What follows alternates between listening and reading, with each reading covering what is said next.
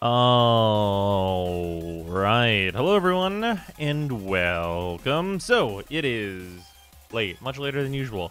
The puppy is settled down, and we are back from Thanksgiving festivities. And I am tired, but gonna do some Genshin stuff because my sleep is needs to be at particular times to keep a schedule. Turns out, trying to stay awake for as long as I can to at least try and do that. So that's kind of the plan. It's gonna be a shorter one, probably like a little less than 4 hours or so. And yeah, that's gonna kind of be the thing. We are playing Genshin, so I got to do the event first and foremost. I got at least 3 of these lined up, and I'll probably just burn some fragile resin on it. Just because I got to make sure to get it done. Every puppy is tiring in it? Yes. I want to see if I send pets, the more tired they are, the better they sleep. That's true. These weren't here before.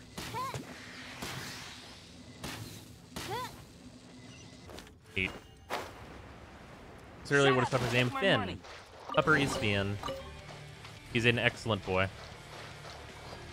Also, before we get going any further, Broman and Stormy, thank you both for the resubs. Fucking Broman at goddamn 33 months. Jesus Christ.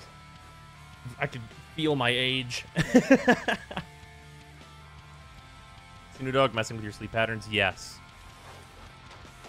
Yes, he is. Not to mention just like all the Thanksgiving stuff and just all that business is also doing a thing. Also, I think I figured out a thing. And that is that I'm fairly certain that my Bennett kind of already fucking has his artifacts. Like, I got them. Like, they're not optimal, but like I fucking have Bennett artifacts.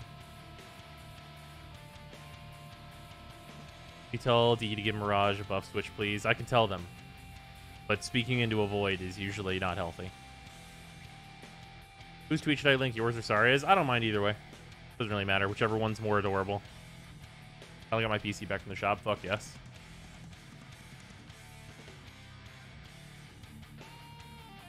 But yeah, so like these are like mostly leveled up. 2 of these are from Klee, which is worth noting. This feather, which is attack plus 14%, and there's HP on here, but Bennett likes that. Defense being kind of the worst thing here. Most of the upgrades are on attack, but HP Bennett likes. So cool. The flower. This flower is pretty ridiculous. It's at plus 16. It's got fucking 80 elemental mastery, crit rate, attack percent, and then flat attack, which is fine. Could be crit damage, obviously, for this to be way better, but we can't win them all. And then I've got this attack percent hourglass, like you do. It's got pretty rough stuff on it, but it's got a crit damage upgrade, so getting over 10% crit damage from this, I'm super fine with. Like, the other stats on this don't matter, but if this gets like 2 more upgrades on crit damage, it'll be like sweetness.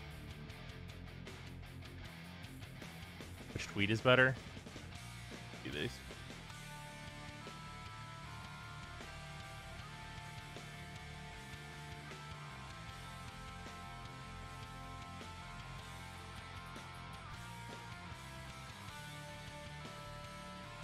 I like the second one better. Oh yeah, fucking, oh guys, you want to hear a fucking wild shit? So, we're getting ready to go to Sarah's parents' house. Everyone involved with this fucking get-together has quarantined for fucking weeks to make this shit happen, right? Literally, the most effort has been put in. And this dog has the audacity to have fleas. So we get up in the morning, realize that he has fleas, and it's chaos. It's chaos. Hell is breaking loose on Earth. So, like, we're calling them. We're calling her parents, being like, okay, what are the things here? Like, her mother has dogs, so like, okay, are they on the anti-fleas? They are. Okay, cool. That works out. But this dog still has fleas, and fleas get on everything. Okay, so what's the strategy here? Number 1, we are going to acquire 6 to 7 trash bags and put everything that is a fabric into them and outside for them to freeze in the fucking cold. Those have been moved to a bin since we got back. So there's that. Did that. I ran to the store. I got a flea comb and shampoo, but the kicker, Puppo is like 6 to 7 weeks old, so cannot have harsh anti-flea chemicals on him. So we have to meticulously comb this dog with this flea comb for hours. And he's fine now. It's great. But motherfucker. So we were super late to Thanksgiving.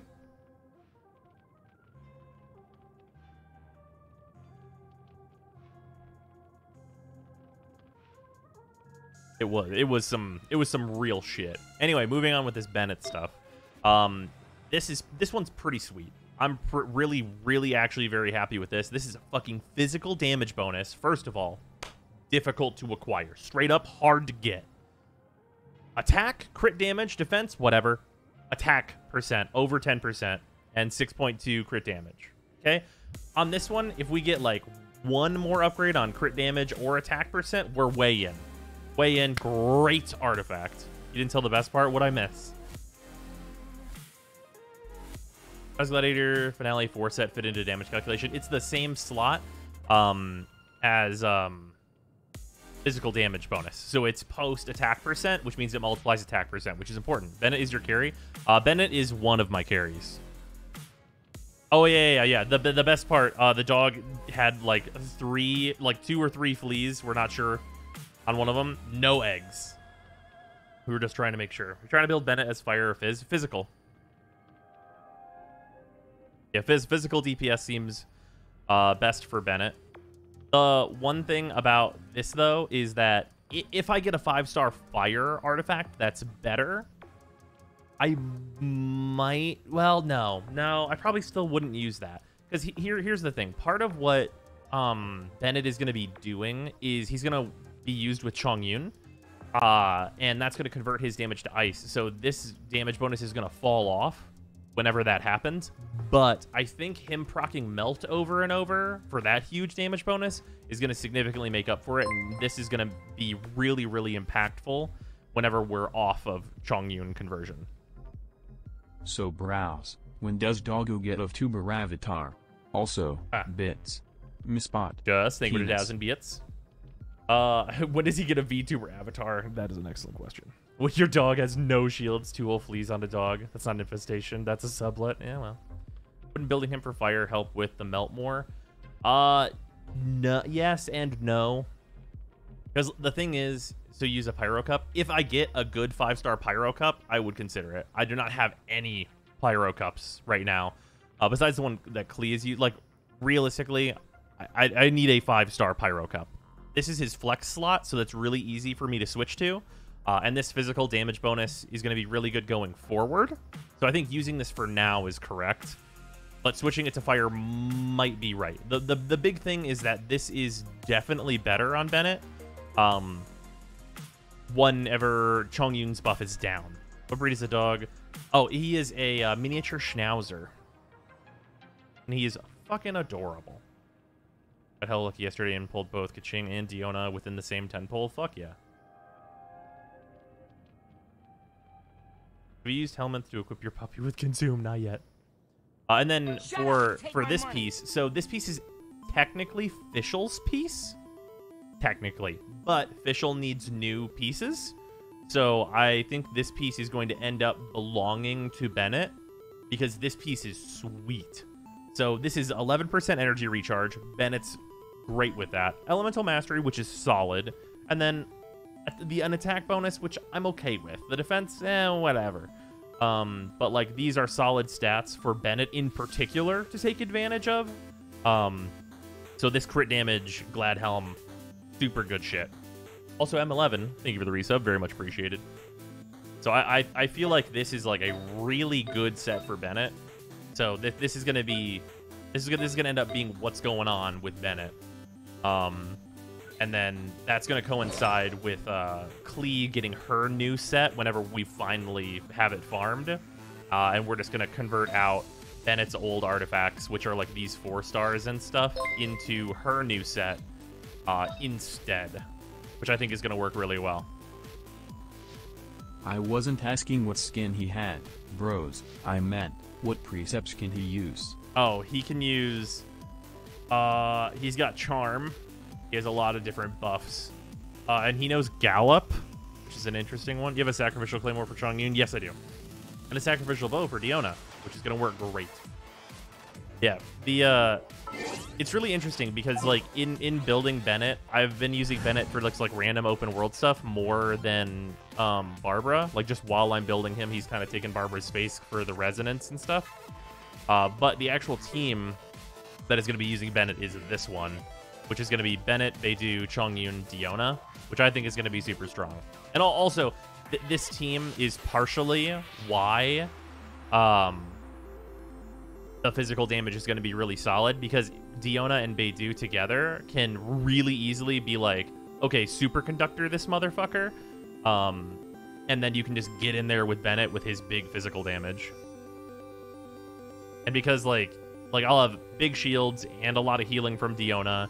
Beidou's got counters. Chongyun's just a good unit. That's going to be able to get melt constantly with Bennett whenever his ult is up and stuff. Like, gonna be super solid. I think this team is going to really work out really well. Also, for anyone who's wondering why Chongyun is level 80, if that's a question, why is my support character higher level than the main DPS of this team? The reason is this team, which is my doing the fire dungeon team.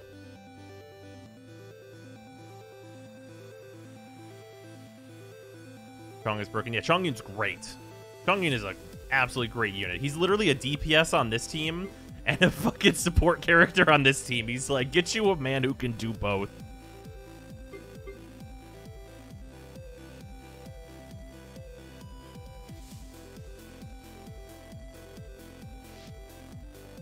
You can have Chongyun's E almost all the time. Up the Sacrificial and AC 4 passive. Ascension 4 passive. We do a little double check. Not what the passive was.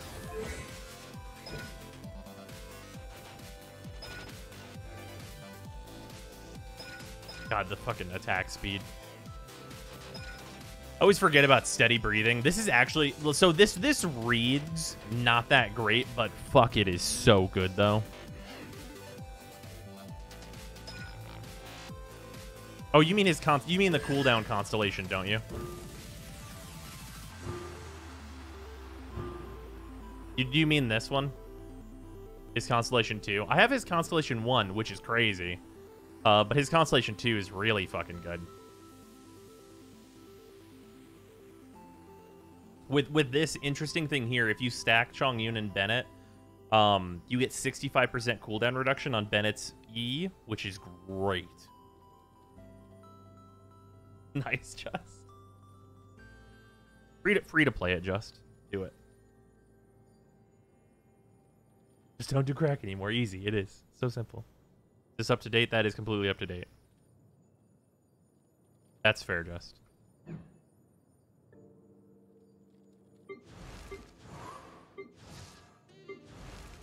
I love how, like, between all the teams I'm building, there's just like, that's an outlier.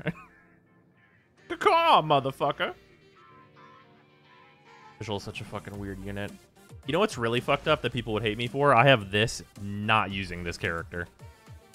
Literally, I'm not using this character, and like, holy fuck.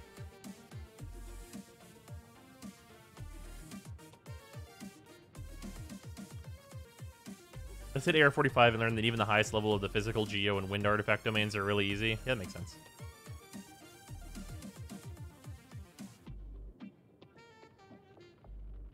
You can't free-to-play it. I put in $5 and I don't enjoy the grind I have to do. Even if I got 2 blessings, both BPs, it still suck. Okay. I cared for almost everyone. Meaning Barb and Junling because I have full Constellation. That's valid. Junling's very good on a Bennett carry team, but not necessary. I mean, the real shit is that Zhonling can carry herself. Like, you can absolutely build Zhonling just as a carry. And her constellations definitely help with that.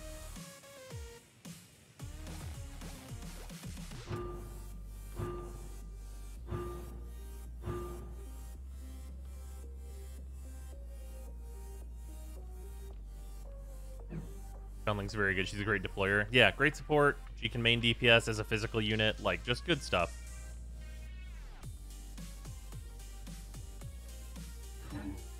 I hear the voice of fate, speaking my name in humble. All right, so does anybody want to do the event if you guys haven't finished it up? I can just like co-op it, like Bennett shows up and then it basically just gets done.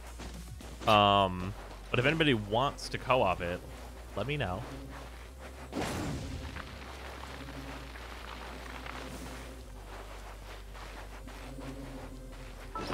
To throw a food at him.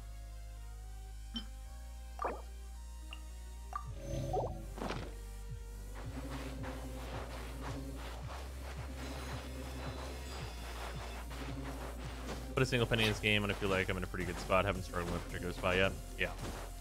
Yeah. The only time I had a small struggle was I got to world level 6, which is what we're at now, and because like you're not allowed to use overload in the fire dungeon for the witches set, which I need for Klee. I have Fischl and Klee main DPSs. Hey, I'm also building Bennett and Beidou, and like the game looked at me and went,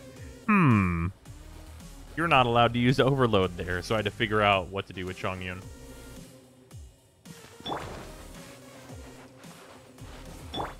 Later, Jess. Already clear out the shop, unfortunately. You wonder though, what is Diona there for on that team? I get cryo resonance, which is nice for the extra crit. And in addition to that, like, she has great healing and shields. Like, just useful.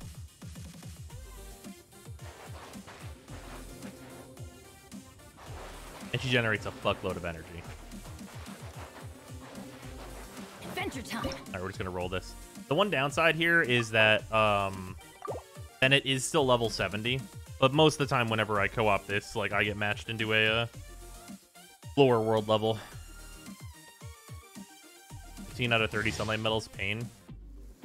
Oh yeah, you can't help people with bosses, you're too high level, right, Freezer?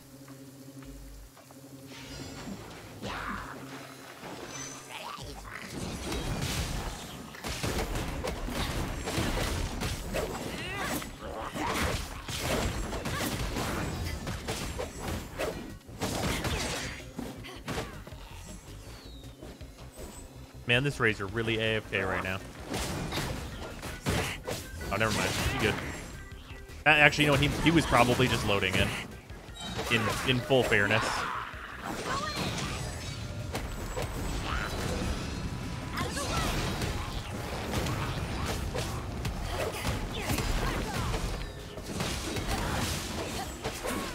Adventure time. In his resin, actually, yeah. That's fully valid. Man, the fact that my E can hit for, like... Well, actually, I'm a significant amount of levels over these guys, I guess. But even still, my E's talent level is literally only 2. Adventure time. So whenever that shit's, like, actually leveled up, it's gonna be really crispy.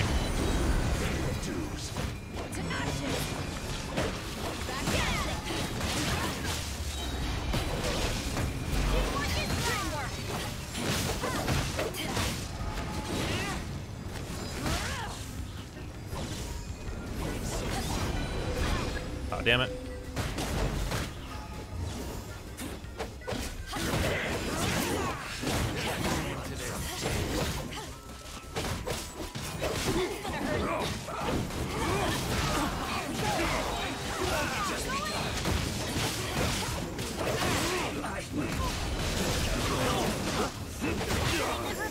Chill controls 50% off on Steam with all the DLCs. You know how good of a deal it is. That's fair. Oh, that's a large boy.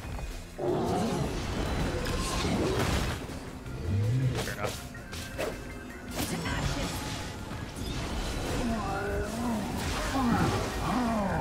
This'll completed anyway. There we go. Chief Chong DPS, Fish, and Ling support. That sounds pretty good.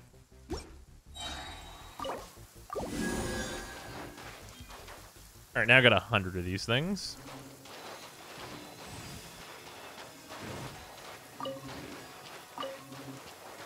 I'll take wheat and carrots.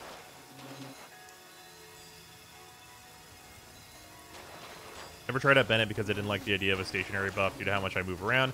After seeing some people use him, I might try him out at some point. Yeah, so his Q is on a short enough cooldown and duration that, like, it can pretty much move with you most of the time.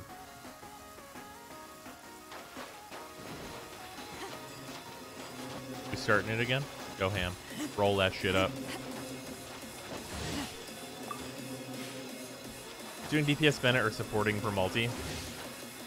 Oh, this is DPS Bennett, but, like, honestly, he does, like, you do both. Let's be real, you do both.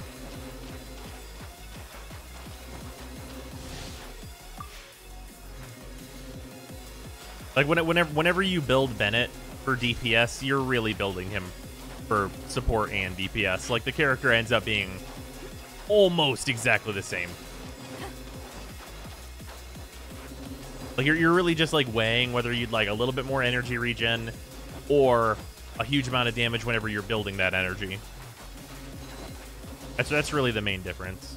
I'm back. I missed anything good discussion-wise. I told a story about Finn having a hell of a time before Thanksgiving, so there's that. Where did that come from?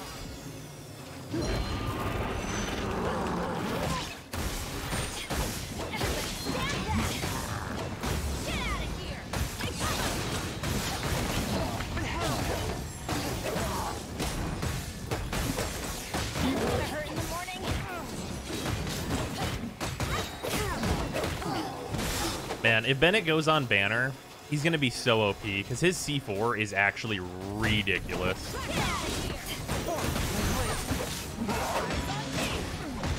I believe it's his C4. It adds an extra attack to his E, which makes it deal, like, double damage or some stupid bullshit.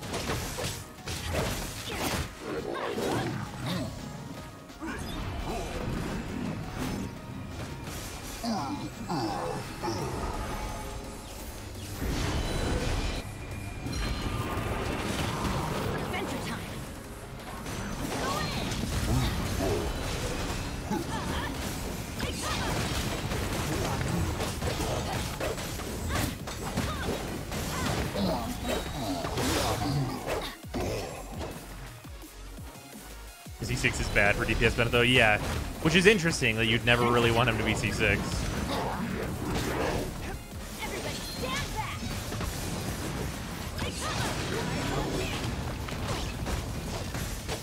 Hi. All right. I'll let him go up. Let's stay right here.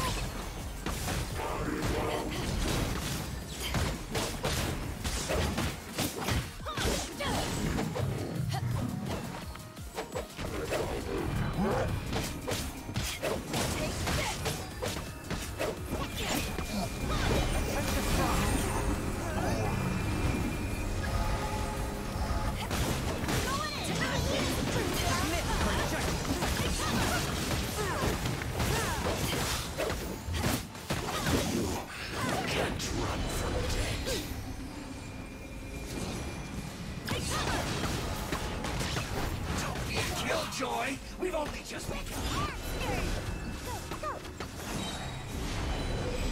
Have a load of this. Are you?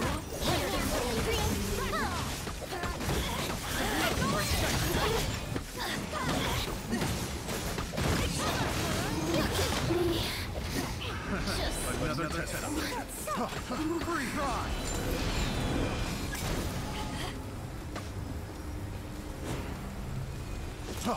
Free. Sorry about that, guys. We were planning things for tomorrow. Secret plan.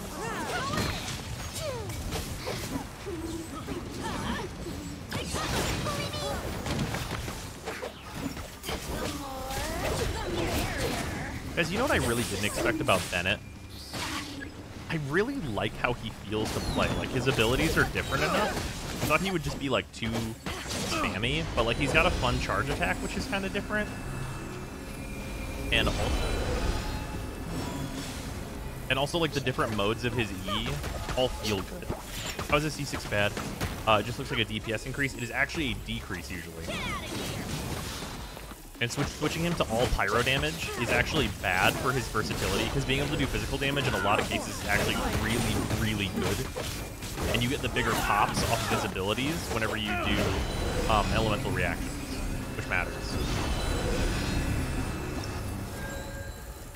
It's really weird that his C6 is a downgrade, and I wonder if they would, like, increase how much of a bonus you get on it. It also kills his comp variety. Yeah, exactly. That too. Like, physical DPS Bennett, which is what I am right now, actually, is, like, actually really solid.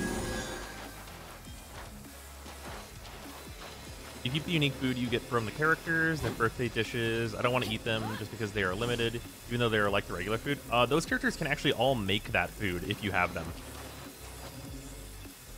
So, like, if I go into my bag, the Tevat charred egg, this is just the food that Bennett can make.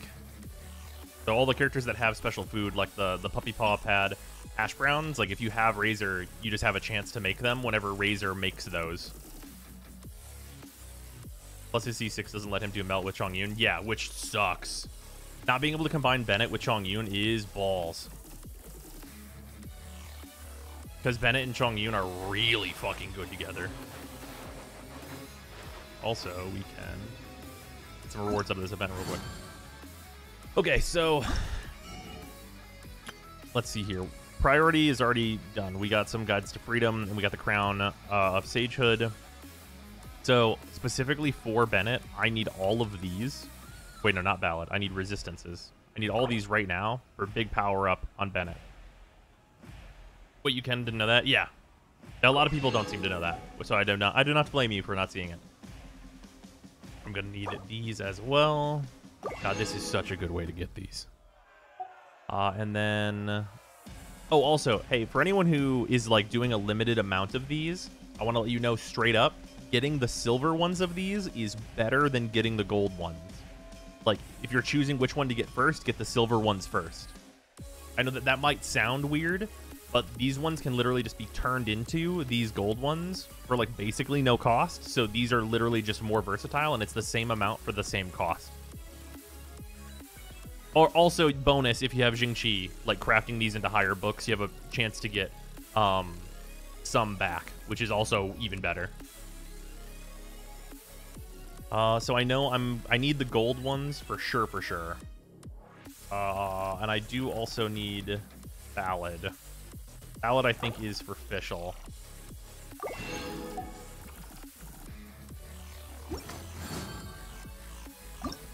How close am I to getting her?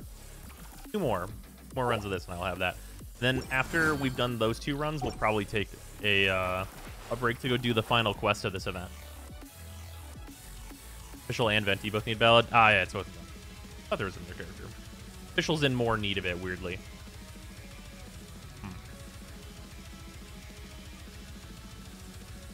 If you're interested in Zhongli, I believe he's gold. So, I am interested in Zhongli, and also I'm guaranteed to get him. Recommendations on a team comp revolving around Ninghuang. So, I'll be super honest. The biggest success that I've seen people have with Ninghuang is you prioritize taking Ninghuang and then elements that you can use to break shields really easily. If that's needed. If that's not needed, it seems like the best characters to bring with her are Bennett, an additional Geo character, whether that's Noelle, Zhongli, Geo main character, like any of that, like any of them, all totally, like just getting the Geo resonance seems really, really solid for Ninghuang. And then I've seen a bunch of different healers be paired with her. Like, it seems like some people like Barbara, which makes a lot of sense because you just have tons of healing on her then. And also anti-fire shields, which is nice. Like, there's a good amount of options for Ninghuang. Like, her stuff is pretty versatile. I would say that in most cases, I would not remove Bennett from a Ninghuang team. Also, if you have Mona, that's how you do the really fucked up shit, is by doing Ninghuang, Mona, Bennett, and then like flex slot, maybe an additional fire for even more attack. You can do that too. Also, if you have Ninghuang with C1 and you have Venti, that's fucked up, because then her main attack is AoE, and it'll hit everything that's in a Venti vortex. So there's that too. Like if you want like doing fucked up shit, not accounting for shields, it's probably Ninghuang, Mona, Bennett, Venti. That's probably the squad. Yeah, also Sucrose. Sucrose can be in the place of Venti. That's also possible. Sucrose and Ninghuang, like, the thing that... Why Bennett? Bennett has a huge attack bonus that can be transferred to Ninghuang. So, like, whenever you use... So, Bennett is a support, first of all, and his ult heals. In addition to his ult healing, the reason Bennett is such an insanely fucking good character is because of this. This attack bonus ratio, 74%.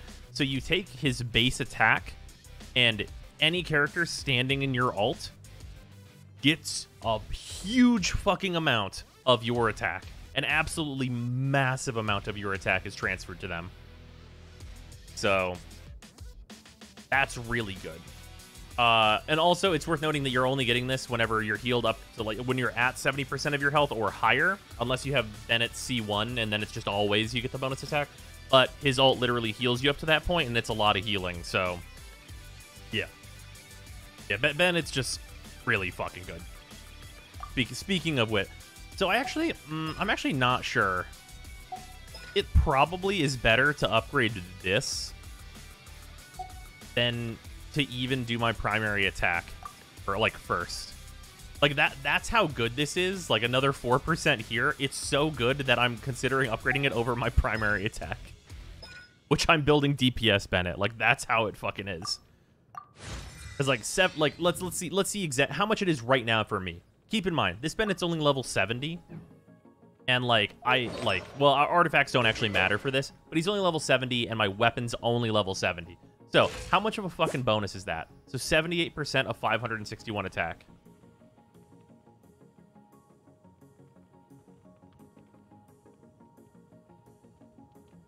He's adding 437 attack to all characters in the zone. Benny's adventure team. 437. He's not, like, his weapon has fucking 20 levels to go. He has multiple ascensions. Like, he's got, like, shit is number go up too. Also, in addition to that, if you're building hard support Bennett, you actually use a different weapon.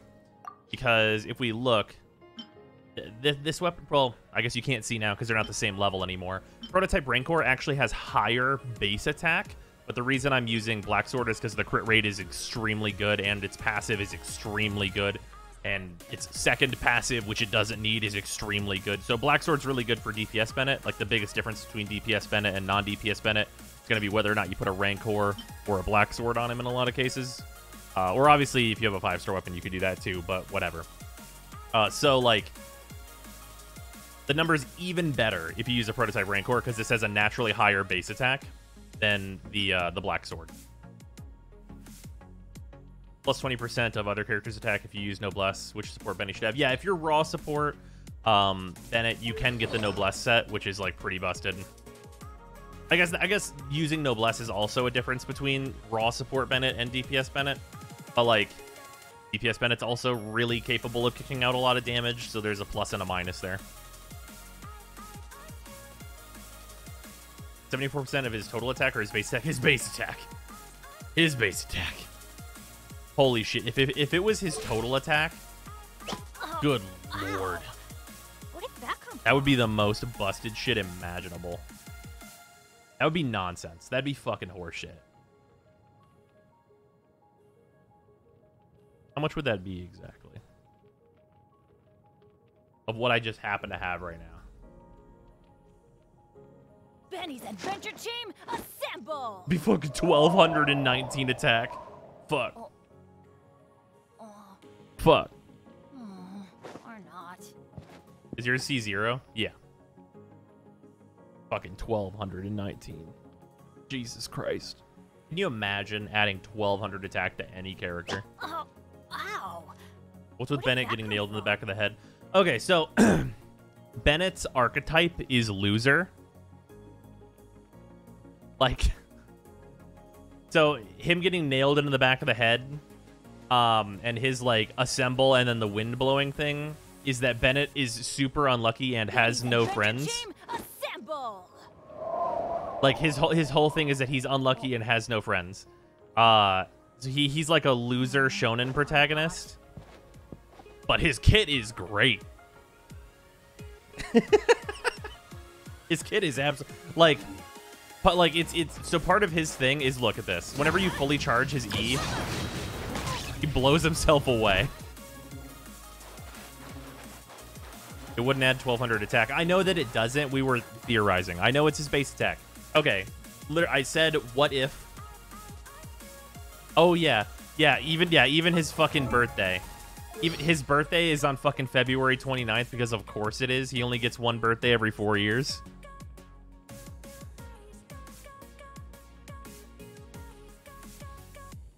Yeah. Get fucked, right? Get fucked.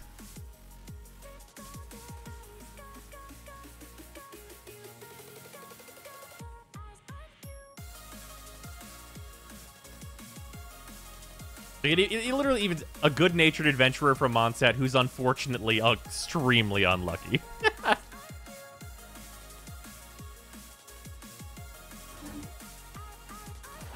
If you want details, it's the white number that's used. Yeah, I know. We went over this. We understand that this is the number that his ult scales off of. We were theorizing how much attack it would be and how hilarious it would be if it was your total amount of attack.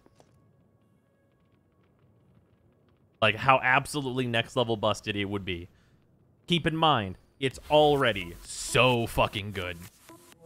They changed some officials' character idols. They actually didn't change any. They just added some. A bunch of characters got an additional idol. Like, they had only one. Like, this is Chongyun's new one. So he had his popsicle one, but now he also has this one. He's doing his exorcism magics. Officials got her second one. I don't actually know if Klee got one. Yeah, a bunch of characters got a second one. Actually, wait, no, Klee already had two.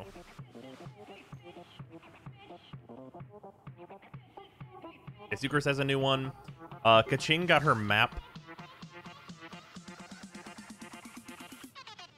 Yeah, so she had this thing which she had before, adjusting her fucking necktie or whatever. Then she should just fucking use your map, Kaching.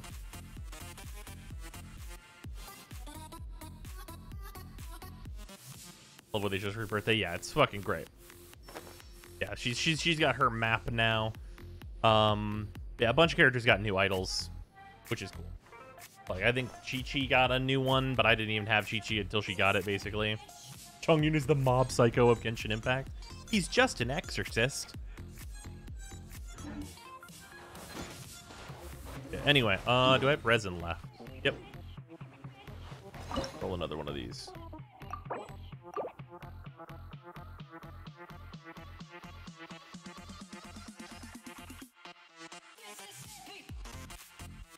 So for DPS Bennett or really any Bennett use, just tap his E. It's ideal because of low cooldown and relatively low increase in motion value by charging. I thought single charge was best for optimal damage.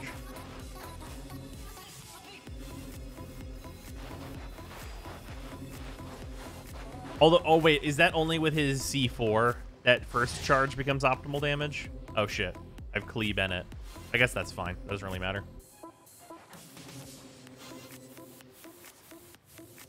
Optimal ult charge? Okay.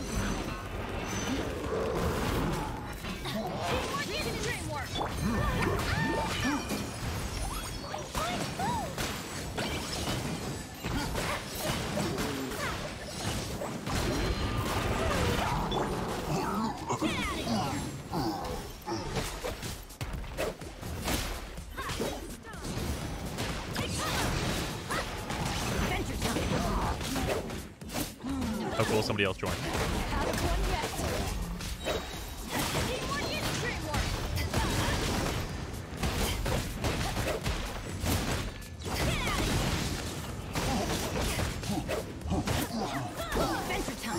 Turns out Mona plus Bennett's really good. Who knew?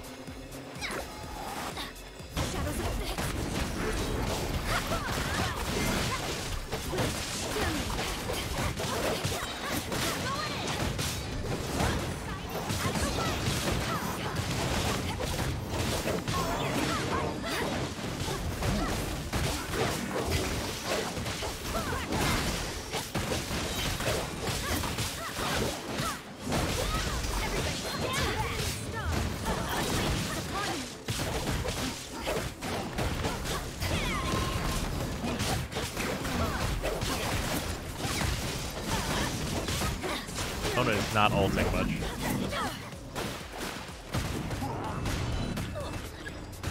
How rude.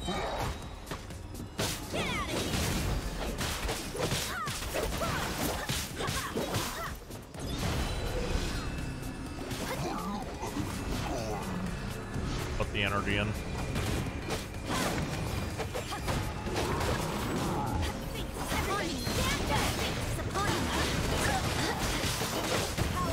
Plus anyone's pretty good. Just have any negative for me if they have a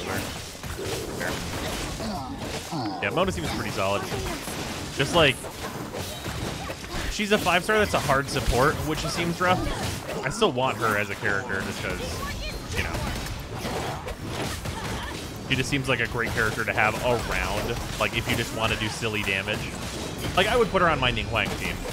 Like if I pulled Mona and I'm gonna pull Zhongli, I'd be like Ninghuang, Zhongli, Mona, Bennett. That just makes sense. These are things that just make sense.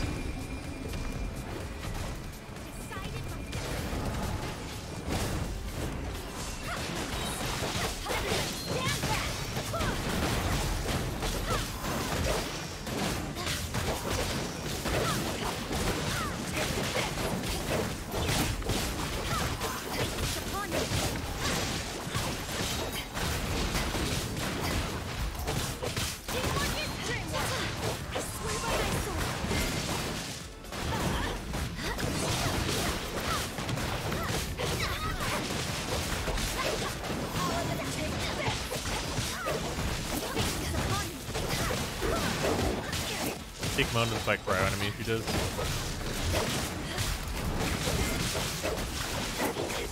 Why do those make sense? It's just wombo combo. Yeah, so you're combining Ninghuang's like absolutely fucking stupid high damage, and then you're doing double Geo team, and Zhongli is like a support and Bennett is a support. They're both kind of supports from what we know. Well, Bennett is definitely that, but Zhongli is kind of a support, or at least can be built that way. I guess it's like Zhongli or Noelle. It kind of doesn't matter which one. And then Mona has a huge like damage bonus ult, so you just build her around as ulting all the time. And then you also get, you know, water and fire as your elements, which is just nice to have as well.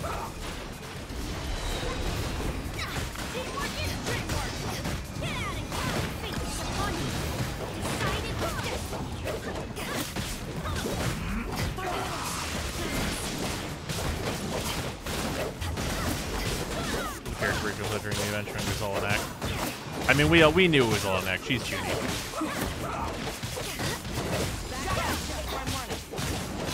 But also, I am doing that part of the quest today. We're just gonna skip this part real quick. There we go. We skipped it.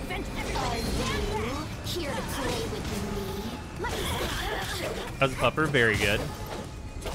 He was very well behaved, even though his life has been a roller coaster so far. He was picked up from breeder, and then immediately 4-hour drive, and then new house, and then he was in the new house, which is our house, for like 2 days. Into immediately time to pack up everything, and like you have a couple fleas, so we have to sort that out, so bath time and everything, and then immediately another like multi-hour car drive. Like, he's been super well behaved considering just the amount of like shit that is going on.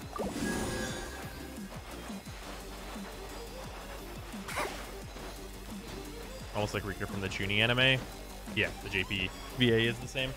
Yeah, she's literally that archetype. Turns out. Hope he doesn't start getting bothered by car rides. He shouldn't. I mean, he's still a puppy, so more likely than anything else, he will be getting used to car rides. Zhongli supposedly burst sports, so that'll be fun. Yeah, so the details of his skills are really interesting, specifically for a Ninghuang team, because he's got like his big stone pillars that fall from the sky, and they have like a resonance function with other geo structures, which is like, you could use that with the geo main character, but also, what if you use that with Ninghuang? Like, I need to see what that resonance looks like.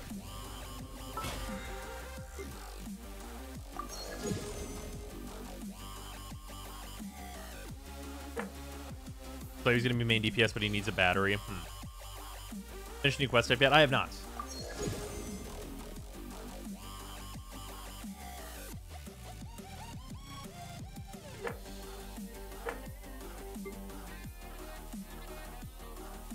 Alright, put some material, sure. What's in this one? Oh, this is 30 when we get our weapon. Neat. Thing only has one construct, though. Right, but Zhongli has a construct. And then his construct and Ninghuang's construct resonate together. I don't know what that does. It seems like it creates a bunch of AoE geo damage, which sounds awesome.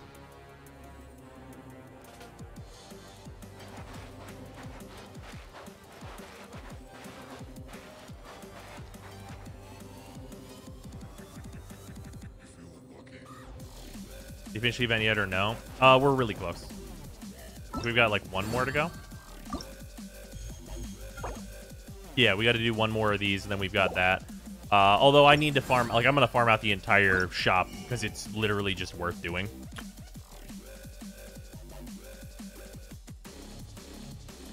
Like maybe not, well, this might actually be worth it. It's probably not. I'll probably skip out on the enhancement ores.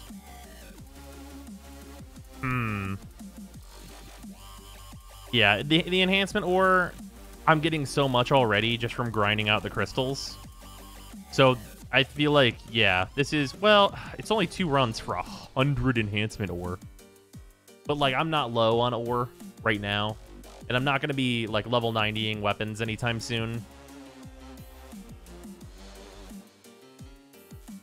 So yeah, that's probably fine. Okay, so guides to gold, I know I will need for Zhongli, so we will grab these. We'll be low on ore eventually. I mean, sure, but like I'm grinding crystals constantly. It's going to be more of a thing where I think there's going to come a point where I'm going to be grinding crystals a little bit more actively, but it's not a huge deal. You got time, it's pretty easy to clean up the shop. Yeah, it's true. I know I have some condensed resin that I would like to use to get some more books for Bennett.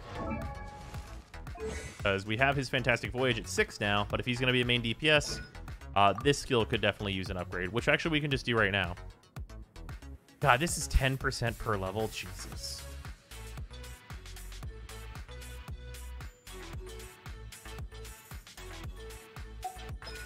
How much is this per level? That's pretty good, considering how fast his attack speed is.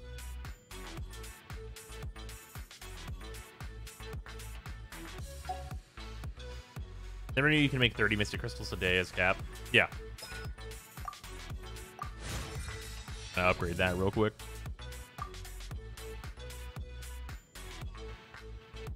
Or to send people to mine crystals like you do, Mora. Oh, I've been sending people to mine crystals since I was able to send people to mine crystals. You basically can't level talents past level 9. Well, yeah, I mean, 6 is the soft cap anyway. I actually have to Ascension him in order to even see what the requirements are for his level 7. Later, one guy. Cap damage is best for melt comps and energy recharge. That's fair.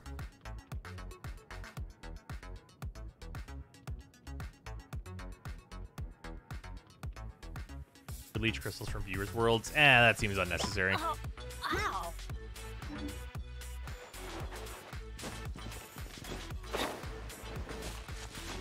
Okay.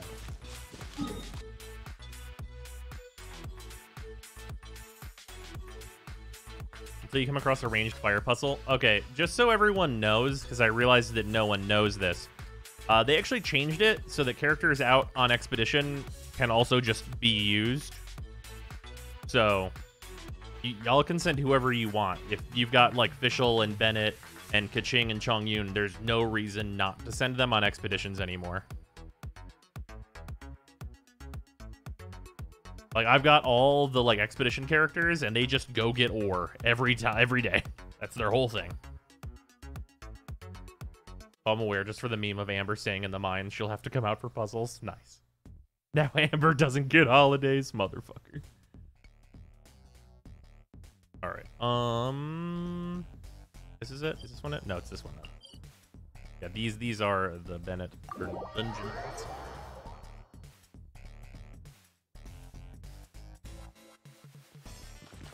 All right, Bennett, you're gonna have to switch back. Yeah, Bennett's feather and flower were on loan from Klee. Although I will say, this feather I will eventually level for Bennett is pretty sweet. Energy recharge, crit rate, HP percent, and elemental mastery. Which, like, if I get like 1 increase to the crit rate whenever this thing gets leveled, I'm pretty happy. If I get multiple, that's absolutely sweet. But this is like just a very solid series of upgrades.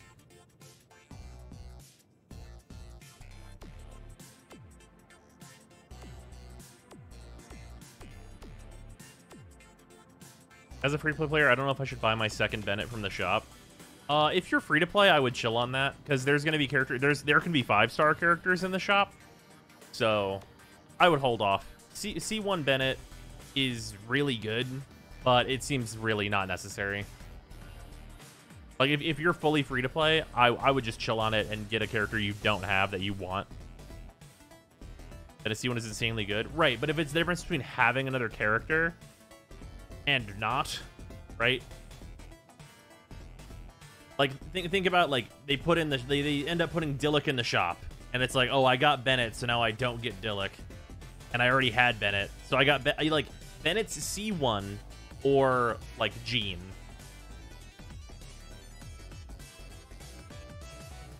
A whole character seems a better payoff. Yeah, exactly. Like, for me right now, if I had already had a Bennett, I would have gotten the C1, but I'm not free to play, so. You have a healer on the team along with Bennett. C1 isn't really necessary. Yeah, I definitely agree with that. And I think, like, double supports is really good with Bennett. If waiting means I could have Mona, exactly. Exactly.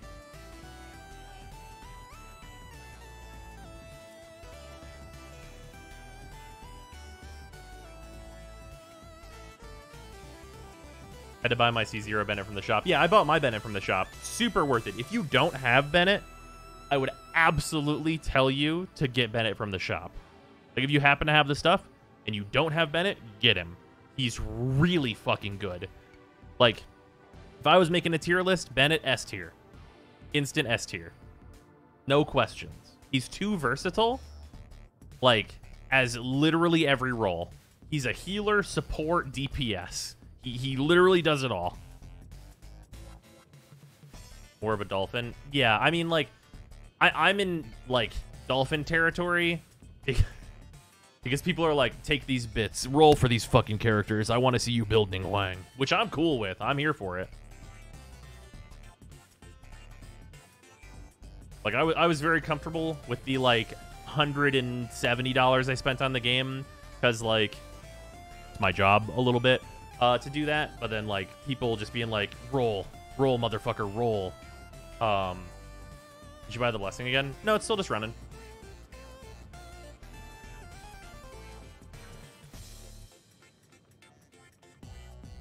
My blessing is still going. I will likely buy the blessing again, though, because it's just worth it. Also depends on your goal. If you are fishing for new characters, you can save, of course. But if you are wanting to maximize your current roster, C1 Bennett is worth. Yeah, I mean, it depends on your goals.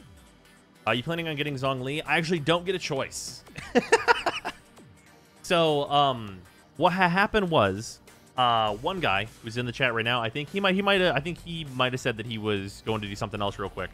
But one guy threw a fucking $200 worth of bits and was like, "Get Ning Huang, get that bitch. You need a Ning Huang, sir."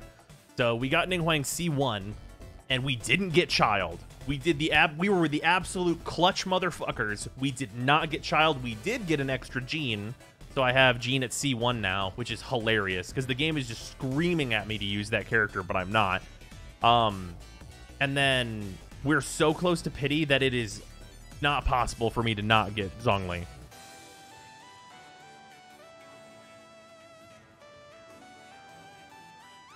Wow, so now you are guaranteed Zhongli? Yeah.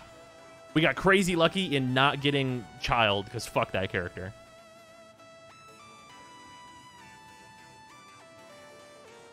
Pull tall man tricked. Thank you for the bit. You could get trolled and get a duped 5-star from your Pity. Actually, I can't. So, this was a thing that was found out. Just to go over this really quick. So on this banner, the details of this banner. This is a really important thing here, because this may help you guys in determining whether or not you should pull on a banner. Okay. Base probability of winning a 5-star, da-da-da-da-da. The first time you win a 5-star item in this event wish, there's a 50% chance it will be the promo character.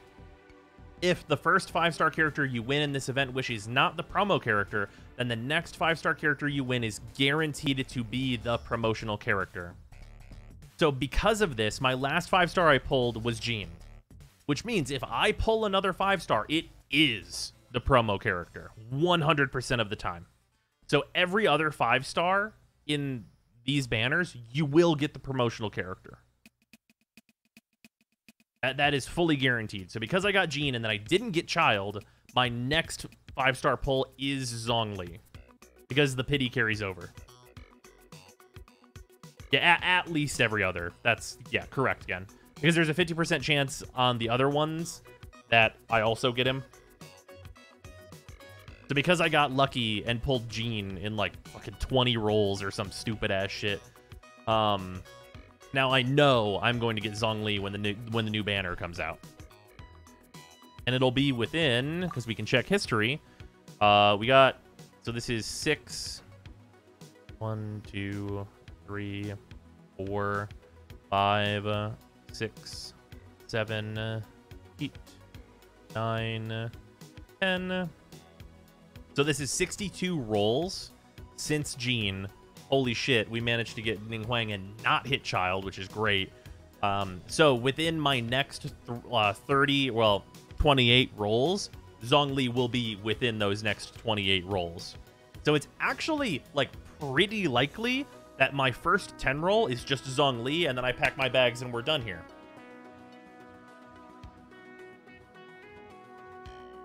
What's wrong with Child? I hate the way he plays and don't like the character. Although he looks sick in his boss fight. His boss fight's super fun. That's weird the wording says in this event. I hope that doesn't mean when the banner changes it'll go back to 50-50 for 5. It does not. It does not do that. You're still guaranteed to get the promotional character. There has been a lot of data from people like wailing hard that like you get it at least every other. There's been no situation that I've seen, and there's a lot of data because this game's very popular, that would indicate that that's not how it works. Like I don't think there's a single like thing anyone has pointed to. DPS roll is filled by 2 unique characters already. I don't know if that's true.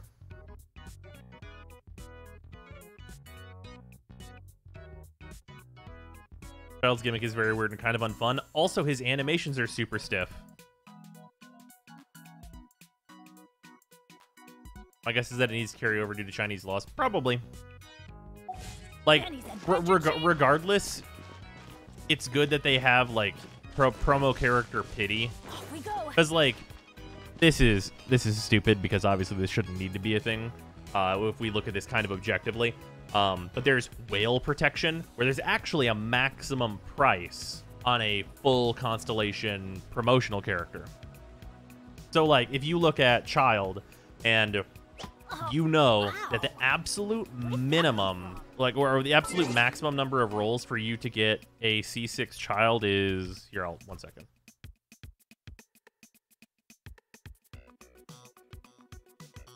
1260, then you know that like 1260, if you roll 1260 times, and also statistically it's very like excessively unlikely that you would have to roll that many times to actually get a C6 child. But if you roll that many times, you will guaranteed have a C6 of the banner character.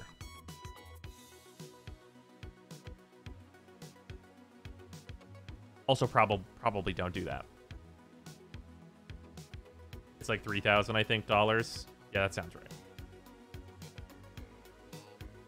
Kind of torn. I'm a good chunk of my way to pity on Child. I don't like him much for the same reason as I am, but he'd be genuinely useful to my roster. I like Zong as a character, but I don't need him. Yeah, that's a rough one. Well, Mecha, your other option is that you don't like Child, and if you're not super here for Zhongli, I'm going to be keep it 100 with you. Just wait till the next banner after Zhongli. It's not going to be that long. I don't know what the hell is after Zhongli, but like, just chill. Like, if there's a 5-star you want and you know, like, you can just take your pick, just work on the characters you've got.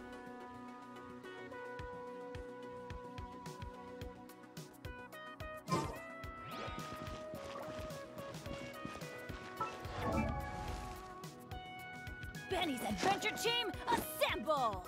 Oh, waiting? How dare you?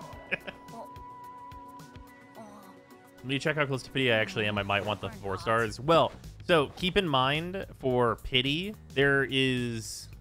This is not super confirmed, but the soft pity stuff seems... Based on the data that people have accrued, it seems likely that the soft pity is gonna get you.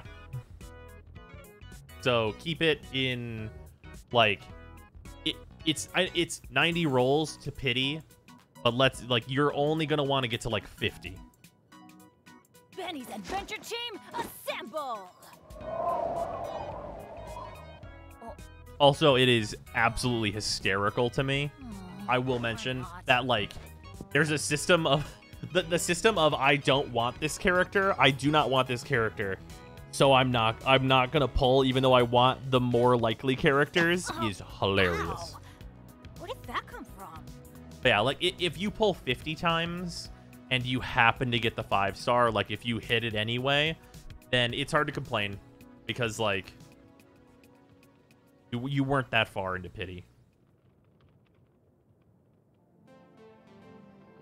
Benny's Adventure Team, Like, assemble! for me, the Jean that I got was, like, fucking 30 rolls in, so I'm like, I guess Jean's here, whatever, don't care. I don't use Jean. I literally already had one. She's C1 now.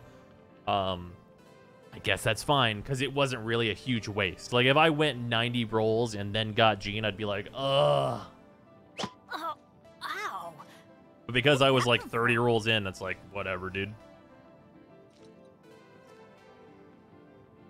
Does anyone know if Bennett's Idols changes, he gets more constellations? I have no idea, but probably not. That seems like a lot of animation work for a 4-star character.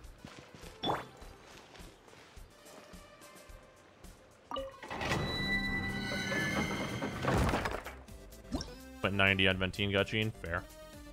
That's rough.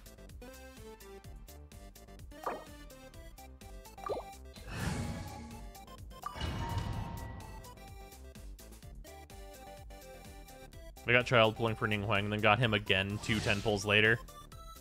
That sucks. Based on what we know about Zhong Li's constellations, it seems like his first constellation might be pretty strong. So if you happen to get super lucky like that on the Zhong Li banner, then neato. I'm up to C4 on Diona trying to get Beidou. Good news, Diona is fucking really good. Time for takeoff. Here we go. That's gonna fly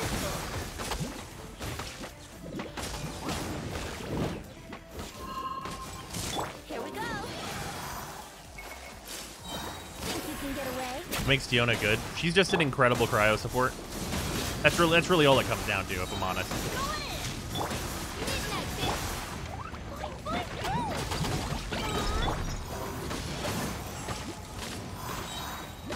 Time for takeoff.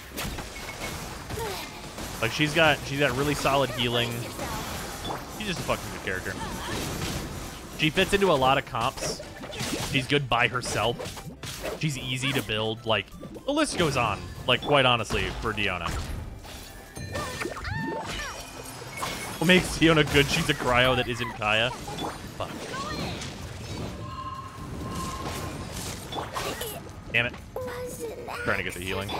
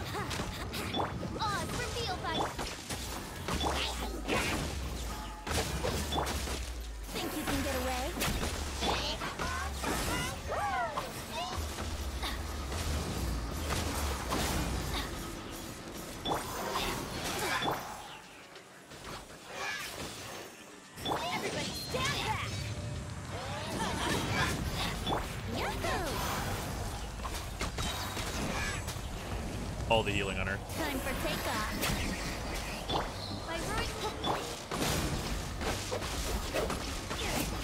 Kill this man. Adventure time. Off we go. You couldn't break. God damn it. This dungeon almost never gives me this much trouble. Brace yourself.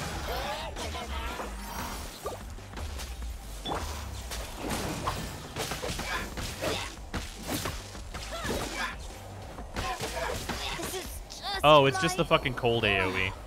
I'm just not fucking paying attention. Noted. Noted my not fucking paying any attention at all. Local man does not fucking pay attention at all. Gets killed by a dot.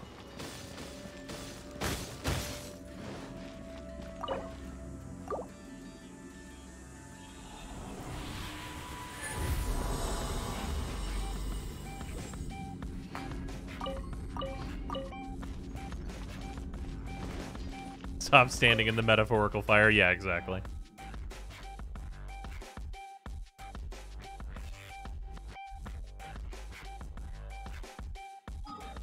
Let's go eat the fucking Animo God's power with the Animo God.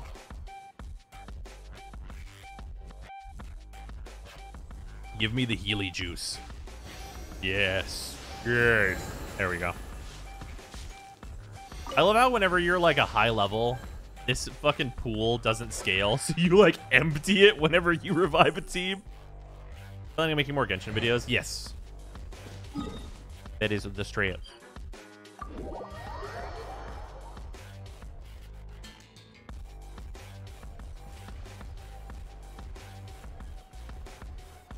You lose the jug again? The jug is around, but I have not filled it or anything.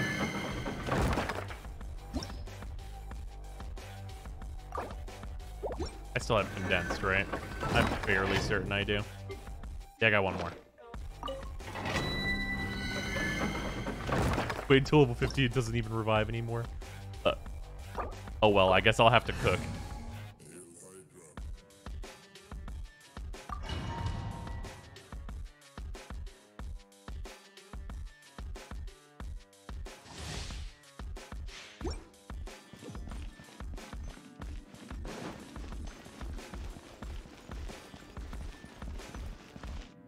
Running out of statue juice is the worst feeling. I mean, it regenerates pretty quick. There's no real reason not to use it.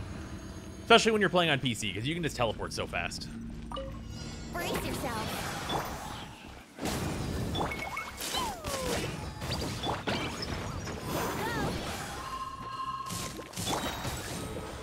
Think you can get away?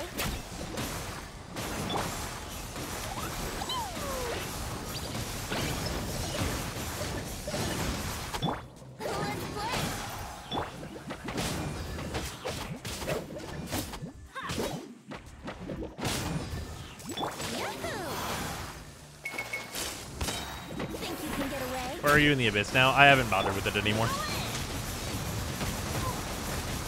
God damn it.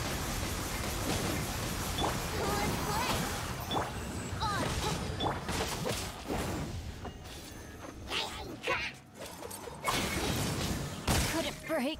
Fuck. That was the burst damage. Time for takeoff.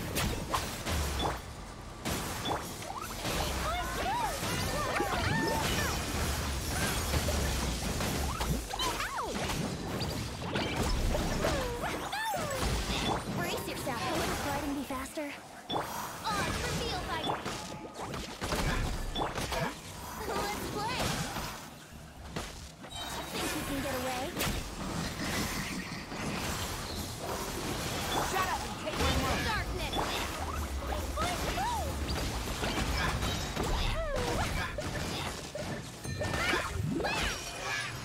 This Q is fair and balanced? Yes, absolutely. Who could possibly argue with that?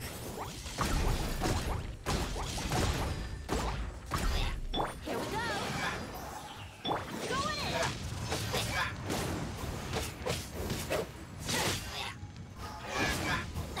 Brace yourself. Time for All right, we're not gonna do that attack. I don't wanna.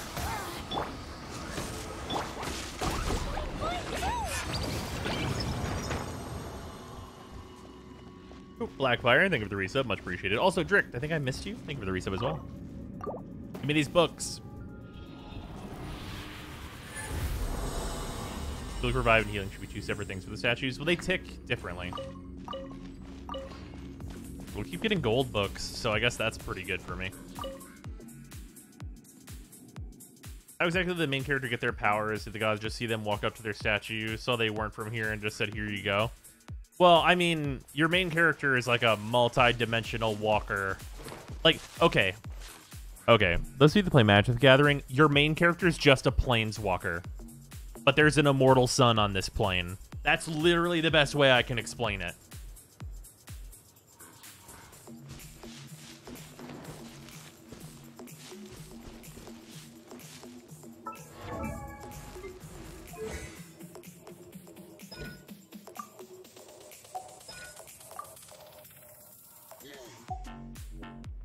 Fair enough. Yeah,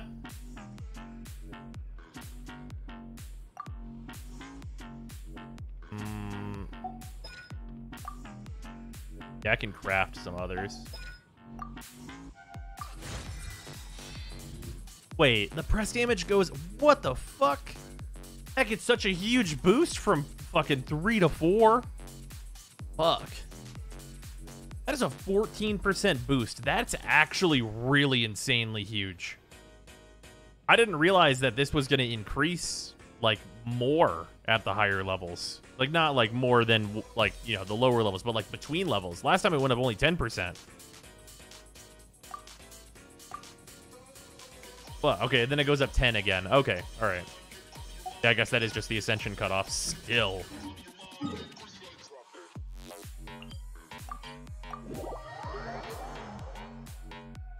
Not so much an immortal sun, but you basically got your spark ripped out non-lethally by an unknown god. Yeah, that's fair.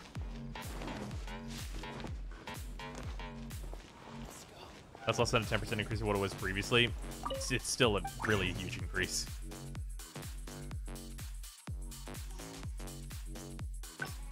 I can make 8 of these, maybe more. Jing-Chi, do that thing you do sometimes. Motherfucker, Jing-Chi, you fucked me on this. Whatever.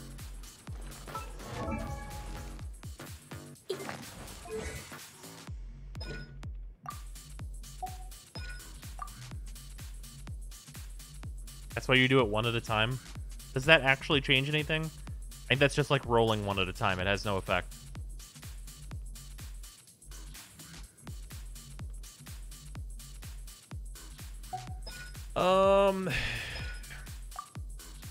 Oh wait, no, I have 6 and 6. Okay, then yeah, you know, it's probably better to split the difference on these, because they're both integral to combat. All right, Bennett is getting there.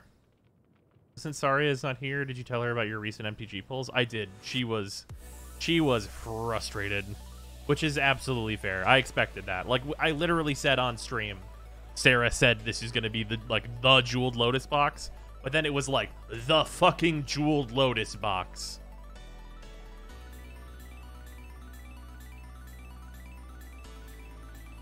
It'd be different odds.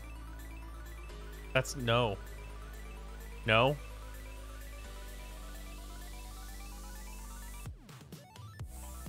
It's like a coin flip. It doesn't change the odds at all.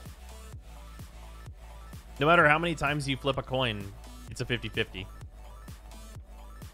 It's not a single roll for the craft instance. No, no, no, no.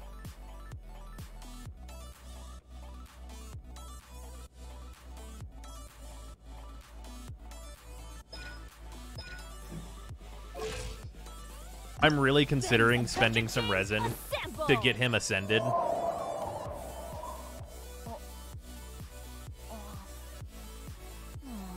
You get however many procs you get, bros. Just got unlucky. Yeah. Which happens. It's for Bennett, so that's thematically appropriate that I'm unlucky.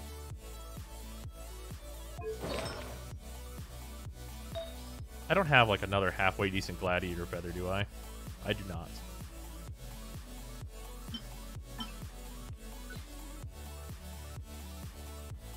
Maybe I can get another gladiator feather from farming what I need for Bennett. Can you imagine? God, that'd be really lucky. Gonna run Benny as a carry? Yes. He is going to be carry / support. So you can just be, you know, switched in, do whatever. What are Benny's artifacts? 4 gladiator, and then his off piece is a Witch's Heart Flame for physical damage bonus, which has like fairly decent rolls right now. We're on attack, 11% crit damage is on here. Like, doing pretty well so far. Overall, his stuff is pretty solid. Pretty much no matter what, this Gladiator's Nostalgia is going to be good because HP, totally good on Bennett. Crit rate, amazing on Bennett. Energy recharge, great on Bennett. Elemental Mastery, because I'm doing a melt comp, awesome on Bennett. Weapon for Bennett, carry Black Sword. Does coin flip happen per craft or per material? It should be per craft. But each instance of crafting is separate.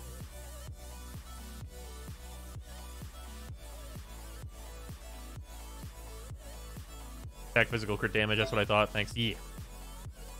Yeah, man, this helmet's sweet. Like, I mean, this helmet's literally perfect for Bennett as well. Like, Elemental Mastery, great. Energy recharge, attack. Like, the defense is a bummer, but, like, fucking, it's a crit damage gladiator helm. What do you want from me?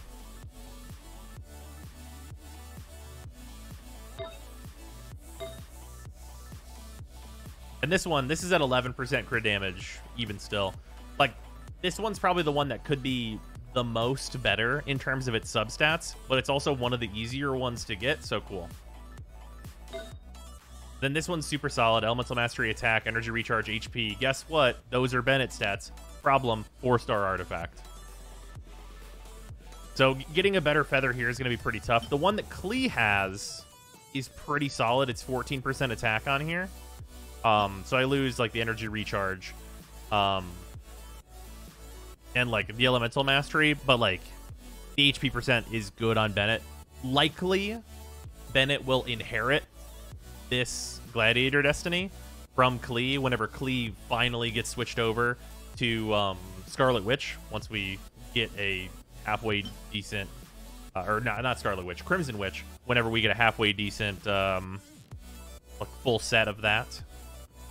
Because, like, we've got some, like, decent... Like, this is Elemental Mastery attack percent, which is alright for the feathers that we've gotten. Like, we've got some options. This one's attack, crit damage, energy recharge, which is fine. Crit damage on this one, energy recharge. This one's crit rate, which is really important. Wish I had any CC crit damage Glad Helms. Yeah, exactly. Like, they're very rare, turns out. Like, this one that's on Fischl right now is healing bonus, because this is the one that was on Bennett. But Fischl, like, needs her new set as well, and she does just fine without that crit helm needing to be on there. Get to see a 5-star Witch Feather. Oof. We can't do that dungeon yet. Why is Klee's Gear dungeon so hard? It's almost like Miyoyo new. Yeah, that dungeon, I had to actually form, like, a completely new team comp for it. because I was on overload comp, and that dungeon literally says, no, in this dungeon, you may not overload. So the team comp that I ended up making for it is this. Chongyun, Diona, Venti, Barbara. Works super well. Works great. And I just used some of the kind of like, you know, it just ended up being Gladiator and some other thing on Chongyun, and it worked out awesome. Chongyun carrying that dungeon makes it easy as fuck. He's so gross. Yeah, he's real good, turns out. He's going to end up being a support on what's going to be my secondary team, but Bennett main DPS melt comp seems great. To be fair, you just need to make it past the first slimes and you're good. Yeah, but that can be tough. I just went co-op with Chi-Chi. That makes sense. You are allowed to overload until you die, but you take so much damage. Yeah, is it weird that Diona really doesn't need to be any higher level? Like, literally level 40 Diona, totally fine as a support. Like, I will level her eventually, but, like, probably not super soon. Chongyun conversion, then spamming Q and E with Benny is insane. Yeah, that's the plan. That is the plan. And because Bennett's going to be, he's going to have his physical artifact, the other huge bonus to this is that I can Beidou counter into Diona E to get super conduct and then switch back to Benny and then just fucking wallop motherfuckers. Be like, oh, you weak to physical damage now? Fucking die.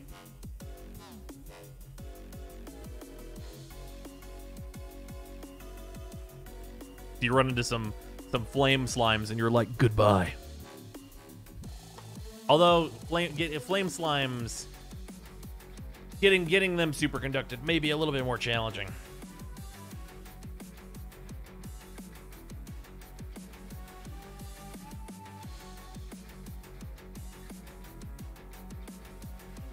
Oh shit, it just dawned on me. You know what Superliminal reminded me of? The Matrix. Ooh, that's fair. Superliminal was super good. That game was great. I'm glad we played through that. I can't wait to have Beidou built out. I think Beidou is going to be super fun when we're done with her builds. Oh, hey, I've spent... Yeah, well, wonderful. I need to go do my other daily commissions. That's probably important.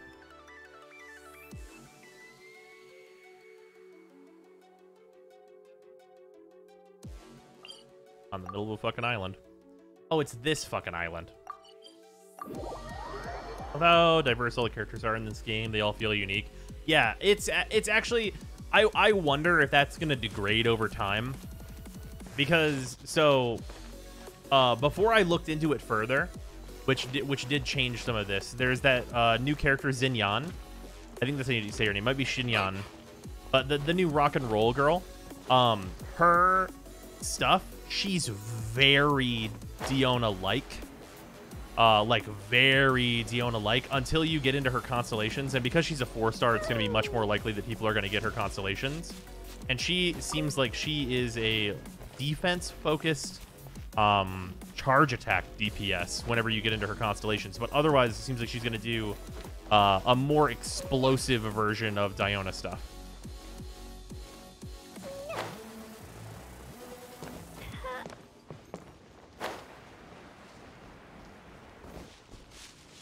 Is an albedo ice amber? I have no idea.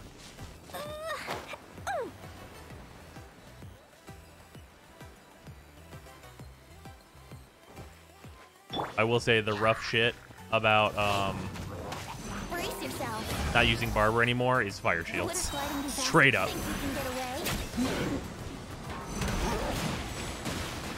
Brace yourself.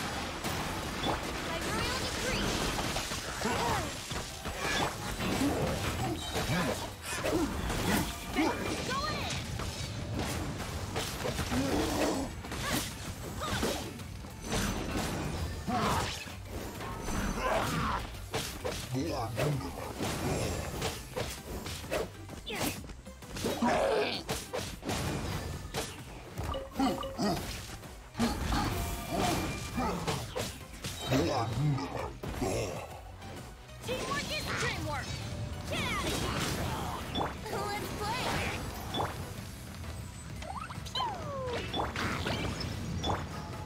Yeah, one of the best things about Bennett is that you can swap around so fast and just get everybody healed. His healing ticks so quickly. Like whenever he's actually like even once this first ascension goes through, his healing is just so fast. Like it's capped, of course, but still.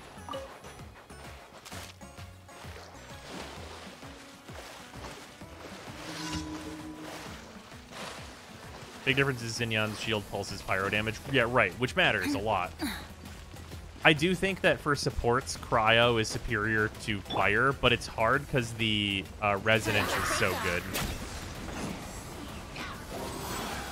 But things get a little muddled in that regard.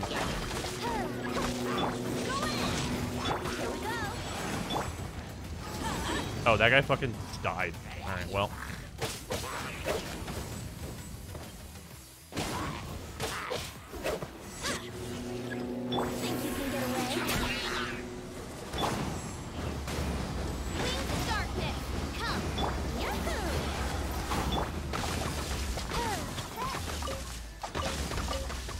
Excuse me while I pick these up and shoot you.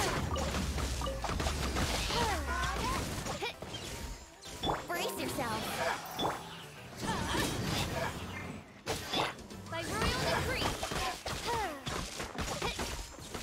Yeah, even like Fischl, even though I removed her big crit damage artifact, she still does just fine. She literally has a healing bonus artifact on right now, and it's K. Turns out Fischl's really good.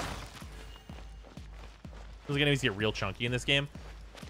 So enemies do get real chunky in this game, but like it's kind of just like you have to kill them. That's kind of the thing. Like figuring out your team for effective murder is kind of the whole thing.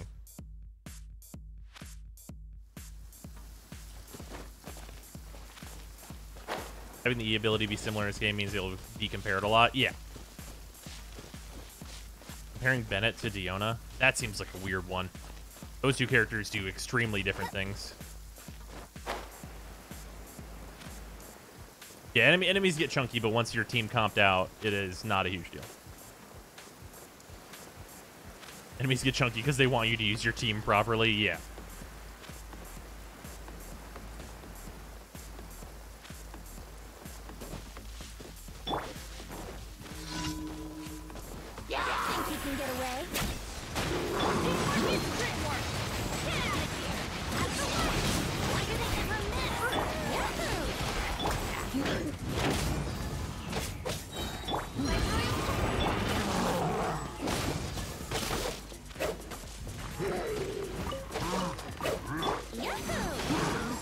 There we go.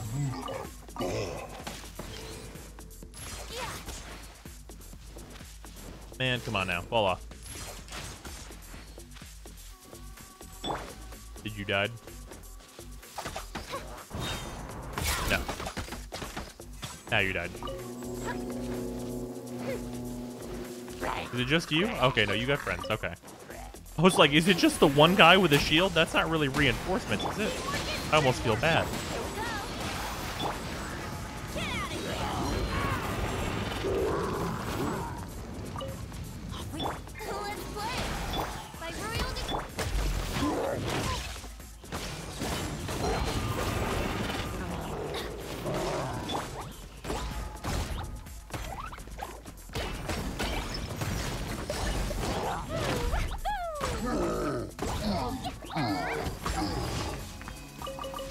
Here we go. If D gets into this game, we might eventually get to swap to 2 other frames in missions. I mean, I've been saying swap between frames in missions literally since we got operators that could walk around. Like, I think it was War Within. I was like, oh, fucking transferencing into other things. What if you could put down a different Warframe build with one of the Spectres and just change builds mid-mission? Been saying it for literally years. I don't think it'll ever happen. Bennett is still the best character in the game in terms of pure versatility. Yeah, he can literally do every role. That's the really insane part about Bennett, is he can actually just do all of the roles in the game that a team wants.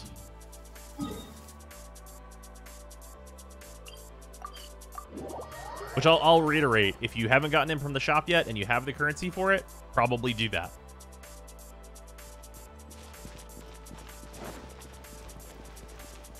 My Bennett's 80. Nice.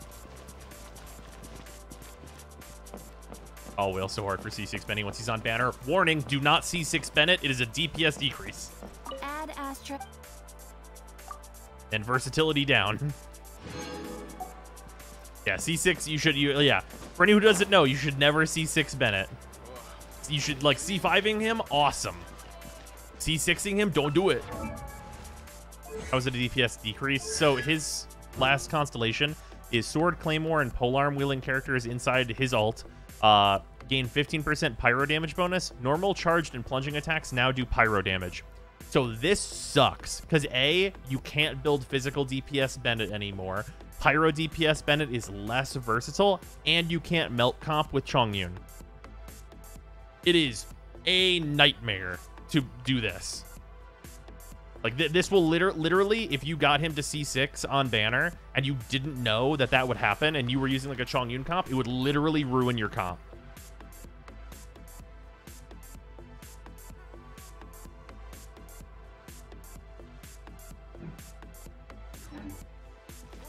It's actually super, super weird that his C6 is, like, bad for him. It's also anti-synergy with Kaching, Razor, and all physical DPSs. Yeah, that as well. No way to take it back. There is no way to turn it off. You do get to choose whether or not you, like, use a constellation on a character, though. So, it's not like if you get him to C5 and you roll another one, you're fucked. Just do not install that constellation ever.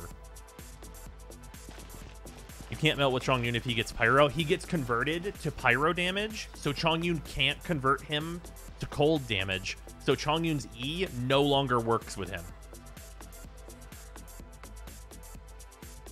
Try your luck betting on Jade? Like, it will super fuck you.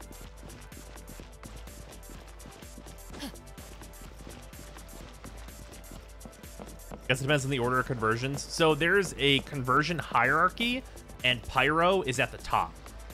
So I think it's Pyro, Electric, Cold, and then the others. Because Fire is like the dominant converter, it will always be on top. Where did you see that? Okay, so that's a piece of wiki information that was apparently sussed out.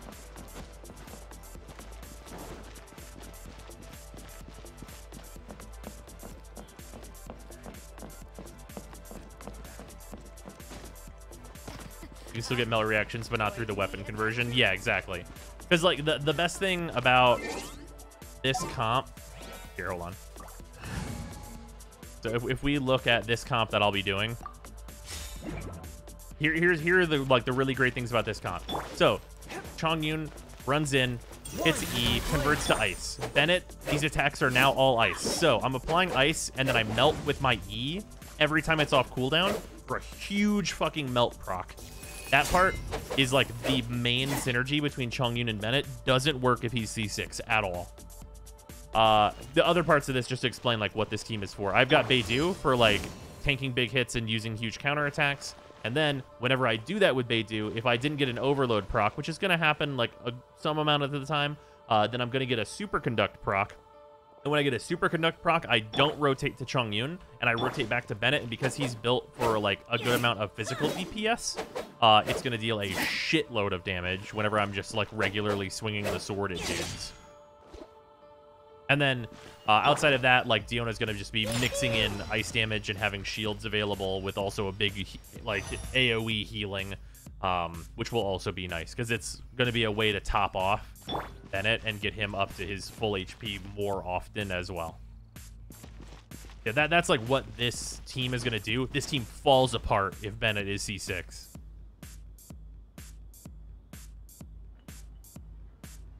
Not being able to get melt damage bonus on the biggest ult damage increase is a big pain. Yeah, yeah. Because it's also, like, you Chongyun E or Q, and then you switch to Bennett and you ult, and that big fist attack melts out and is super busted. I think I've seen videos of other people using that attack to hit for, like, 30 or 40k, I think it was. Like, it was really insane shit. Also, singular 10 rolls, it depends. There's reasons to do both.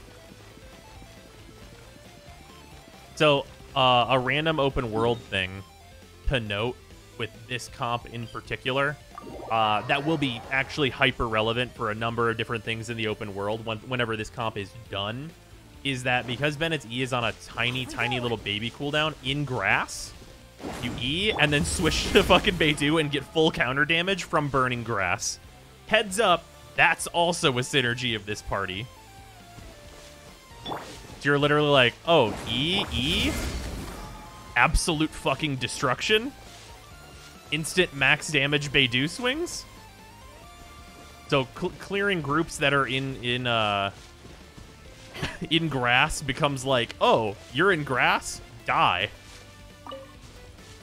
Because I'm sure all of you have probably seen that a full build Beidou is hitting for, like, just absolutely obscene fucking numbers. Like 50k just on her E. You counter on Bennett's ult too, right? If the grass is burning, yes. That's what I do with Xiang, haha. Yeah, it works with both. Yeah, it's super nice. Gonna be great whenever Beidou is also fully built. That was ridiculous how much damage she was doing. Yeah, it's fucking nonsense. Will do, Leppy. I mean, without the grass? Without the grass, I don't think you can. Pretty sure not. Everybody stand back. Yeah, no. Yeah, minus the burning grass. No. But if you are on Bennett's ult, and then you do fucking burning grass E, I'm gonna let you know it's gonna fucking destroy whatever you hit. Whatever gets hit by that is gonna have the worst day possible.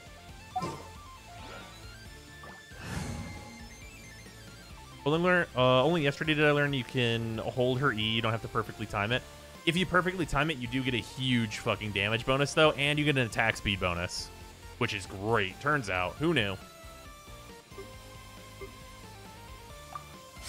Official event still going? Yeah, it's going for the next 2 days.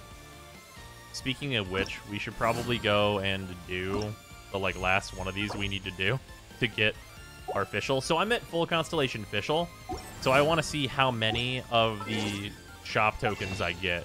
Because I think I'll get 5.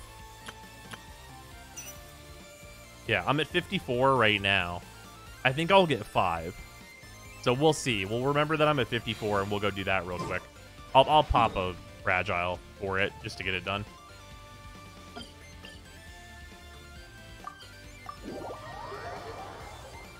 You get 3. You get 5. Most people are saying 5. We're about to find out. Event rewards are ridiculously good this round. Yeah, this event has been great. I mean, honestly, in retrospect, the last event, if more people were high AR, the last event would have been fucking insane. How the fuck do you even do this thing? It wouldn't let me start. Oh, you just go directly under it to start it up.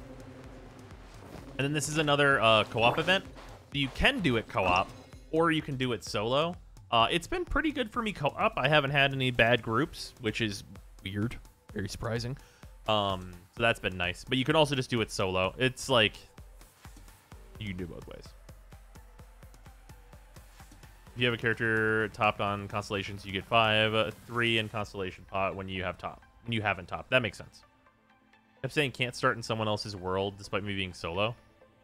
Oh, it does put you online when you go into single player, just to make sure you're not cheating the event, which is a weird one.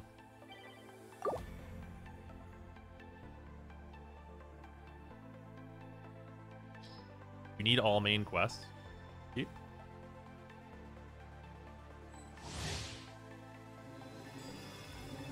Wait, Matthias, were you not at co-op rank yet?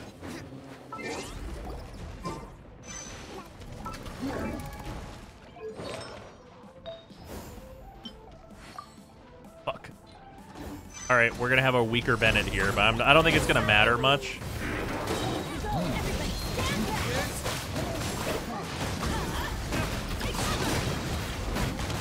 I don't think it's going to matter. Oh, wait, what level are these guys? Oh, these guys are only 70. We're world level 5 right now. I'm totally fine with my weaker artifacts.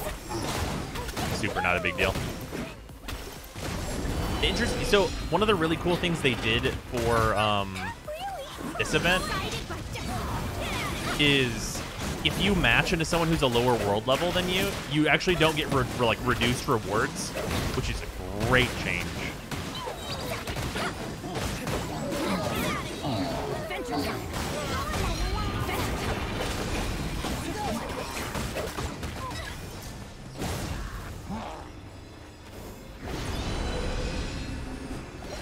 You know, main quest, inline quest done to start the solo for the event. I had to babysit Trucer. Interesting.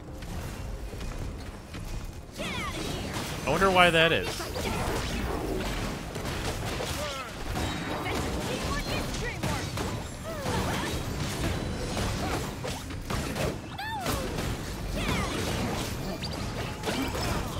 Leveling up those talents, my damage is so much higher now. And like I mean, like I know we're like world level 5 right now for this, but like even then I can tell my damage is way higher.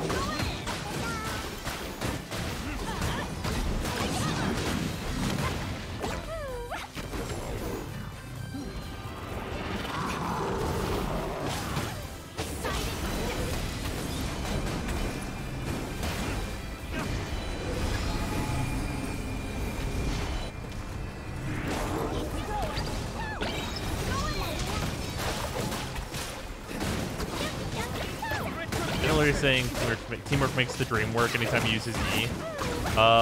Maybe.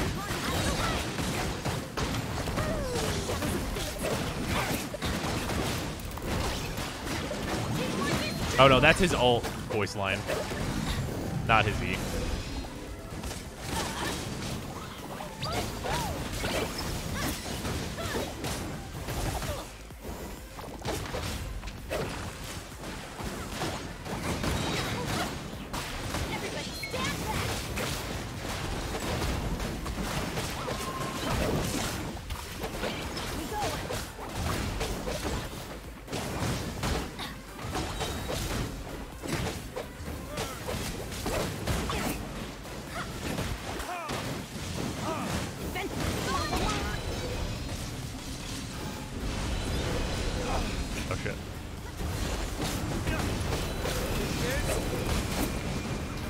Meanwhile, Dillick just fucking using fire damage on the fucking fire enemy.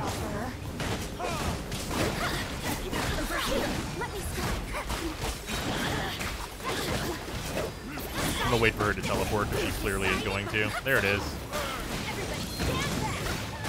Fuck. I know that was with Mona buff, but 19,000 is a nice number to see on Bennett, considering he's on his wrong artifacts right now.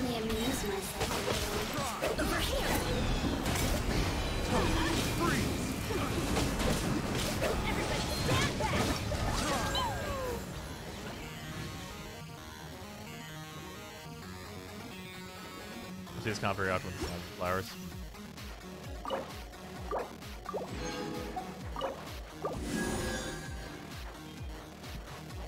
Is that Dillick hitting with his ult? I believe so. Wait, does Dillick's ult buff the whole party? I actually don't know in co-op. I thought it didn't. I thought it only buffed him in co-op.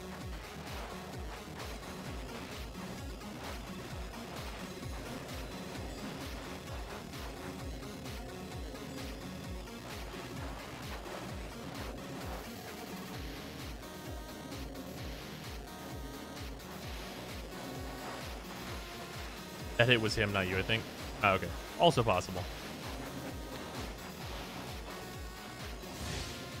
I do need to do this again, so I might as well.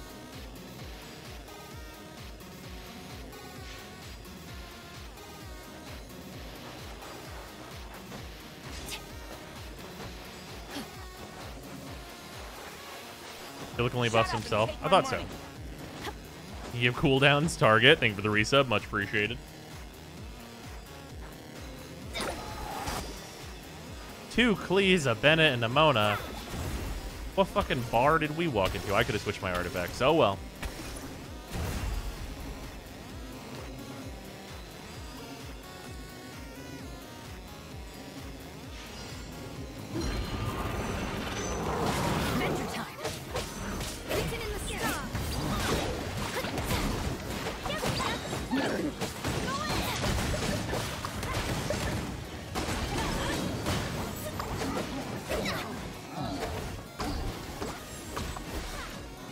That enemy said fucking peace, I'm out.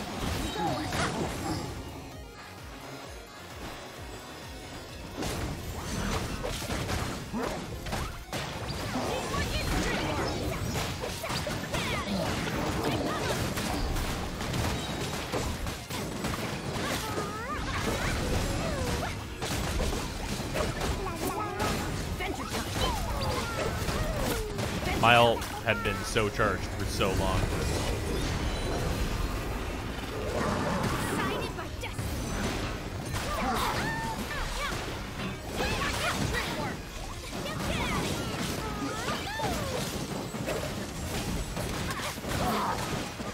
Just loving all these pyro characters. Oh, very much so. In fairness, the pyro characters are also super here for a Mona being in the party.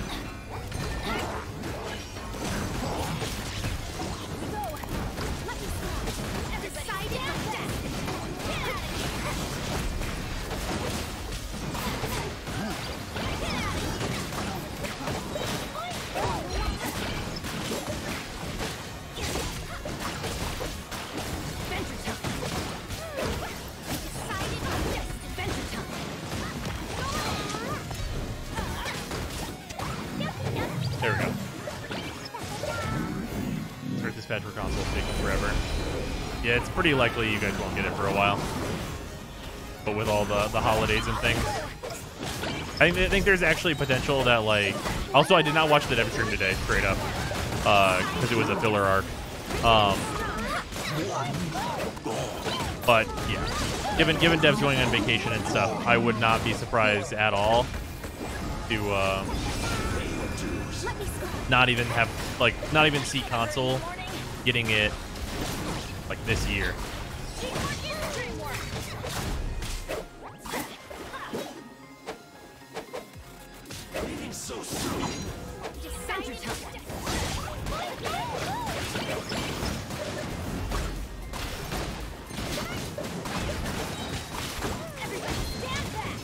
Oh shit, he dashed.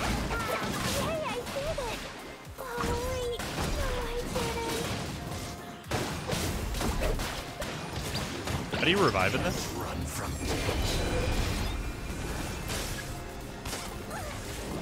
Oh shit. Fucking energy loss.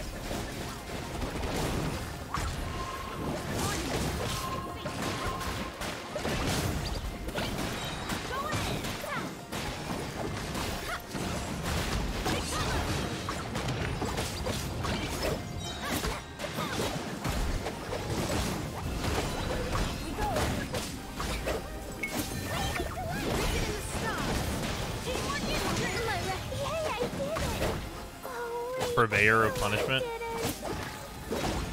What's the Purveyor of Punishment one again? I've totally forgotten. If you die, there's no penalty. That's hilarious.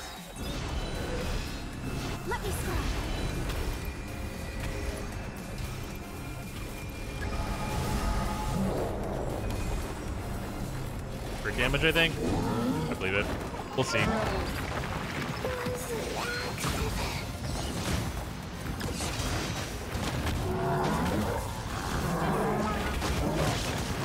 Luckily, there are Weeklies here.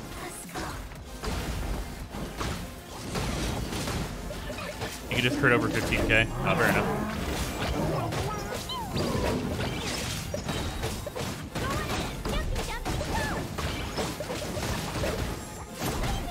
And this isn't even my, like, fucking good set. Probably it was because of Mona, though. And in all likelihood, it was because of Mona. Yeah, Bennett ult plus Mona ult. Yeah, exactly.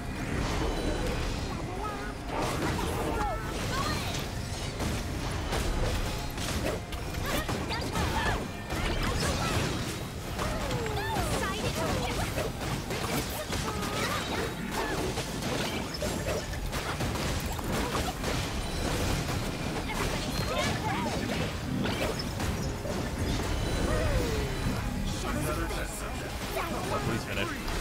There we go. Probably hit Vaporize as well. Likely.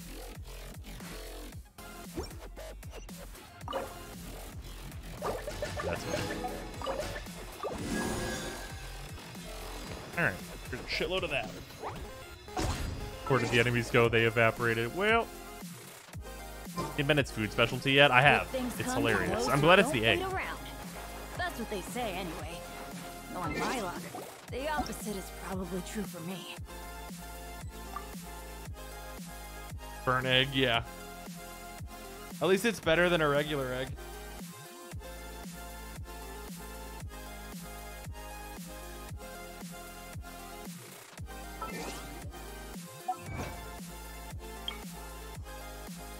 Oh, deal over 20,000 crit damage. Good job, Bennett. With help from Mona, but good job, Bennett. Very nice. That one, like, keeps track, doesn't it? Of, like, how much you hit for. What was that one? Which section is that in?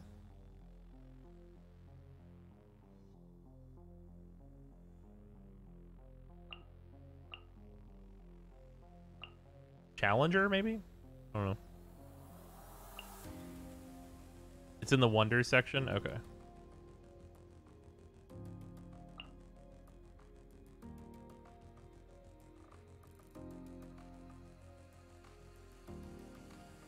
Oh yeah, so 20,348. Nice.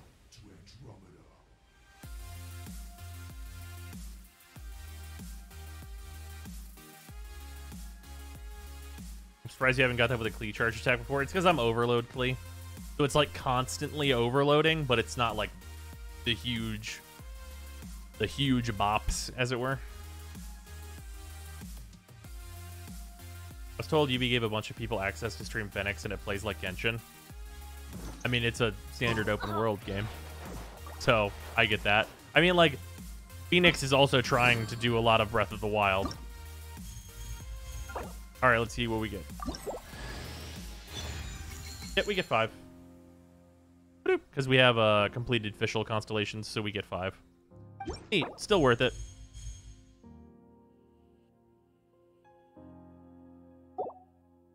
Yeah, 5 of those is actually just kind of nice. They're probably trying to copy Breath of the Wild. Yeah, no, they for sure were not trying to copy this game. This game, there's not enough time between the games for them to be copying this game. Quest time? Yes. Okay, so God, I really do want to clean out the shop of at least these things. I know I'm gonna need the philosophies of freedom for Klee, but I also need the philosophies of Ballad, and I know I'm gonna need the philosophies of gold, but not that soon. I guess freedom is like more of a right away, but we'll grab both because we can. And then we'll grab one of the golds to start. And I might do more of this. When is Zhongli coming out? Who needs gold? Zhongli and Beidou. Also, Zhongli banner is in 3 days, 14 hours. See, we already got the crown. Yeah, that's the first thing I grabbed.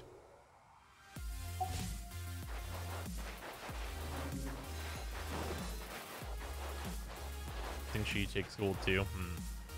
We'll be doing that gold engine a lot, I feel.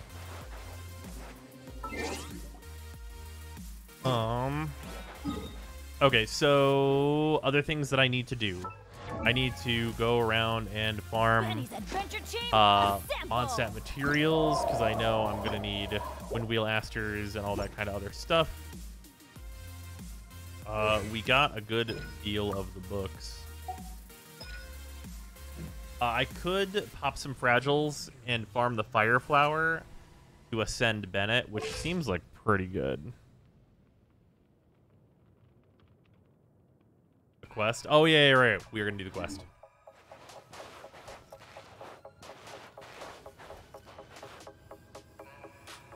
Then he takes resistance. We actually already cleaned out the resistance books. Banner has like a few hours in between. Yeah, it's a very short amount of time.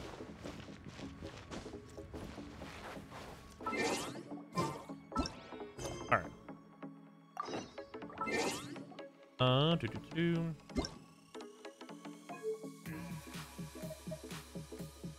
We'll do in-game music for the quest as we usually do.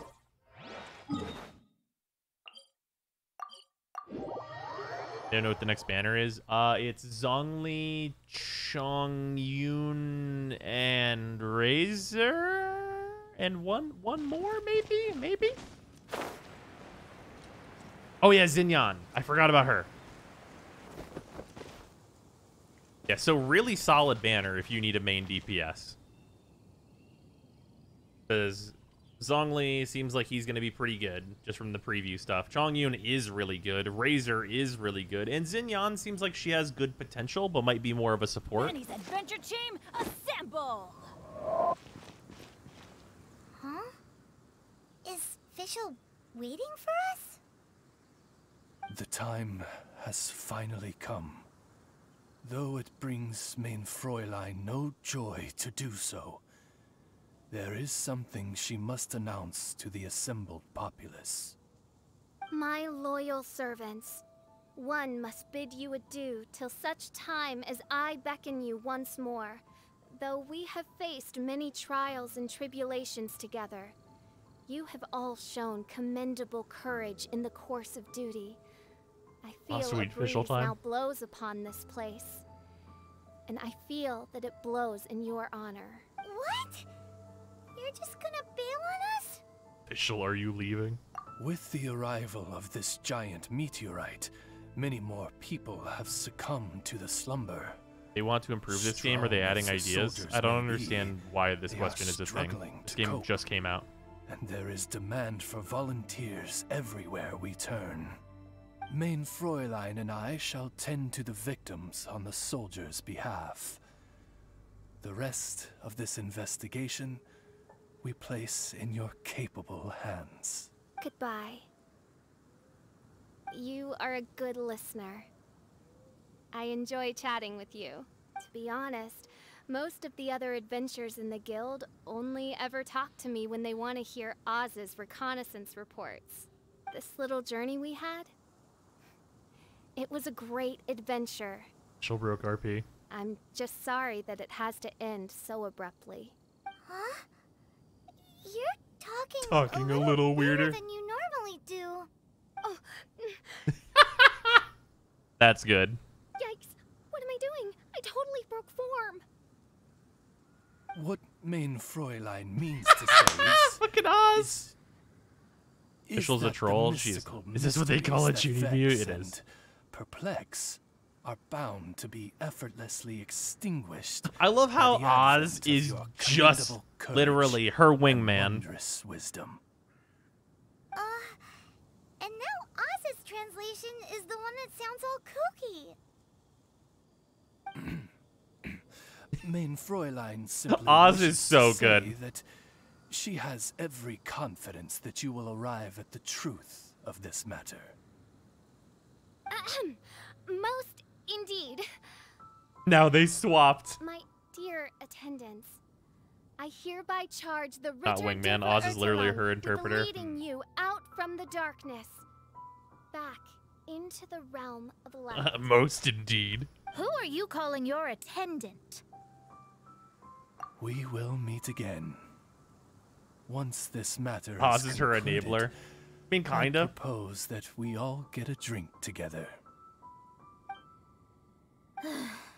Well, now we're 2 people short.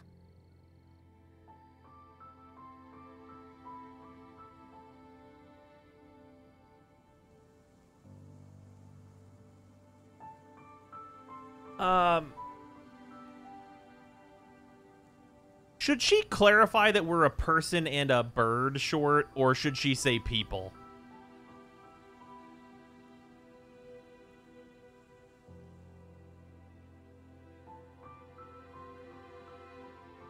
It counts?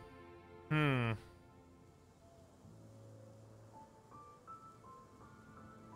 count Oz more as people than fish. That's pretty good. 2 voice actors short. Hey, Oz is sentient. That's fair. Bird is person. Oh, god damn it. Is Paimon counted as person? Well, that's the thing, right? Oz is Fish's vision. And Paimon's just hanging out with main character, right? Paimon could just be like, fuck you, I'm out of here, goodbye. and, like, just fuck off. I don't think Oz can fuck off.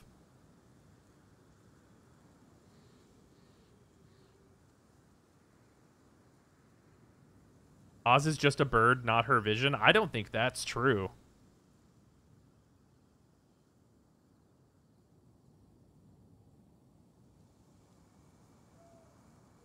Mona says animal rights.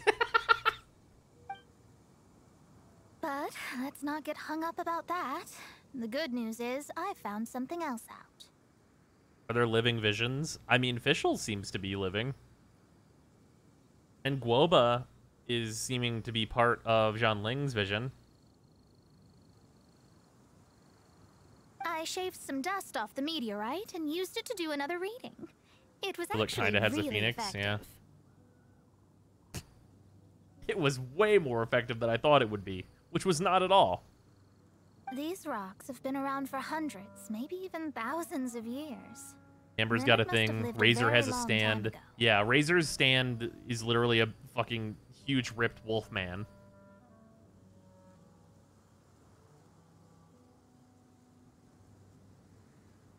The Baron Bunny is a little bit aware for a bomb.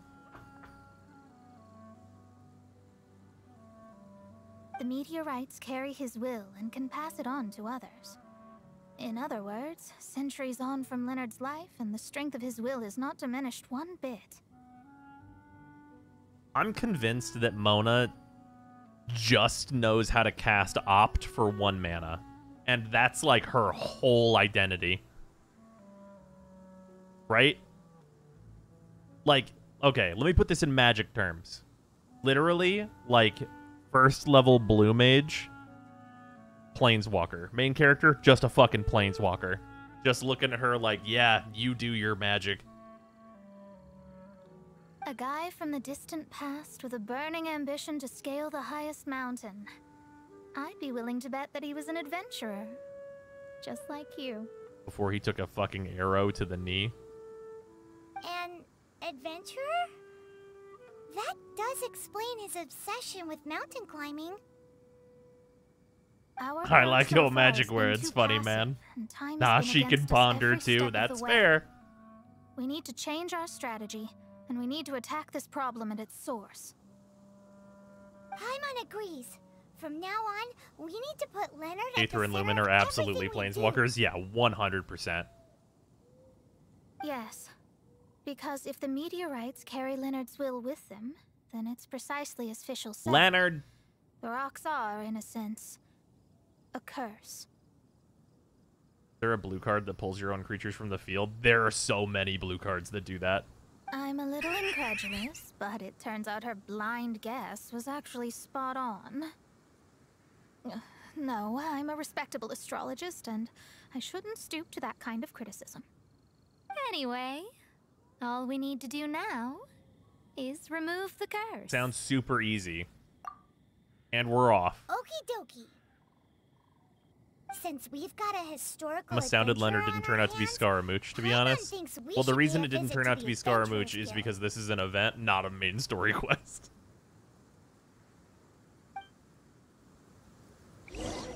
In Jeng's profile, it says that she found Guoba in a cave one day while searching for ingredients. Did that unlock her vision? Because, like, Oz appeared to Fischl and unlocked her vision. Hey, that's pretty good. Also, Foul, thank you for the resub. Much appreciated. And Green Spleen, missed that. Thank you also very much for the resub. So glad we got Mona to do lines of meteorite. Fuck.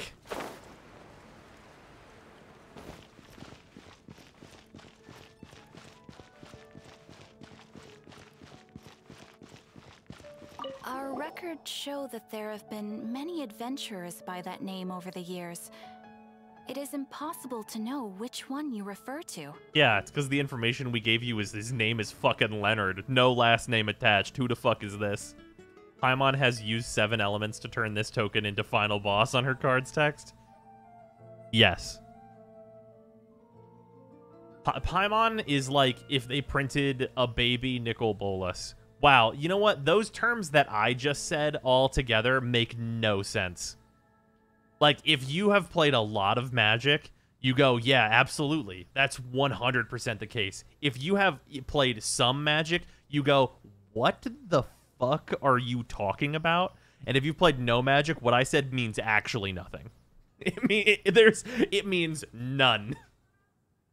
I've played none. I kind of just shut down. Baby Nicobolus is a Yu-Gi-Oh card.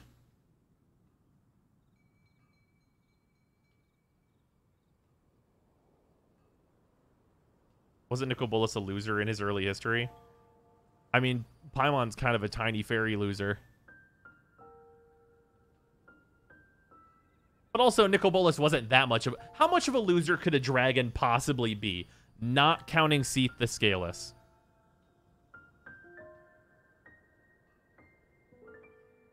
However, I do recall that there is a book in the library authored by someone called Leonard. Perhaps you should take a look? How many friends he got? 0. None. The Dragon and Grim Adventures ability to Mandy. Oh, fuck. That's a pull. Osiris kind of was a loser. That's fair. You ain't got no scales, Seath. How does it feel to be a bitch? Oh, motherfucker.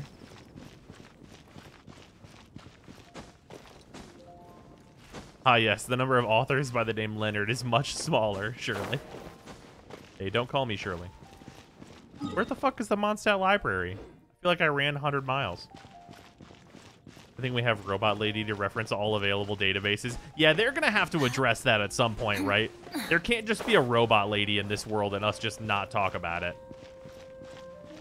Like, you can't have me look at the Adventurers Guild and go, hello, 2B. And not, like, expound upon that. That's necessary information. Oh, hey. So I actually didn't, like, pick up all of these books, and now I'm going to. Because it's been so... Alright, Bennett. It's been so long since I've been here. And I just want to add all of these to my codex, because they added that really nice archiving tool so that you have all the things, so if I ever need to reference any of these, I will have them. I probably will never need to reference a single one of these, but I'm going to grab them. It's some Nurse Joy stuff going on. Right, but Nurse Joy wasn't a robot. Well, not more than once, anyway. You know what? Actually, Pokemon's been running a long time. That probably happened twice.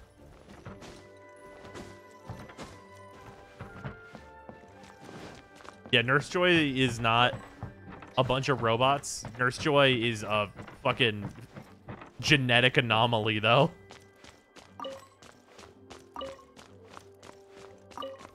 Our family's just really big. Oh, yeah. Is your family really big? Is your family so big that you cover the literal entire world of all hospitals?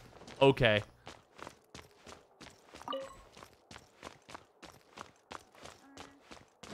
It's a fucking cloning lab.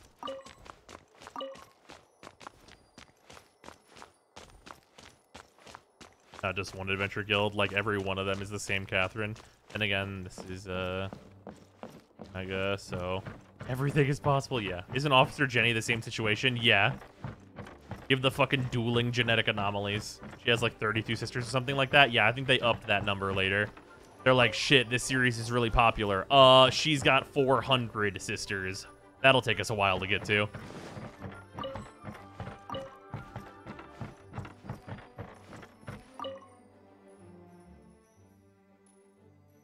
Library Rules, 7th edition. There were several editions of the Library Rules, but none of them were particularly useful, so all unnecessary rules were abandoned in this edition. All users of the library should obey the following rules. 1. Please keep quiet. Okay. Please do not damage the books. Please remember to return your books. I believe everyone knows how to deal with violations. Knows how we deal with violations, so it will not be repeated here. We hope everyone can abide by the above rules and make good use of the library. Okay. Author Leonard. Where are you, Leonard? Surprised you're just picking up those books now. Well, early on, we didn't have the codex, so, like, I wasn't. Like, I felt no need. The index says that Leonard's book should be in the northwest corner on the top floor of the library. All right. Northwest corner. Should be right over there. Oof. That's rough, Dr. Wizard.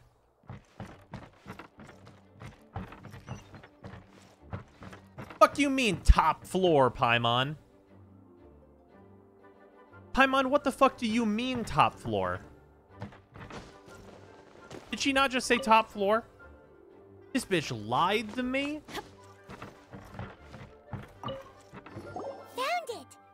Of Mountains and Seas. A guide for adventurers. She was floating upside down. Leonard.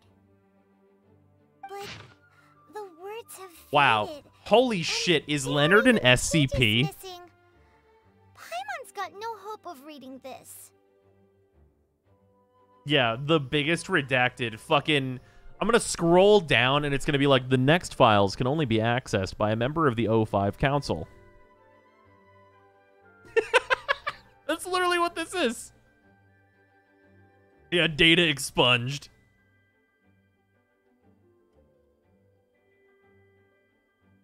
Classified O5 by the council. First time to use your spreadsheet data to solve this. Oh, Summit Mountain. Ooh. Darn. Maybe we're just wasting our time on this one. This is literature, not math. Oh, right! Yeah, Mona! She might have a better idea. That bitch can read! Fucking son of a bitch.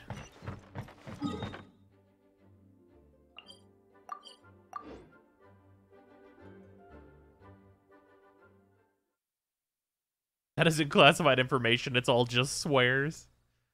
Oh my god.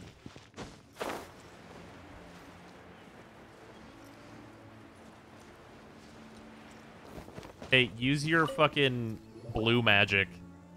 Figure this shit out, please. Look what we found! You can teleport from inside buildings? Yeah. Ooh, let me see. Ah, he's a bit of a literaturist, isn't he? Say some stupid shit. Opt on the stack. I could have predicted as much. Your average astrologist would definitely give up at this point. Luckily, I can cast a fucking chemister's insight, you bitch. But I am Mona, progenitor of the future of astrology. Nothing can stand in my way. One time, I accidentally cast Force of Negation. Better fucking believe that shit. I simply need to deduce the missing portions with my astrolabe, write them in, and then decipher the text. Cool. I can cast Read This Book. Yeah. Finished at last. I cast the spell Know a Bunch of Words. So what does it say?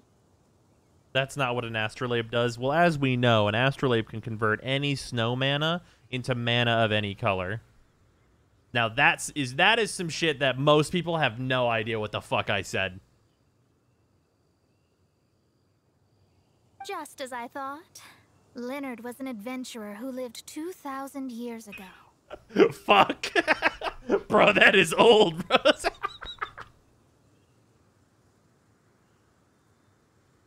Wait, snowlands actually have an extra effect beyond just being lands? Yeah, they make snow mana of color. That's hella old. Didn't it get banned from Pauper? You better fucking believe it did. Don't quote the ancient text at me.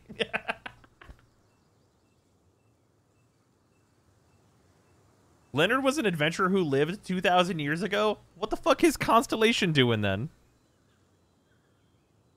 His lifelong That dream piece was of to shit reach card. the summit of a mountain called Pylos Peak. What's this convert card called? Astrolabe? It's called Arkham's Astrolabe. It's actually a relatively new card, but it harkens back to the snow days. Pylos Peak. 2,000 years?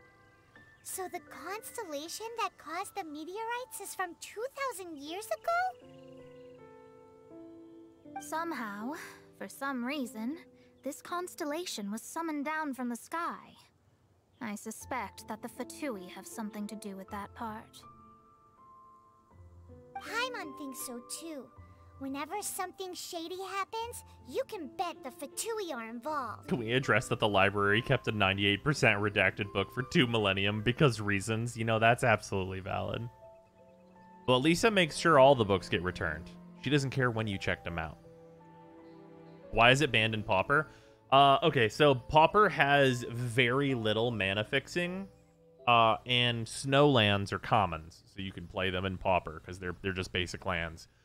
So what would happen is you play Arkham's Astrolabe, it replaces itself, and then your deck can just be whatever fucking colors you want, because there's a lack of great dual lands because they would have to be common in Pauper. So you can just convert into whatever and just play nonsense when you introduce Arkham's Astrolabe into the picture in Pauper. The meteorites harbor elemental energy, which radiates out and lulls people to sleep by some means akin to hypnosis. And if I'm guessing correctly, there should be some sort of core meteorite among the bunch, within which is a crystal that harbors Leonard's spirit. Oh, okay. Well, if I were Leonard, I would want to make sure the core lands right on the snowy summit that I never made it to while I was alive. So, the core should be at the top of Pylos Peak? Where is that? Paimon's never heard of it before. It's the first I'd heard of it too. So I compared the map from the book against the current topography of Mondstadt. Fucked up every format except Vintage. Hey, every format it was legal in besides Vintage. No longer exists. You couldn't play it in Standard. Ever. So it didn't fuck that format up. Are you trying to say that the tallest mountain Paimon's never heard of just disappeared? That's impressive. I once read somewhere that the Animo Archon, Barbados, once used his divine power to mobilize the winds and blow the ice and snow from the face of the earth. The whole landscape of Mondstadt was changed in the process.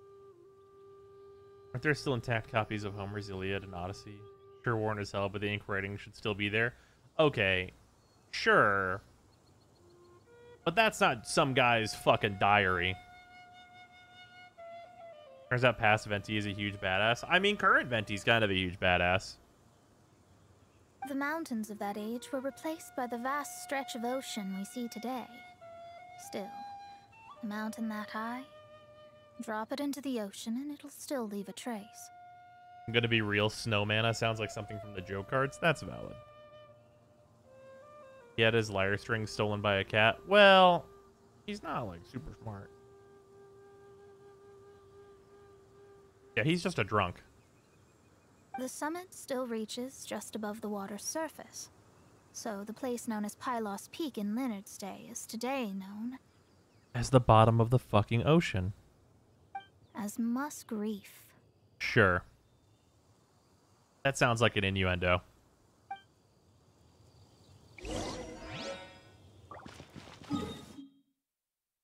Oh, it's the fucking... Alright, it's the Abyss Island. Fair enough.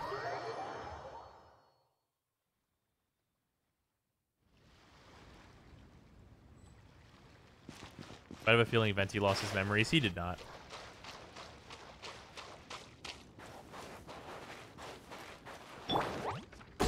While I'm here...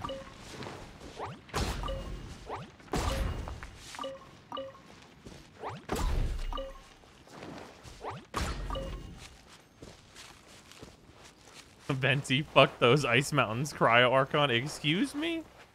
Oh shit, it's a mooch. Oh. So, this is Pylos Peak. Not much to show for itself now, eh?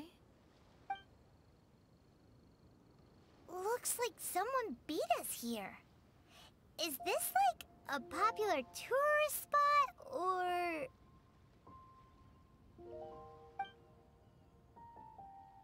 Ah, it's you!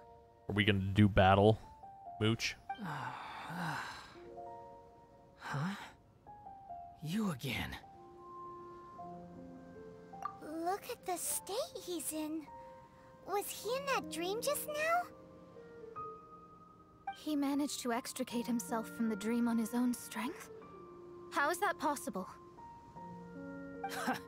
Just because you are powerless to do something does not mean that I am. Okay, Mooch. You're Too getting a late little anyway. inside your own head. I finished my research. We knew it! This was all a dirty trick by the Fatui! Save it. No more fun and games for me today. I'll come for you when I'm good and ready. I'll be here in the next expansion. Ba-dum-bum. You entered the dream they've all been having, didn't you? How much do you know about Leonard? Leonard? Who's Leonard? Whatever. I have bigger fish to fry. I've discovered something far more important and far more terrifying. What? The stars, the sky, it's all a gigantic hoax. A lie. The stars are a lie. What are you talking about? Mona made Leonard up. Is this some kind of astrological debate between you and Mona? Because if so, surely you can come up with a better argument than the stars are a lie. Seriously, who's gonna fall for that one when you can just lift your head up at night and see them up there twinkling away? Main character's like, You are so naive. don't it tell kills them they're me. not right.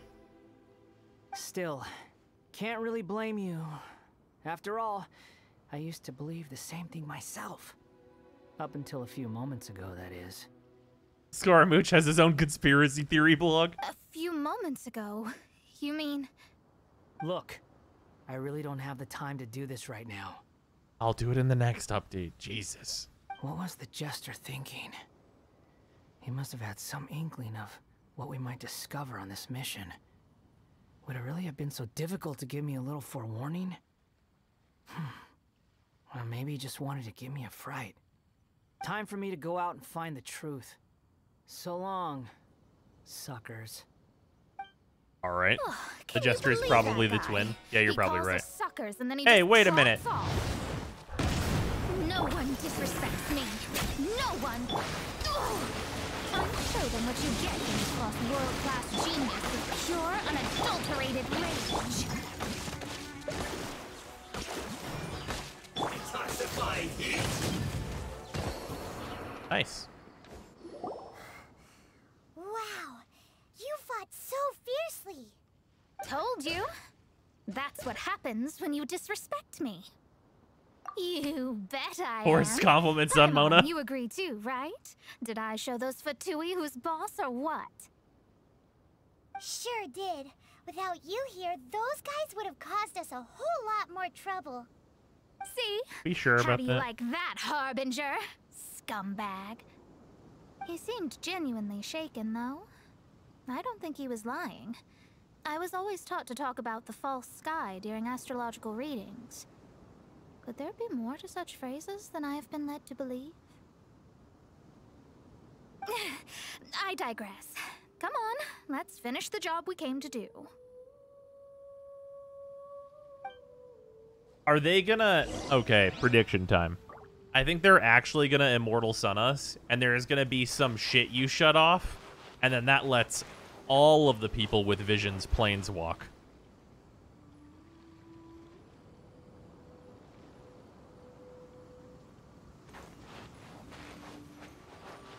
That way you get to keep your characters, and they can just make whatever they want. Oh, destroy the meteorite core? Whoa, this must be the You core. fucked, Leonard. It looks totally different from all the other meteorites. It's way more shiny. How important is it to have a wind character? Not super important. This stone harbors an unbelievable amount of elemental energy and human desire. It's the core, all right? Yes. Otherwise, the victims will never That sounds wake like some up. season shit 6 to This me. core is the Fucking, root cause of we'll everything find that out. has happened. It'll be 3 years from now, and you guys will all be like, holy fuck, he called it. Do it. Do it. Do it to destroy it. Do it, you must destroy it. Jesus Christ, Paimon.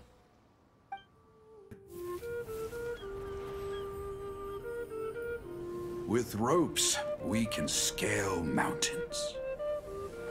With boats, She's the senator. we can sail I the am sea. the Senate, in Paimon's voice. By age 40, I had conquered Wow, this every really is last Jiraiya, huh? domain. Pylos Peak alone defeated me. As an adventurer, and well, maybe in other ways too. Now, I am approaching the end of my life. Because I didn't bring a fucking Times I have coat. sat Leonard, and you wore stared short up at that sleeves. What the peak fuck is as wrong the with you? boundless snow slowly engulfed me. It is a beast without weakness. The merciless face of the world. It fills me with fear. And when an adventurer loses courage, they can no longer climb mountains. How could this have My happened? mountaineering days may be over. The mountain but I have a cockblock. greater ambition now. Humans create tools to conquer nature. And when nature conquers them in return, I've devised they create a better coat. tools. Where our This legs motherfucker. cannot take us, maybe our tools can. And when tools fail us, perhaps wings Just drawings can of carry fucking us nothing. instead.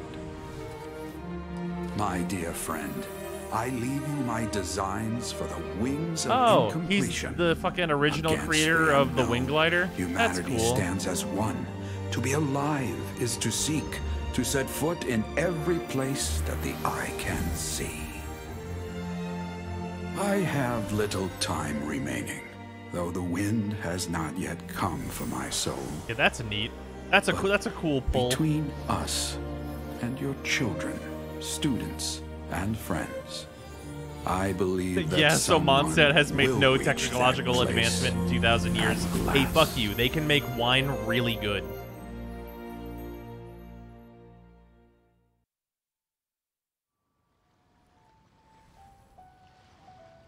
Wow. Well, that was unexpected. Climber determined to reach the highest peak. Determination so strong he wished to pass it on to others.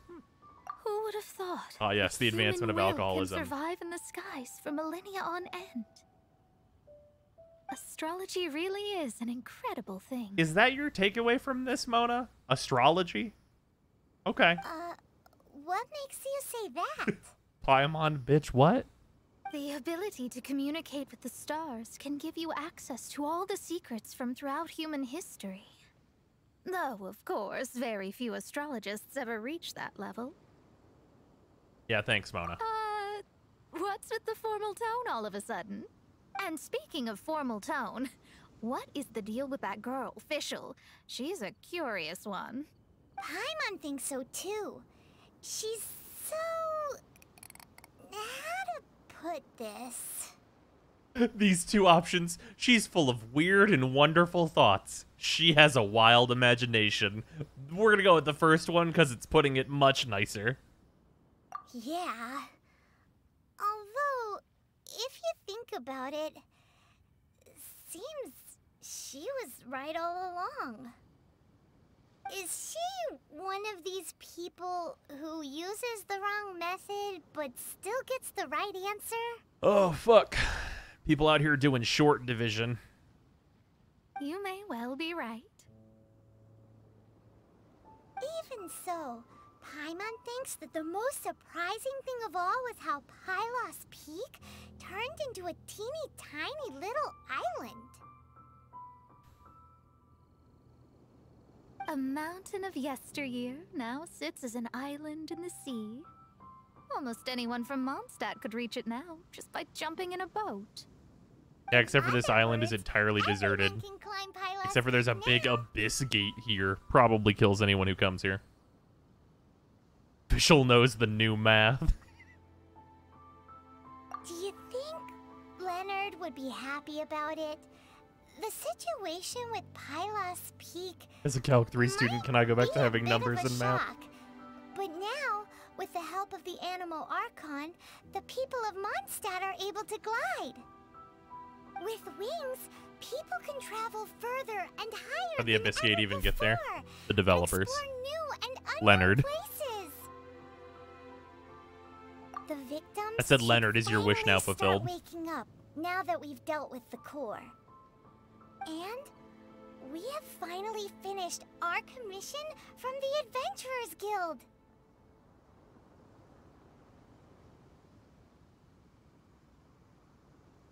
People unlock child story lore. He fell into the abyss as a kid and spent like 3 months in there. Oh.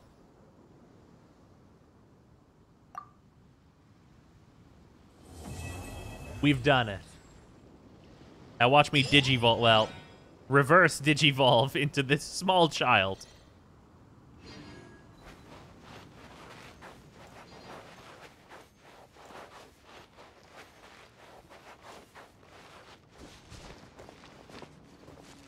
Now you can read the book if you want. Oh, that's cool. I might check that out later. Child spent months in the hyperbolic time chamber. Well, that seems to be the case.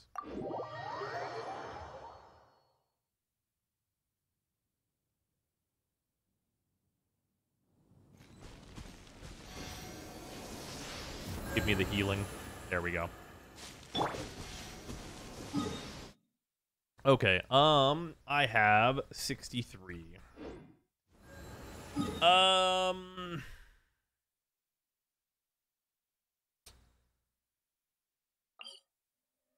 Go fight the wolf. Well, I actually really want to ascend Bennett. Asked a while ago, but what are your thoughts on the trailer with all the overviews of future zones? I think I missed that part. I feel like I missed this. So let's take my usual party for killing the fire flower, which is not very usual at all.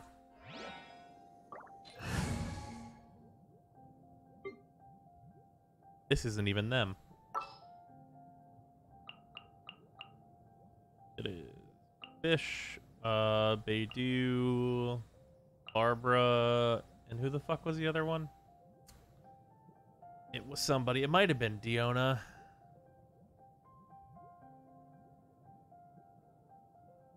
Actually, I think it was Venti for the VV. Pretty sure that's right, actually. I'll take care of it.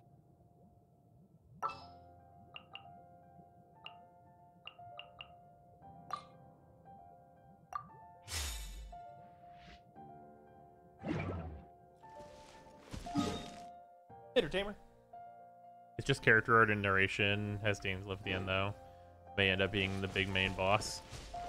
Well, I mean, they wouldn't show them to us now if they're actually the big main boss. Let's play.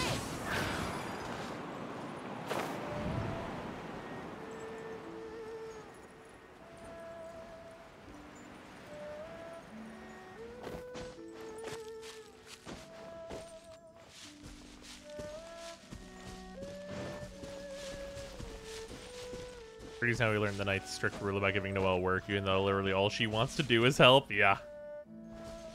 She's fucking hilarious still.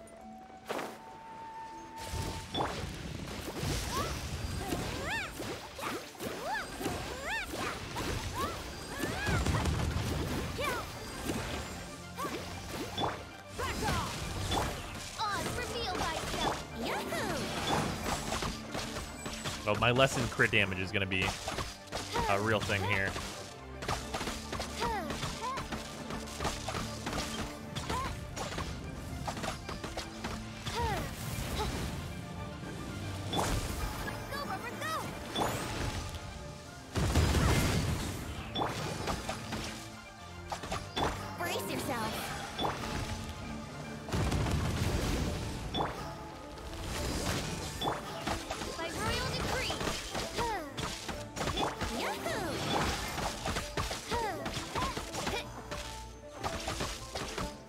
What rule about Noelle? I missed it. Oh, so there's a rule in the Knights of Favonius handbook about knights not just asking Noelle to do their job, because Noelle will just do it.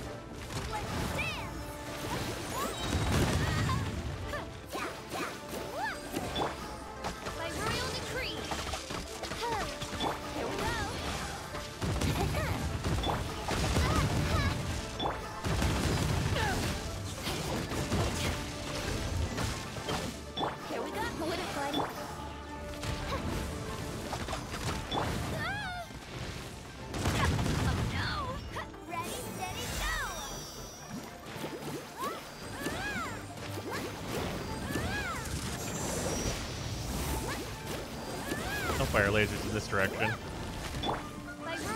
There we go. Took longer than normal. Okay, conductor's top hat. That might actually be really good. That's the hard slot to get good artifacts in, so we're gonna see if that's good. Attack percent, crit rate, energy charge, attack, HP percent. That's not bad. That is super not bad.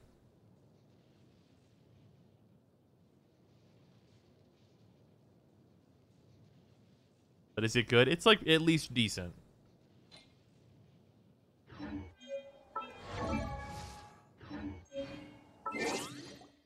Wrong button again. We're gonna do the thing where we swap back with the Bennett one here.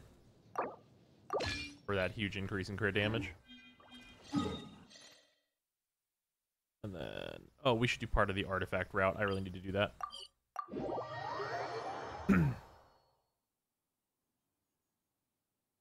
Picking up the hat spot where the main crit stats are is rough, though. It's true.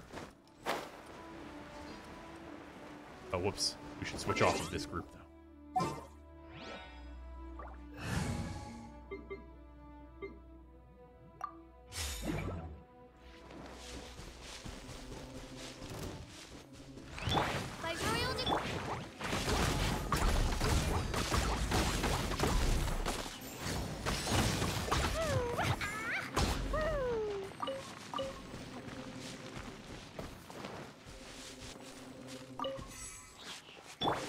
Actually need these eggs.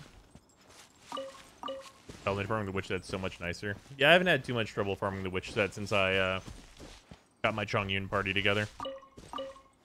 But it was definitely a thing where it was like, hey, wait a minute. Lee might want her artifacts back. She has them back, I think. Yeah, she has her stuff back.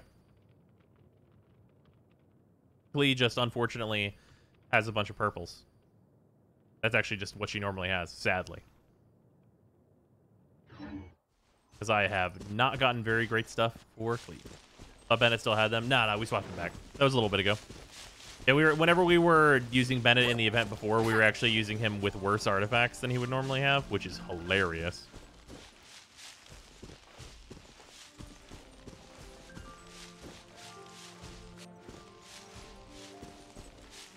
Yeah, Bennett's really going to need, like, at least one artifact that rolls pretty good crit rate, though.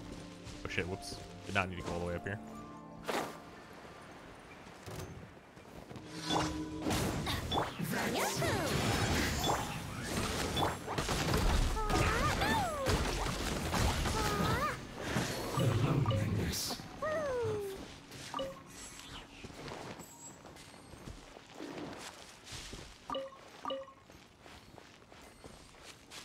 Always found better 5-stars for the supports than my main DPS. Yeah, my Bennett has a full 5-star set that's, like, actually really solid. Which figures. Luckily, he's a support unit, but I'm building him as a main DPS, because he totally can be built that way.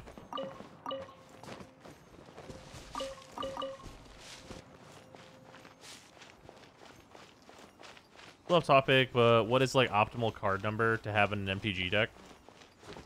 Well, there's not really an answer for that, because card amounts change per format. Like, for example, Commander, you have to have 100 cards. Unless you have a companion, which is the single exception. But then you have 101 cards, so there's that. But you also have to minimum 60 in most formats outside of draft. So usually you go with 60. There are cases, though, where you go with 80 for one of the companions called Yorian. So it varies between different formats.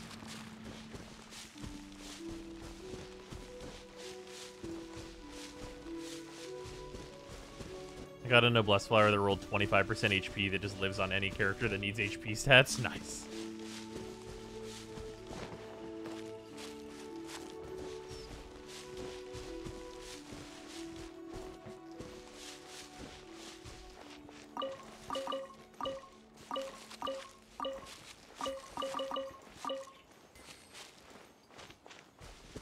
General rule, you want to be close to the minimum for the format as you can get an MTG. Yeah.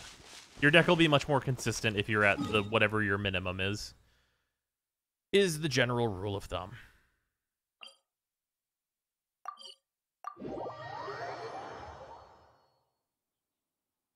Oh, you know what's a really good question? How close am I to this? Oh, shit. Fuck. I didn't... Oh, man, I thought it was 4, not 8. Jesus. That's gonna take a little while.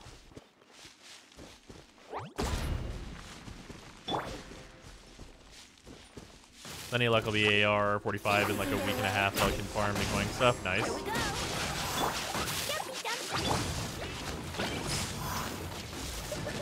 Brace yourself.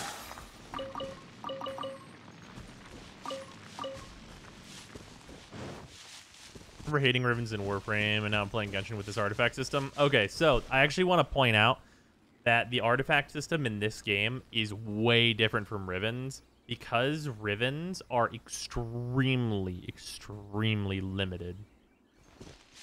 In this game, like, you can get a shitload of artifacts, like, per day. So, like, you just have a way higher amount of selection. And also, they're not, like, specific, I guess is the way to put it.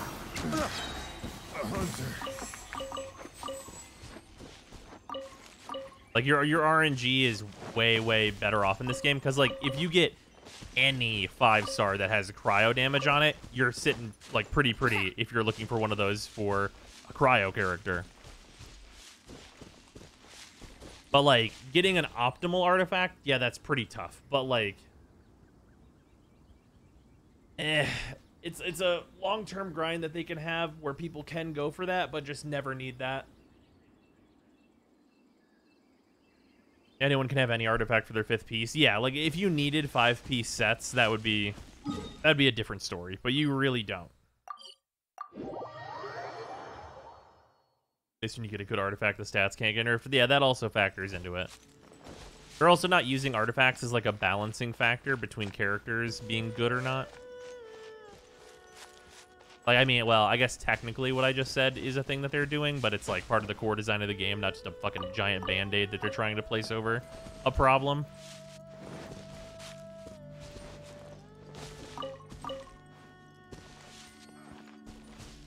I feel like grinding for Koopa is more enjoyable than hoping the perfect artifacts come along. Why do you need the... I don't understand why people need the perfect artifacts. Like, I kind of understand why that would be desirable, but, like, in this type of game, like, it just seems like long-term that can be a goal, but, like, realistically, like, we're gonna get a bunch of new areas, and we're probably gonna find different sets that we want, so, like, going for perfect isn't gonna matter for, like, years. Off we go.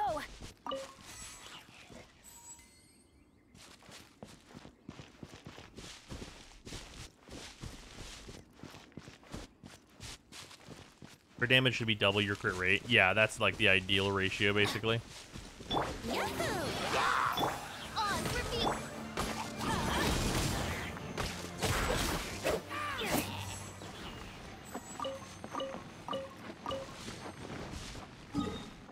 Go get the other important one. Would you recommend to support clean fish if I've got all the 4-stars?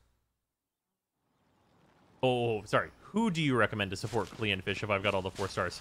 Okay, question. Is Fish your main DPS on one team and Klee is your main DPS on another? Or are you doing the combo between Klee and Fish that I've got going on? Because that changes this answer rather significantly.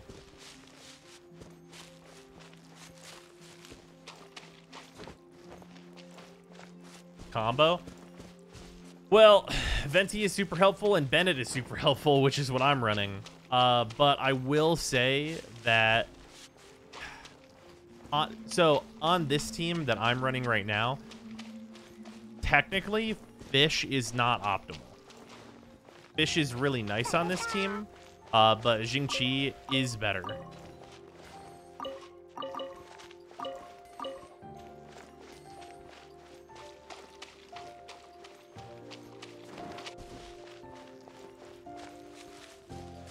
But like, on a team with Klee, I would pretty much always suggest Bennett unless you need a specific element to take down a shield. And Mona is better than that. Yeah, you could also use Mona. Mona's kind of rough, though, because Mona doesn't provide any kind of defense or healing, and Jingqi provides a damage reduction and also healing. So there's that. If you don't have Venti, you can Sucrose. Yeah, that's true. Yeah, if you don't have Venti, you can use Sucrose. Sucrose is kind of a different thing than Venti. Bennett worth buying with Stardust? I have very little Stardust. Yes. If you do not have Bennett, then yes, absolutely 100%. Bennett is the most versatile character in this entire game.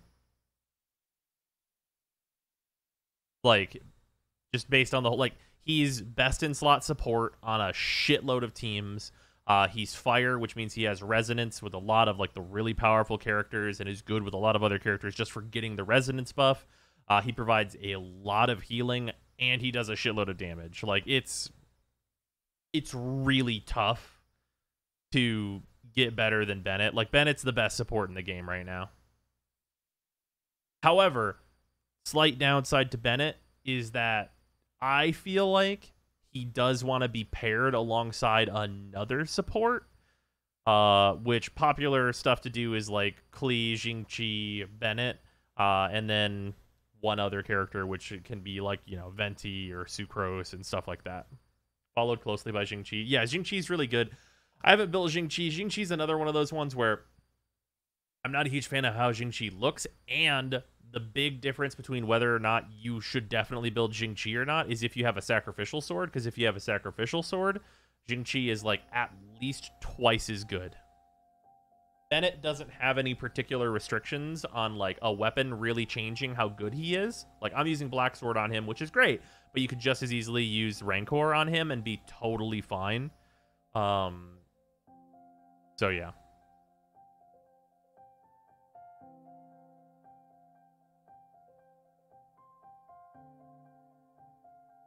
I have a C6 Fischl with Stringless. Never got much of a set started for her, and not sure what I should with AR-45 in a few days. Only 5,000 SP away. Currently, I like her with Barbara/Oz combo as her attack spam, and Oz keeps up so well. Yeah, Barbara is a really good pairing with Fischl. Again, if you main DPS Fischl, adding Jingqi is really fucking good, because you can get Electro charged, which seems to be quite strong. That's pretty good. How's the Pupper? The Pupper is very well. A lot of characters would really benefit from a 5-star Berserker set. Oh yeah, I think they're gonna add a 5-star Berserker equivalent. I think that is for sure on the horizon, and people are gonna switch to that in mass. It's gonna be very popular. I think that's just like objectively on its way. Chongyun plus Jingqi is so good too. Yeah, for like a Shatter comp. You can do, what was it? It's, Diona, Jingqi, Razor, I think it is. I think that's what the build is. I'm pretty sure it's Diona, Jingqi, Razor, and that's really fucking strong. I'm pretty sure that's the build, because that's Shatter, that's Shatter Superconductor, which, that's pretty good combo. Turns out. Who knew? And unfortunately, Chongyun and Razor don't work well together. They're not friends. So, running Razor, Jingqi, Diona, and Chi-Chi. Yeah, you add Chi-Chi into that and it gets real fucking stupid real fucking fast. Yeah, that's ooh, Phantom, that's spicy. That's a spicy group of characters.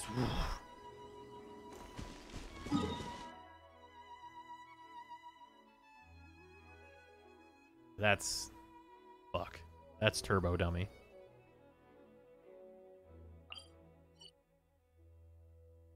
Alright, I got most of like the relevant artifacts and stuff. I'm gonna go through and get all of my mushrooms. So it's time to do a mushroom dance.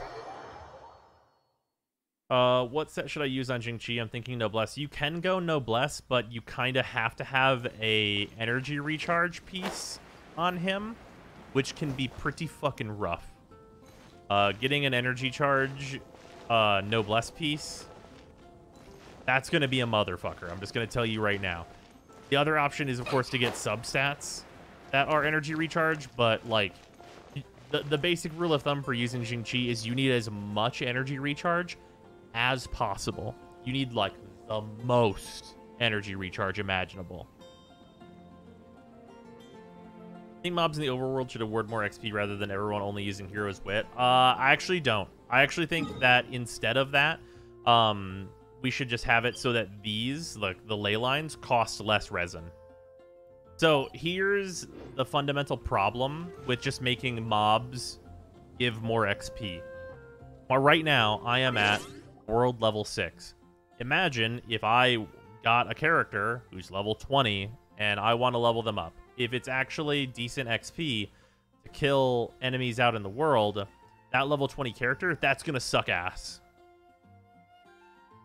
That's going to be really shitty. Bombs, so heavy. So instead of like making the enemies just like give more XP, if you simply lower the resin cost of these ley lines, like if you lower this to 5, then suddenly you have way more access to books, and books are really nice because you earn books with whichever characters, and then you can level whoever you want. So it really like having the books is not really bad because you just get to do whatever you want with the books. Razor and Jingqi aren't friends. Are Razor and Klee friends? No. I mean, Klee's friends with Razor, but Razor's not friends with Klee. Yeah, it gives you the choice. I actually like the books in this game. Like they are good. We just don't get awarded enough of them for the ley lines. I actually like the ley line system in general. It's literally just the balance of like how much resin things cost. That's really... Resin is like actually kind of the only major problem I have with this game. Outside of obviously like I wish it wasn't a gacha, etc., etc. Whatever. It's like the most profitable business model imaginable. They're not going to change it. No use talking about it. Like the resin conversation is one where it's like, oh no, there's actually potential that they change that. I think if they reduced resin costs across the board to about 1/4 of what they are, then we have a situation where things are great.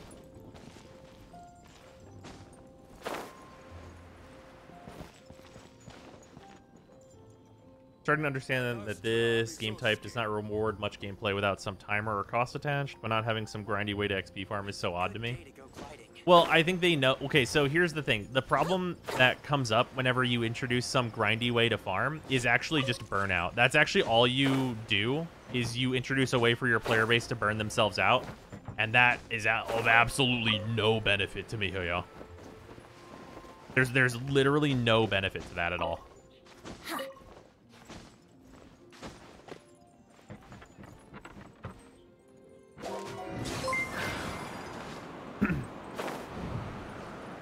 I think I'd prefer the resin cost to stay the same and them just double the heroes' wits you get per ley line. the resin cost to stay the same, and them just double the heroes' wit you get per ley line, so as to not increase the grind. I mean, I personally think they should split the difference and cut the resin costs in half and double the regen rate.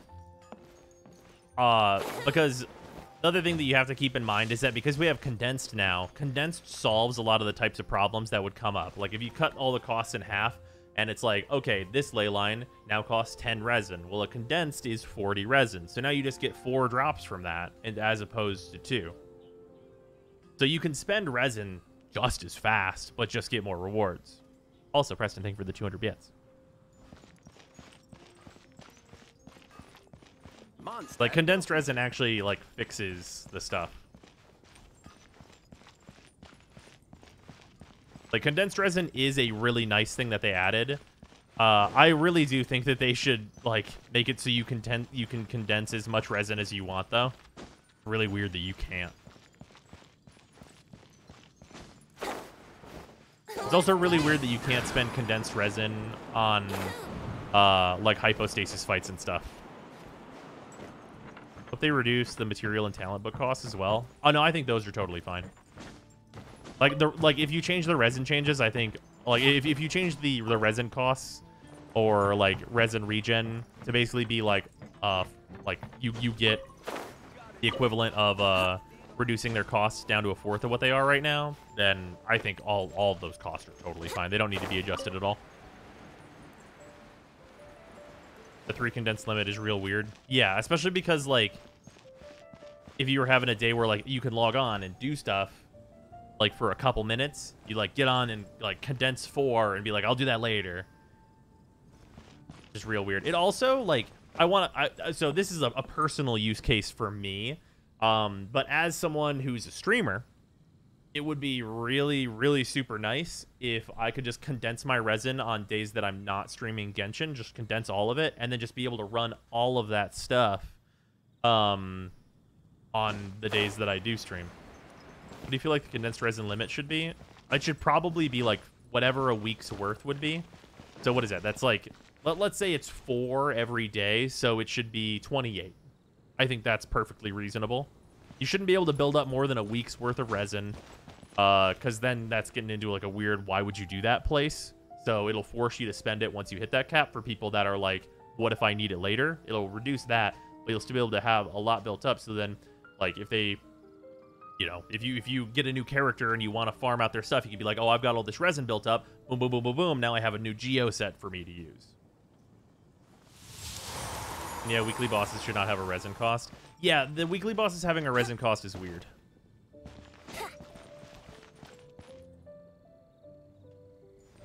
You would still have to log in every day, and I don't know that you could really exploit any farms. No, there's no farm to exploit. They don't want people stacking them on ults and then do everything in a day. Why not? That doesn't affect them at all. Have you done all your weeklies? No, I haven't. That's actually why I was running up here.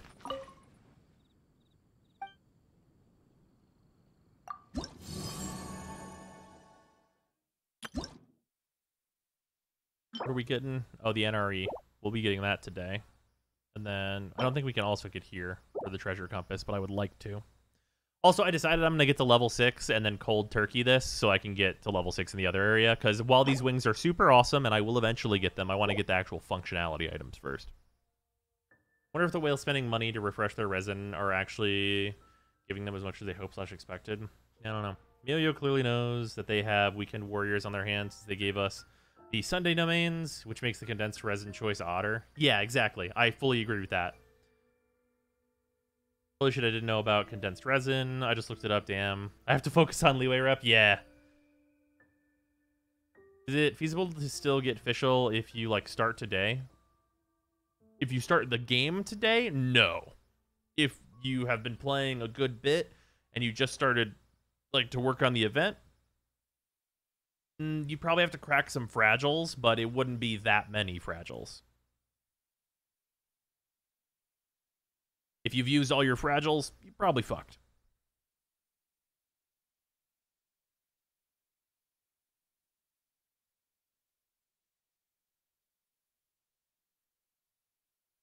When's the new banner again? 3-4 days or so. I started 4 days ago and got official tonight. Nice, damn. 560 resin to get official. I guess that's less than I think it is. There's 2 days left, so yeah, you'd crack like not that many fragiles at all.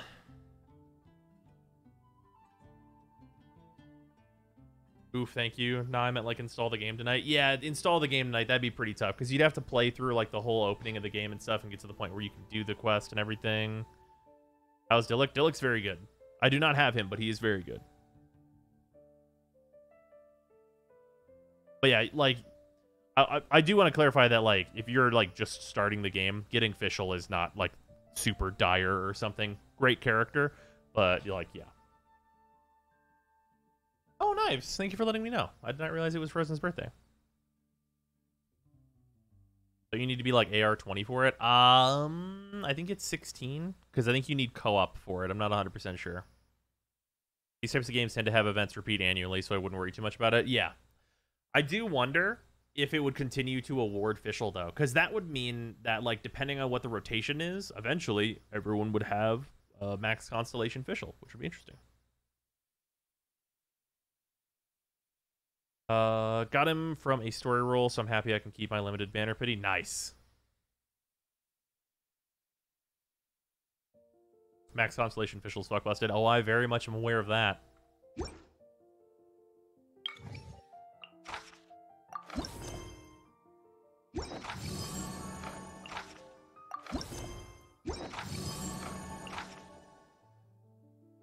6 servings of fowl. Jesus. 2 steaks. Dawn Warner's wears 3 mist flower Corollas. Easily done. Okay, those all finish themselves, basically. Bounties. What are you weak against? Invulnerable to physical damage. Oh, he's about to die.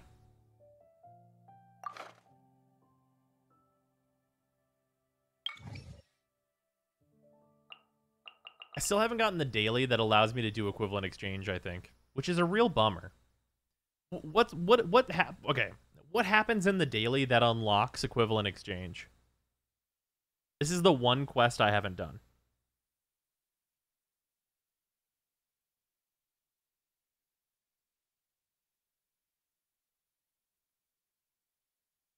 Tales of Winter Commission? Okay. You do shit for the guy in the church? Wait, is the quest then in the church? Because I think I might have done that, actually.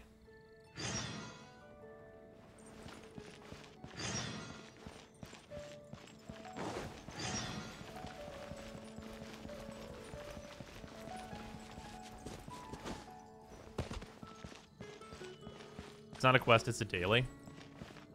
But I thought it was a daily that then unlocks the quest.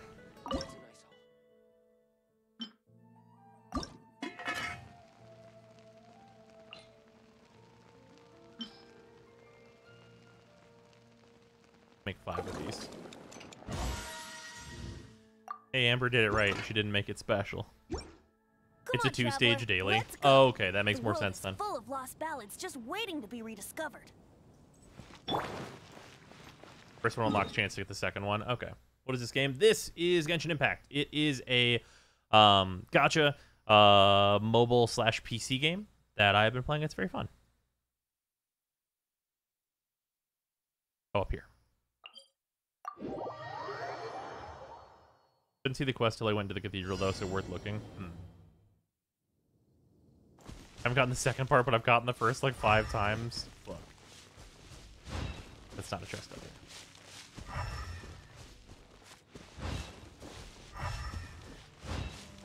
It's a one. Alright, Bennett, your legs are long, so you get to run around.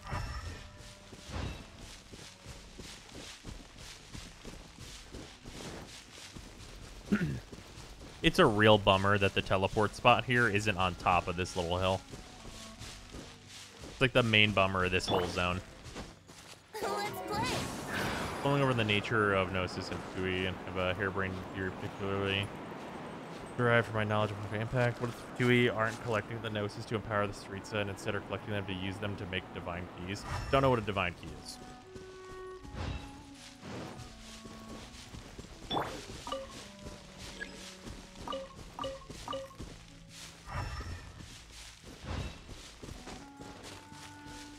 Have you done Tales of Winter? The second part isn't a daily, it just appears in the church. Oh, okay, that's what I thought. You must be the guy. No, you're the guy.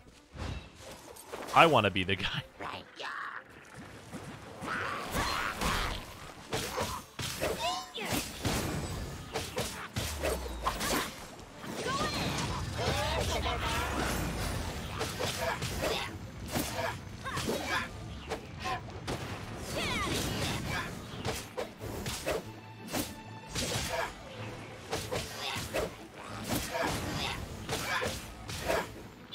Yeah, considering like how underleveled my Bennett stuff is, he's gonna be really nice whenever I get his stuff up and running.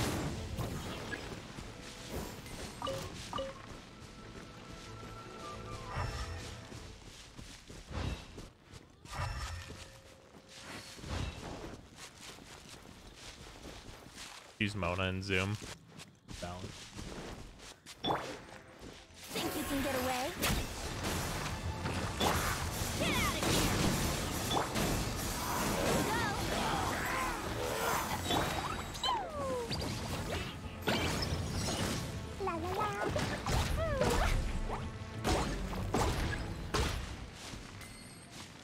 We have found enough clues. Up on the hill.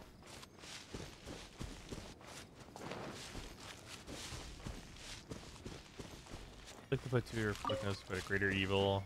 That's why it's not very dramatic when the Archons lose their Gnosis or have any care to get them back. I mean, Venti seemed pretty shook up about it in like fairness here. They made it so these guys have the auto shield, right?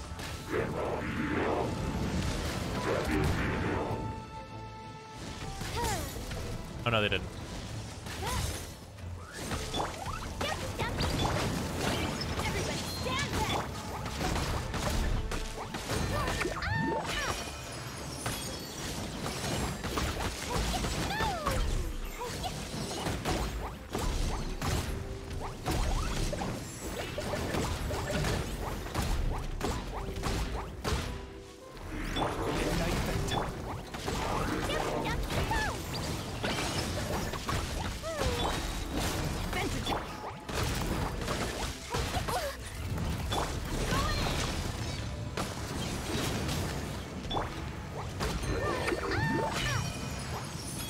Oh, he's dead. Well, anyway, shit's on fire.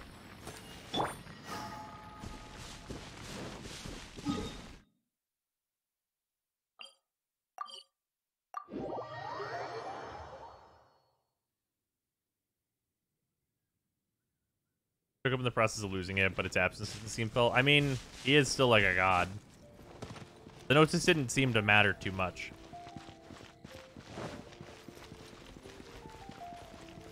Oh, whoops, wrong way.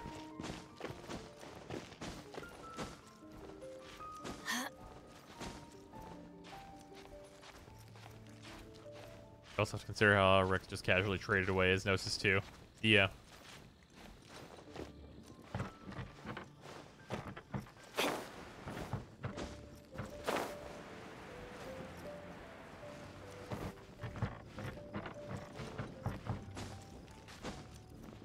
Chest locator is so useful. Yeah, I really can't wait to have it. Once I have it, I am going to basically be scouring the rest of Mondstadt to grab at the chests.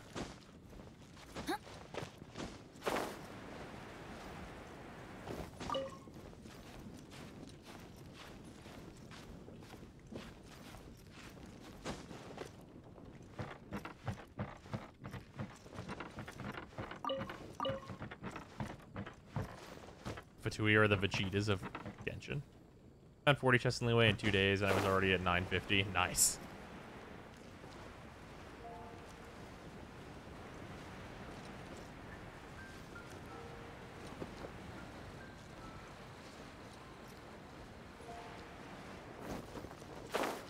Venti's an overgrown wind spirit and Zhongli's just an Adeptus now? I don't think so.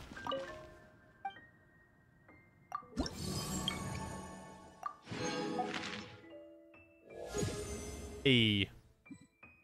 Shit. Got the NRE. Which I don't think was too difficult to make. How much do we need? We need 480. So I can do 2 more of these for 200, and then these are how much each? 40 each? Damn it.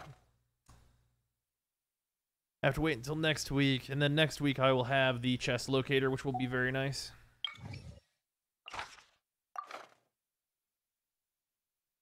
Oh, I didn't even see what his thing is. Vulnerable to physical, takes increased elemental. Alright, get fucked.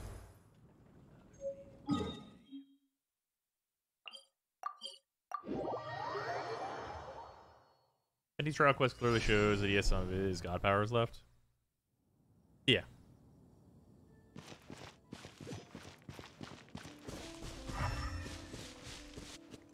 Adventure time.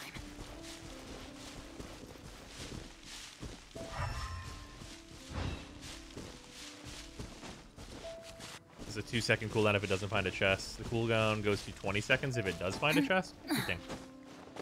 I mean, I guess if it finds a chest, like, just fucking go get the chest, my dude. Hello.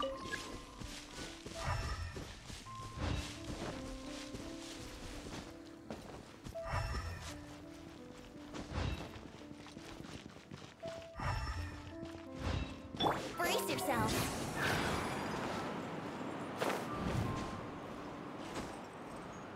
Huh?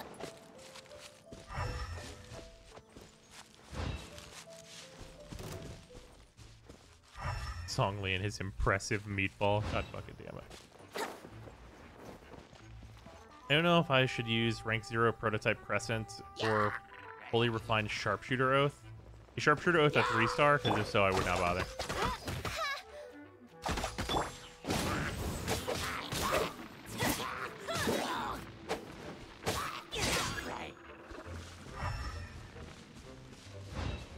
The 3-star? Yeah, I would just use the prototype Crescent over that.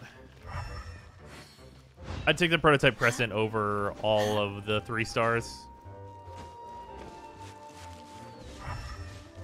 Except for maybe Slingshot. Fully refined. Even then, it's pretty close, though.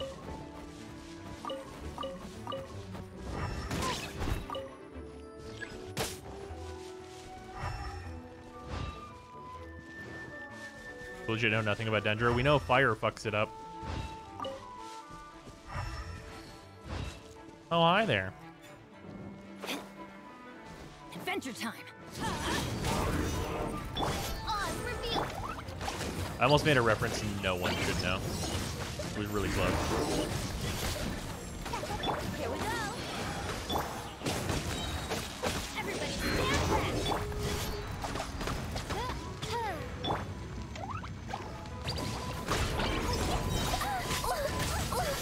Ow. How rude. Get out of here.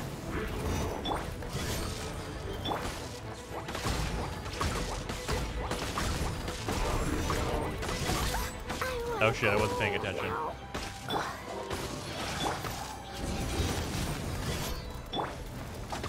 Great immune.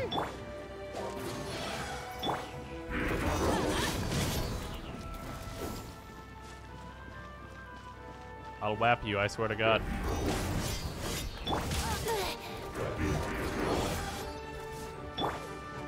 Die. By royal decree. Shoot him. There we go.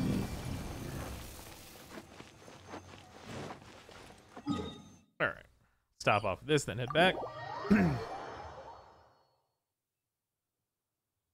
Bonus to weak point crit damage is a nice stat. 4 stars kind of like what? But Airport, I would try to avoid investment in a 3-star. Yeah.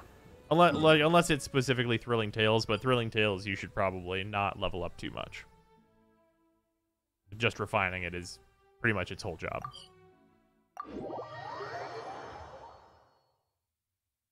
Unless you have some reason you need base damage, but then you should probably use a 4-star.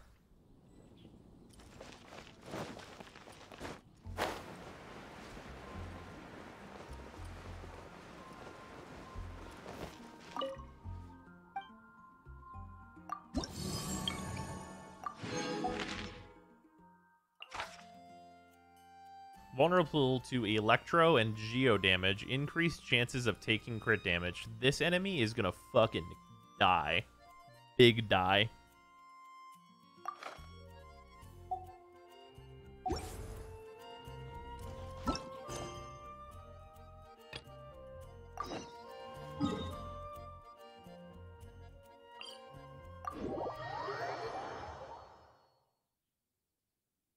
Best 3-star is still worse than the worst 4-star.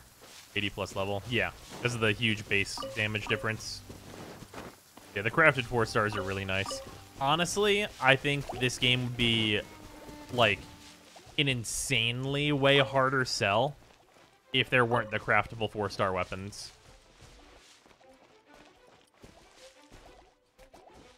Halberd and Fillet Sword are worth using on endgame because of their burst damage. I fully disagree with that.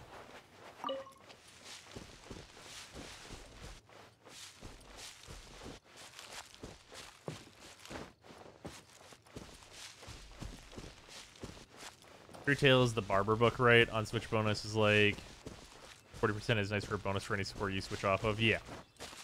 It is very much the Barber book. Brace yourself. Sacrificial weapons are a rare exception to 3-star being better. Yeah, sacrificial weapons are 4 stars. So I don't understand. I'm confused. And sacrificial weapons are fucking sweet on like a number of characters.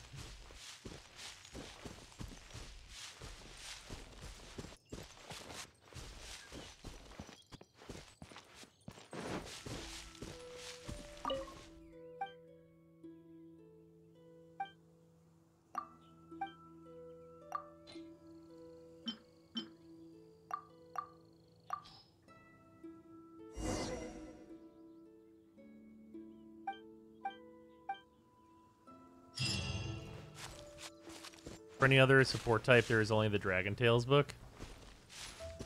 I mean, for Barbara, sure. What other character could you even use Tails on where it would be a thing you'd even consider?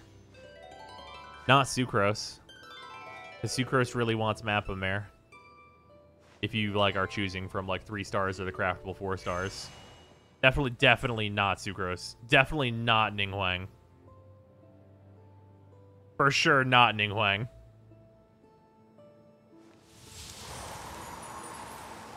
You would rather literally use fucking Mappa Mare.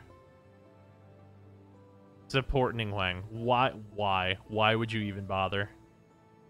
They give you Barbara for free.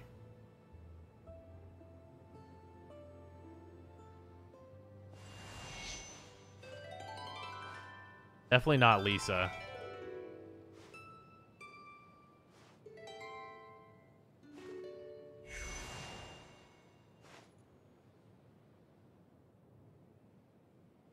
Let's see. Is there anyone else?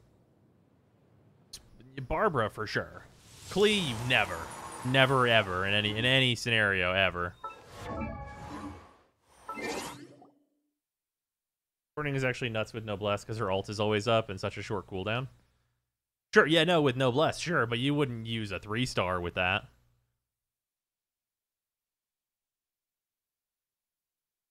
Mona? An extremely low investment Mona, I could maybe see it.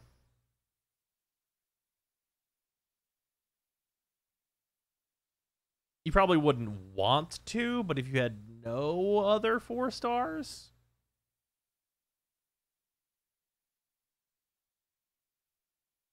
I mean, I would probably rather give her the non-Mappa Mare craftable. Just because then you get to add healing to her.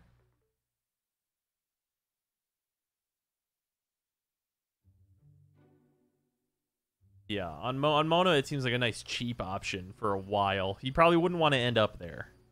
But starting there would be like, alright. Any catalyst could be support with that book. Viridescent Sucrose with that book is also a huge buff. I mean, yeah.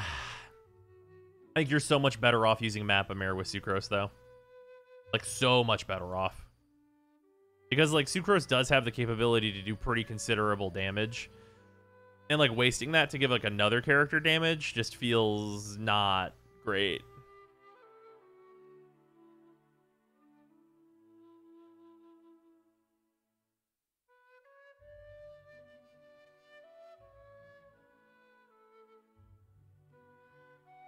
Oh, sacrificial, yes. I mean, sacrificial books are just excellent.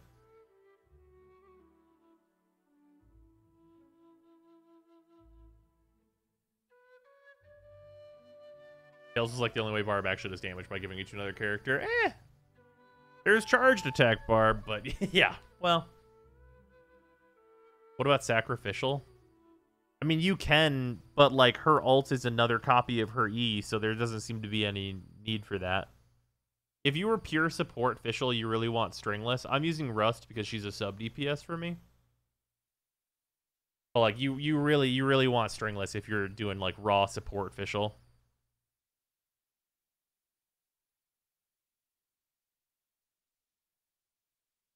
Sacrificial on Sucrose is great. It gives a lot more elements mastery than Mappa. Oh yeah. Yeah, no, for sure. I mean, if you have Sacrificial, then you wouldn't use Mappa. But I'm saying over any 3-star, I'd rather use Mappa on Sucrose. Like, I wouldn't use Thrilling Tales of Dragons or whatever it's called.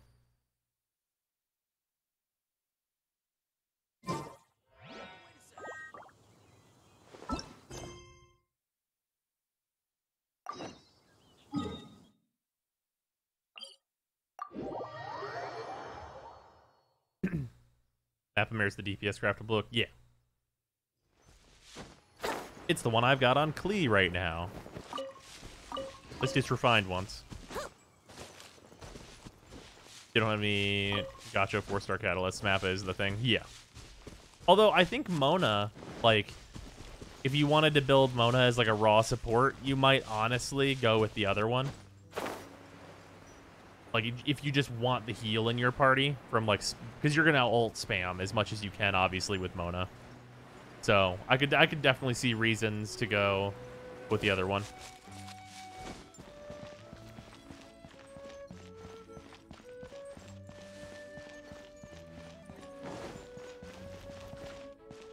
And you can put that on support Ning. Yeah, putting that on like a support Ning Huang seems much better. But also, I can't envision building Ning Huang support. That seems like such a waste.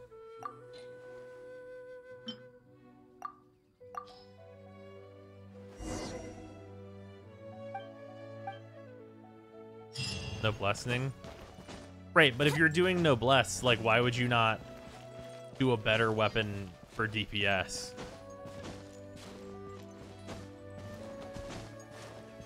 Like, I mean, I guess you can add the healing in there, but, like,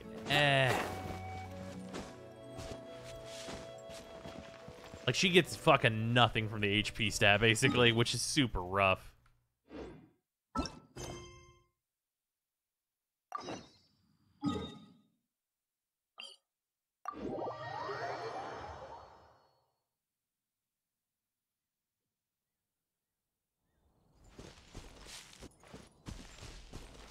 Just loves the BP weapon. Oh, yeah. That's definitely the one I'm going to be getting. I'm going to be getting Solar Pearl this time around. I got the Black Sword, which I'm very happy with, but definitely going to grab Solar Pearl. Especially because I have Ning Huang. Obviously, I have Memory of Dust, which I'm going to put on Ning Huang. But I also really want Solar Pearl. Solar Pearl, I want to test on Klee, because Klee, I'm going to have a lot of trouble getting the crit rate I need, and I think Solar Pearl will help a lot.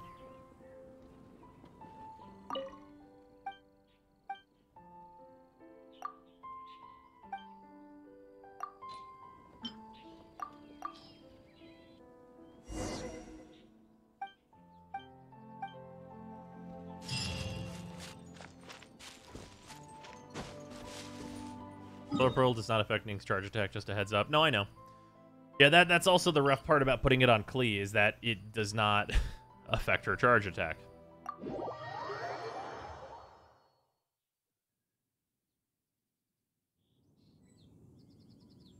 Solar Pearl and Troop Set Klee is nice. That way you buff all your attacks.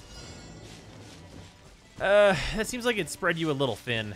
I would probably go Lava Walker before Troops, honestly.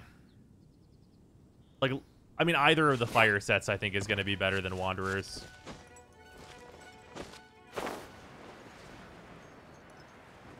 I guess it depends a little bit on what your build is, like what your team comp is.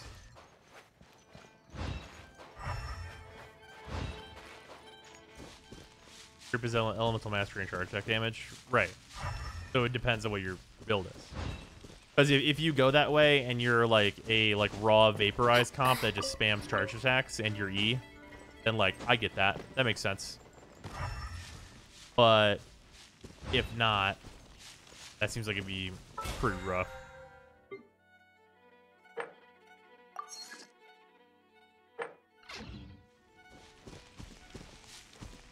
Solar Buster autos E and alt. Yeah. It buffing her alt matters quite a bit. Like, I didn't think at first that Klee's ult was going to matter a whole lot, but it really does end up having pretty stellar damage. The downside, of course, being that you have to keep her out on the field while she's doing it. God, imagine if you didn't. Think you can get away?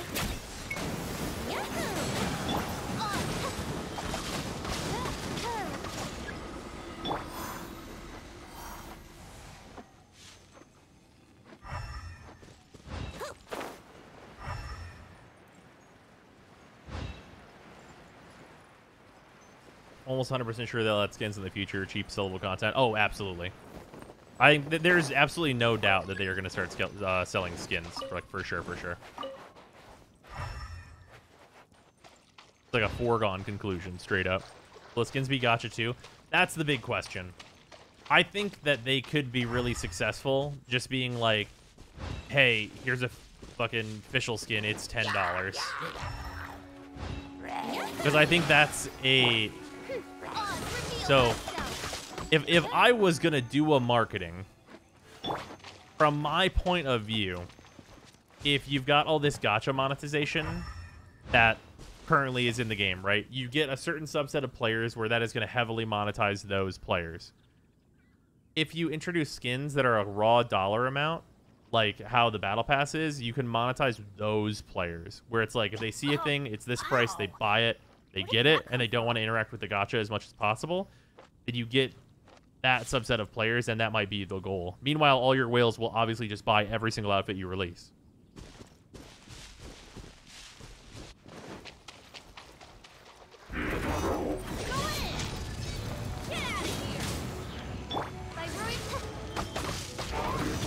Oh, right, immune to electric.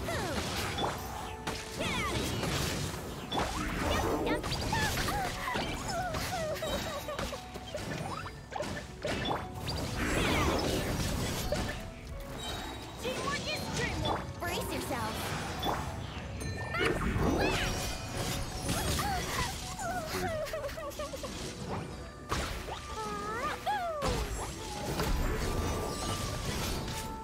Am I out of stamina to dodge with? Oh no, the fucking water's too tall. Here we go.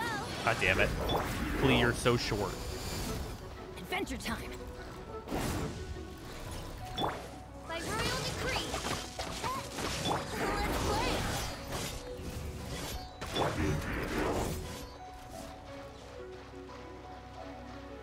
Get out of here.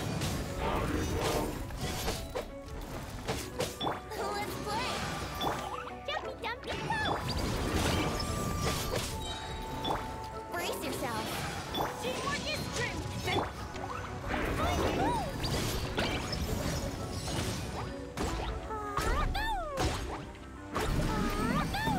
There we go. Watching Stardust Crusaders recently, just finished earlier today. Holy fuck, mind games to that fight. Oh man. Stardust Crusaders is so good.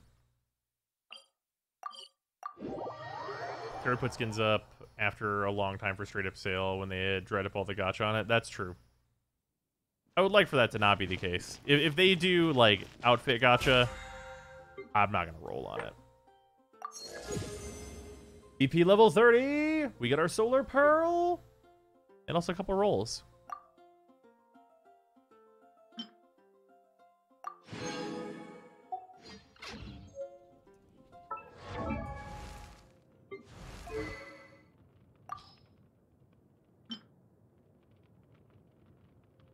This weapon just looks so nice. It's a good visual.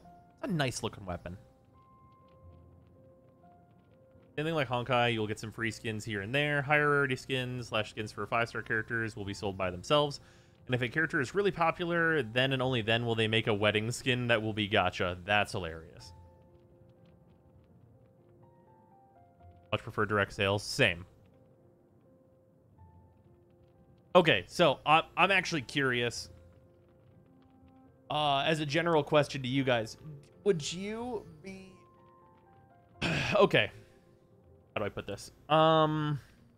If they, instead of having a gacha, if every 5-star character was $30 and all the 4-star characters were $15 a piece, would you be more or less okay with it? No free characters.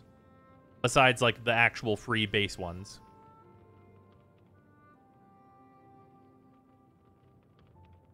No? Hell nah, no thanks. Maybe 5 and 8. Yeah, nope. See, exactly. Oh, someone said yes. Nope. Not 15 for a character. Less okay with that than the price for 4 stars. No, too much. Primo's still in game. Primo's not in game. Make that 5 and 10. Now this is, guys, here it is. That's why this game's a gacha. There it is.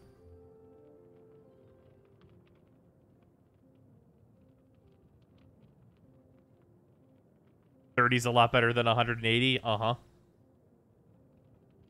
There it is, guys. We figured it out. That's why this game's a gacha. 5 and 30 would be okay. There's no way it'd be 5. It'd be 15.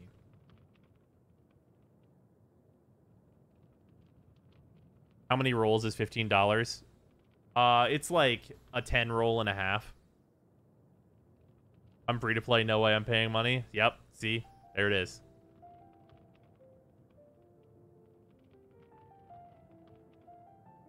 This is exactly why this game is a gacha. Because, like, imagine, like, for every one person, or let's say for every 1,000 people that pay nothing, if there's one person who pays like 5,000, that's okay. And like by percentage, that's a lower percentage than a lot of gacha games get whales. So they make more money than that. And some people do like crazy, like 5,000, I'm lowballing it on like a lot of whales.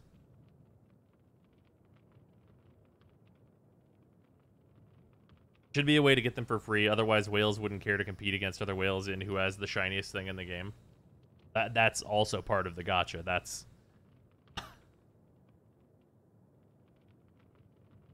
You wanna wait, the blessing will get you 10 plus rolls over the course of a month? Yeah. The Krakens out there do be spending, yeah.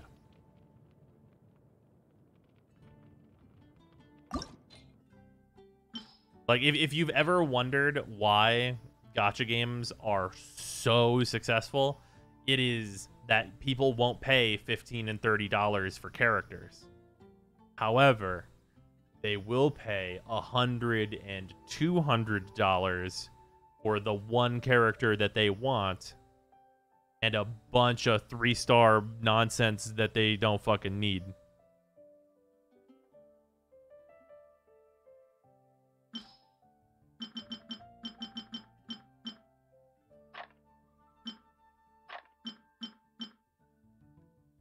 Let's put this to 20 real quick, just because we can. I want to see what it takes. Oh, these. I have like a couple. I think I have a couple luminous hands from Guyun. I would rather pay $30 for a character I want than $150 for a chance. Same. Because you have to think that constellations would still be in the game, right? So if you wanted to max constellation a character, what's the maximum prices that we're talking about? You need 7 of a character, so 7 times 15. That's what, $100? No, that's not how that works at all. That's not math. Wait a minute. Hold on. Brain, what are we fucking doing? Can I talk to the guy upstairs?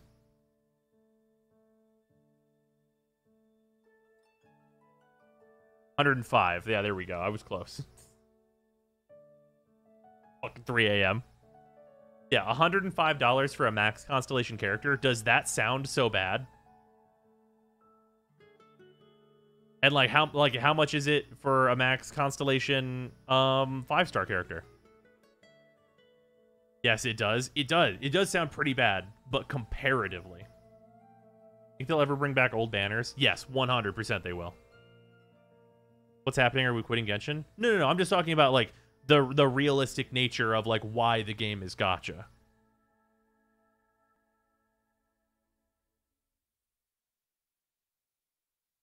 Ask, does it sound worse? Right, exactly. You're paying 1.66 a normal game price for a character? No. You'd pay $15 for the character. It would just be an additional $15 for each constellation.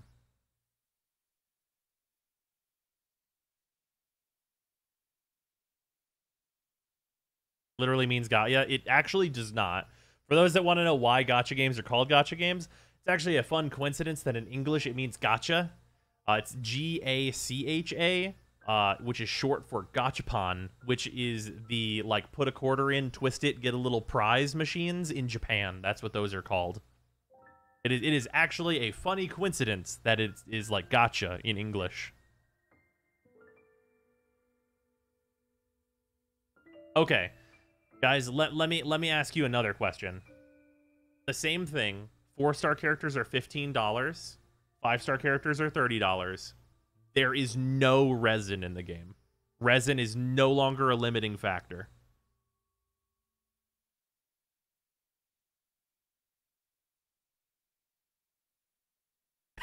The chat immediately, I'm hard.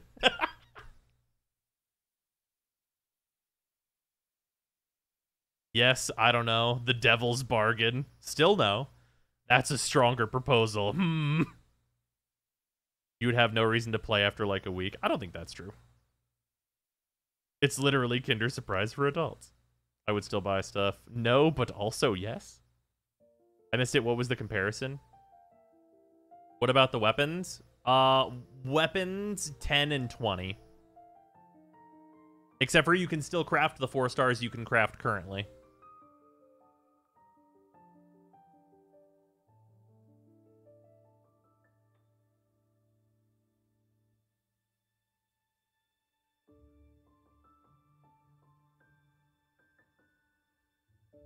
Weapons 5 and 10? No. There's no way they would do that. Pity's already lower on the weapon banner, but it's not that much lower. You pay $25 for a character on Warframe? Would I do that? No.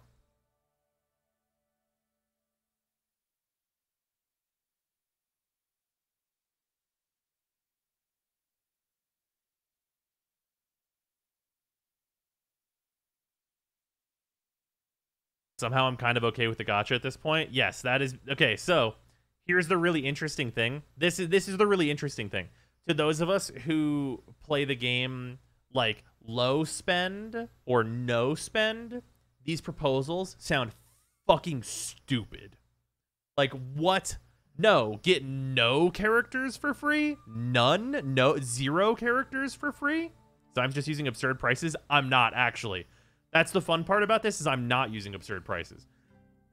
If you were to ask any whale that comparison, they'd immediately go fucking yeah, absolutely, 100%, definitely, instantly. $20 for a randomly rolled weapon? It would not be random. You could just get it. I should clarify. The 4 stars and 5 stars would be not random. You could just pick it.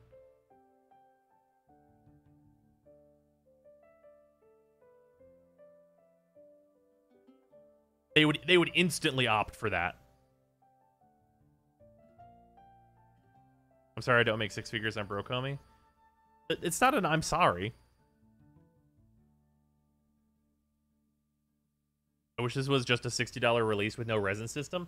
But that's kind of the point I'm making, is that is so much less profitable. $20 for a gravestone is tempting, especially if they threw in a hat for Venti. He's saying there is no gacha. There's no gacha, no free rolls. You buy your characters, or you don't get any besides like Kaya, Lisa, Amber, main character. So no free to play? I mean, there would still be free to play.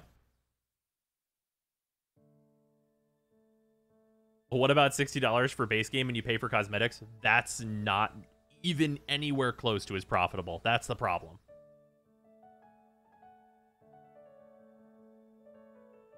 We had more free characters at the start that weren't complete shit, I'd say yes. I mean, the only characters at the start that like aren't great are Amber and Lisa. Are you allowed resetting accounts in this? There'd be no point to reset your account. So sure.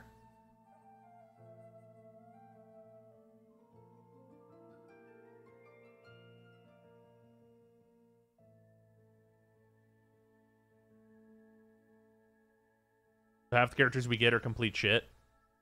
Sure, but like if you want your $60 game, you can buy the 5-star you want and 2 4-star characters that you want. And then you've got your squad. Main character, a 5-star, and 2 4-stars. You can just have your squad. $60, you've got your squad that you want. If you want a squad of 4 stars, $60, there you go, boom.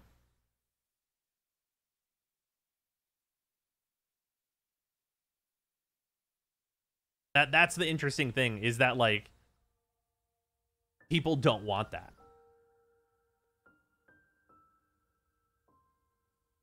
How about just making the game and not trying to milk people? That's not how capitalism works.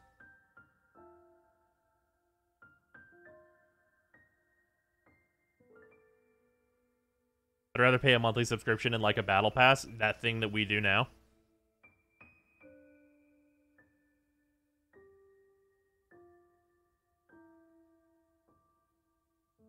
It's more accessible for 10,000 people to spend $15 than 1,000 whales spending $150. Capitalism, baby.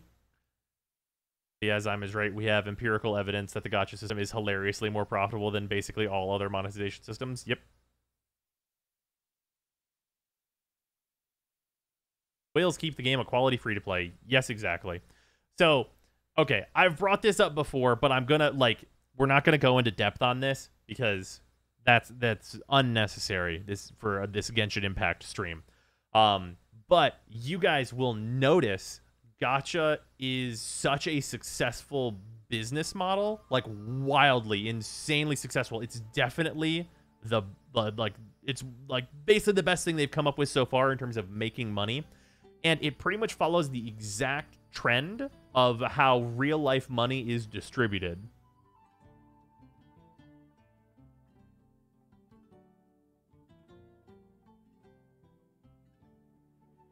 You can connect some dots if you need to.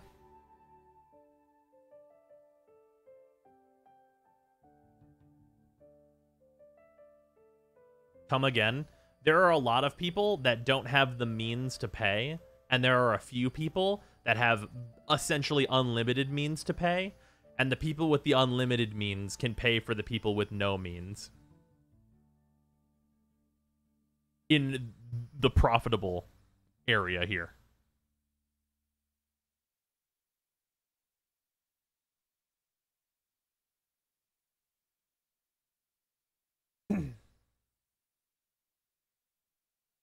Also, I'm just going to send this real quick because it's fun.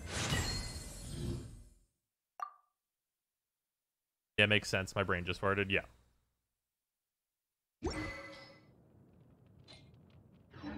Let's go find some treasure.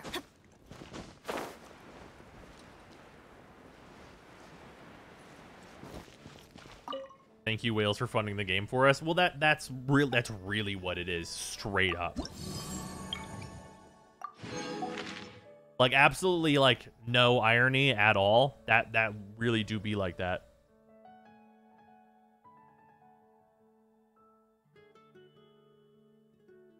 Back, what have I missed? A big conversation about monetization. Welcome back, one guy. Still gonna be an odd day when the whales are dried up. And the gotchas fade away. Yeah.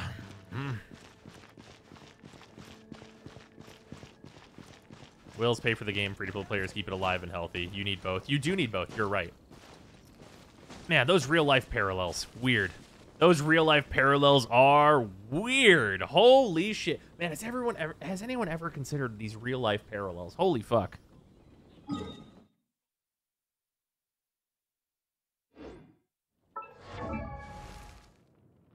Oh, ow. Yes, too often, actually. Mm-hmm.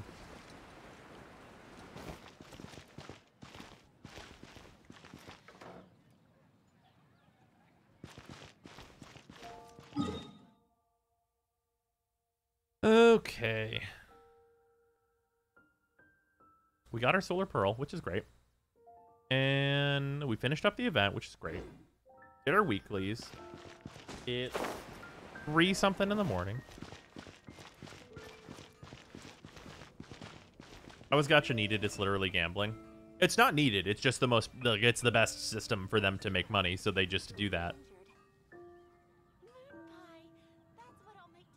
Like okay, so this is okay, we're gonna end stream, but there's a morality discussion to be had with, like, monetization in video games, right? But if you don't take morality into account, like a business, and you just do the thing that gets you the most money, gacha is like where you end up. Or not.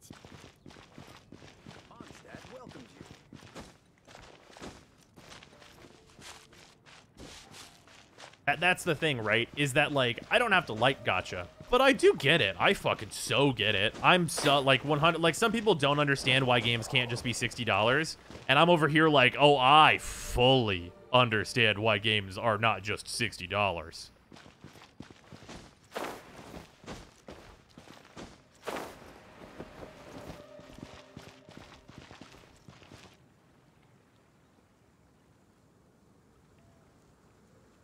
You can free to play all the way? Yep, and the whales will pay for you. Be fair, I care less about this game being a gacha since it's free to play, so it's even worse when it's a fully priced game, and then all the Coolio shit in the game takes even more money. Yeah, so that's the thing, right? It is what Genshin Impact is doing better than what Overwatch does? That's also an interesting question, because if you spend $60 to get an Overwatch, and then they have loot box costumes, is that better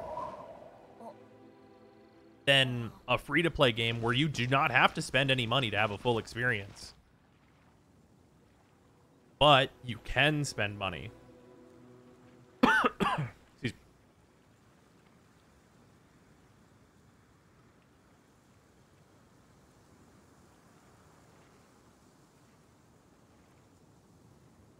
Difference is Overwatch stuff is cosmetic and not gameplay affecting. Are cosmetics not gameplay affecting? Is there we are. There it is. Somebody said the thing. We did it. We got there. We got to the thing where cosmetics used to just be in video games. Would you guys like to play wireframe only Smash Brothers and buy the Mario skin? Benny's Adventure Team, assemble!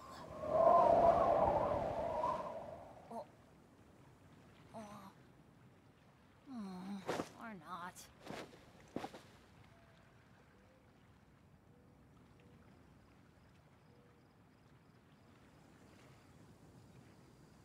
Wireframes were sweet. Okay, well. Remember the outcry for Oblivion Horse Armor back in the day? I super do. Let's go find some treasure. Most games require either a large purchase price or secondary monetization if they want to survive due to increased build requirements and man hours. So here's the thing about that. That stuff doesn't actually really track. Like, $60 video games absolutely needing to do gacha in order to, like, make enough money to survive. That, like, super doesn't actually, like, mathematically work out to be true in real life. Unless the game flops and has a very small amount of players that are willing to spend a lot of money.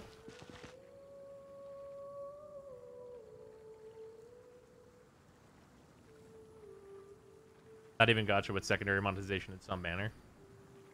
Yeah. But I mean, like, what's your secondary monetization going to be? It's going to be infinite, usually. Benny's Adventure Team, assemble!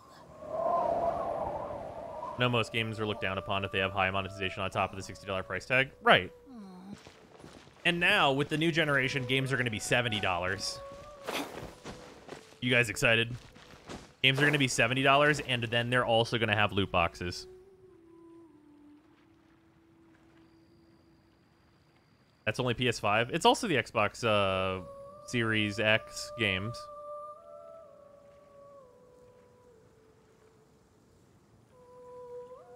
It is? Yeah. At least for some games, maybe not all. Where did that come from? Also games that sell in-game currency as an in-between DLC and gacha. It's true.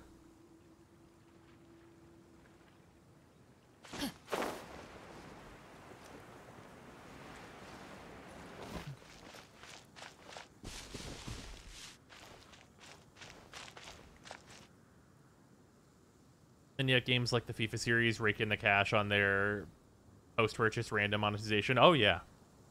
Well, that's because, like, so, like, literally this conversation is a conversation we can have in pretty much only this type of environment, right? So, like, in the environment where, like, we all know, like, it says there's 278 of you. So, this is such a tiny, tiny amount. If you're on Twitch, you care more.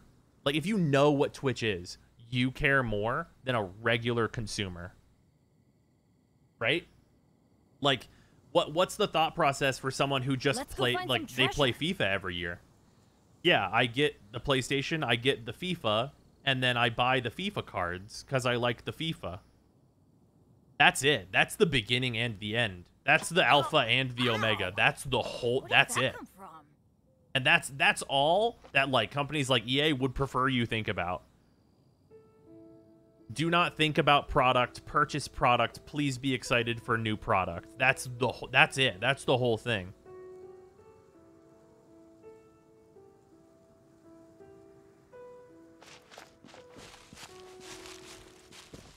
Games that are focused around competitive multiplayer probably won't be able to get away with monetization of mechanical improvements for a while. Games that are pretty much single player or non-competitive have a much easier time with that. FIFA and Madden and like once again. Good things come to those who don't wait around. That's what they say anyway. Knowing my luck, I can't tell if you're trying to radicalize us or not. I'm just speaking realistically about the situation. You can do you.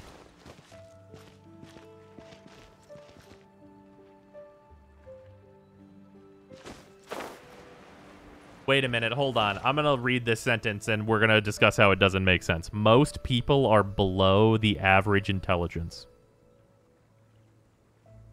Wait a minute. Hold on. Wait a minute. Oh, ow. Where did that come from? Hold on.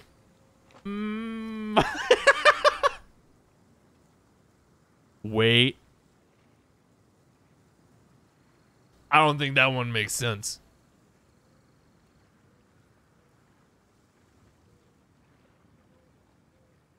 Benny's adventure team, assemble! How profound. Or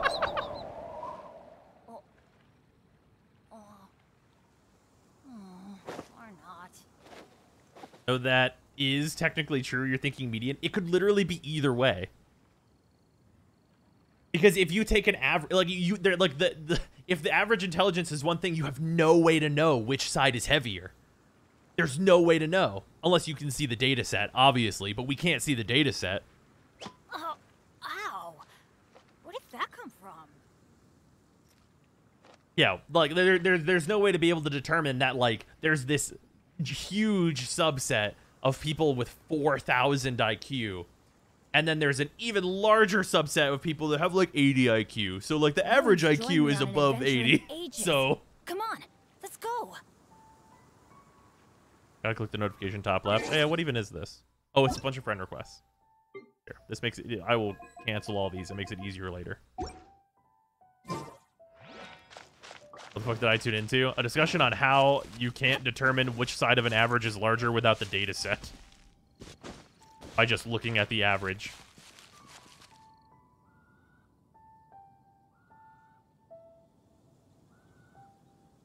Up on that, I'm actually going to bed. Guys, later, Kami. The average person has one leg. Benny's adventure team, assemble! Damn intelligence hoarders. Average would be total divided over the sum instead of the exact middle point. Well, right, exactly. But like once you get to that average, if you can't just assume that most people are under it, because that could be not the case. It can be not like if you just have the average, let's go find some without treasure. the data set, it can be like the most amount of like data points can be over or under. That can absolutely be the case. Benny's adventure team, assemble! Because like think about a situation where like there's like this subset of the population that have 1 IQ, but like there's like a huge subset that have 100. Okay, well if there's all of like if you're ranging from like there's this huge amount of people that have like between like 80 and 100. And then there's all these like 1 IQ people bringing that average, like fucking that average up hard. And it brings it all the way down to 79. Well, if most people range from 80 to 100, but there's this large amount of people that have 1, that's fucking your average up.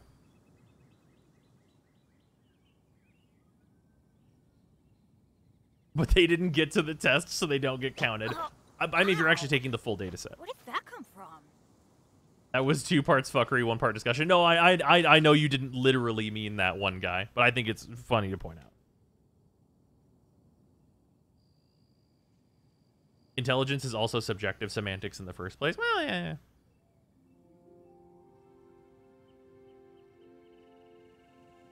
No one's joined me on an adventure in ages. Come on, let's go. Just standing there letting Bennett get hit by rocks over and over, you monster.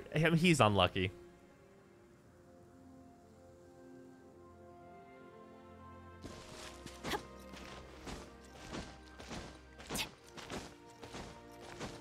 That's true. IQ is a really poor measure of intelligence. Yeah. I mean, so, okay. I'm going to inject my opinion into this in a large way. Warning, injecting my opinion into this in an incredibly large way. This is not like a statement on society at all. Just going to put it out there.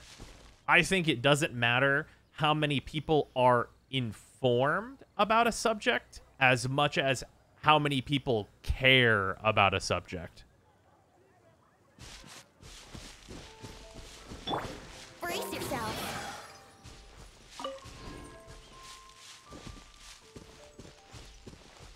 Brace yourself. I can see that, yeah. Yeah. It's a weird thing to think about. But I think it may possibly be a truth. That's not an opinion, that's an opinion. You got a license for that opinion? My brain crashed. You're absolutely tight. All right, well, fair enough. I appreciate it. That's a bold statement, I'd say. Oh, yeah, no, I agree with that, too. There's literally no way to, like, definitively, like, prove a statement like that, but I feel that way.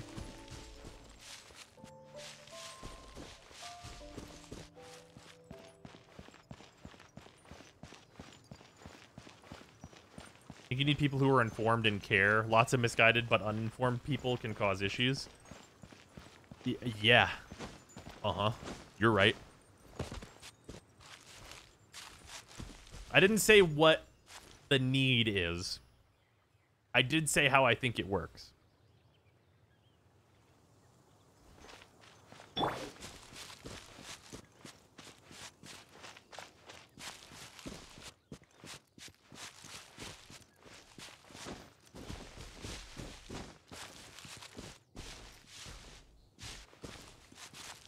Anyway, this conversation has been extremely interesting.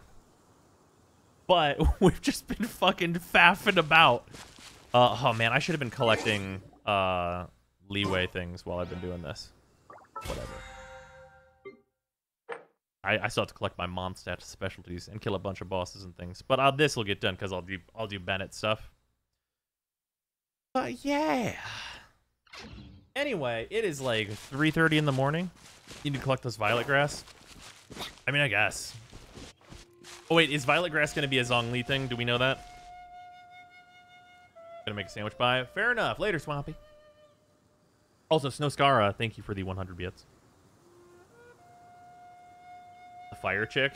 Oh, I probably won't roll super hard for her. Oh, yeah, Core Lapis. I'll have to do a round for that. Benny's adventure team, assemble!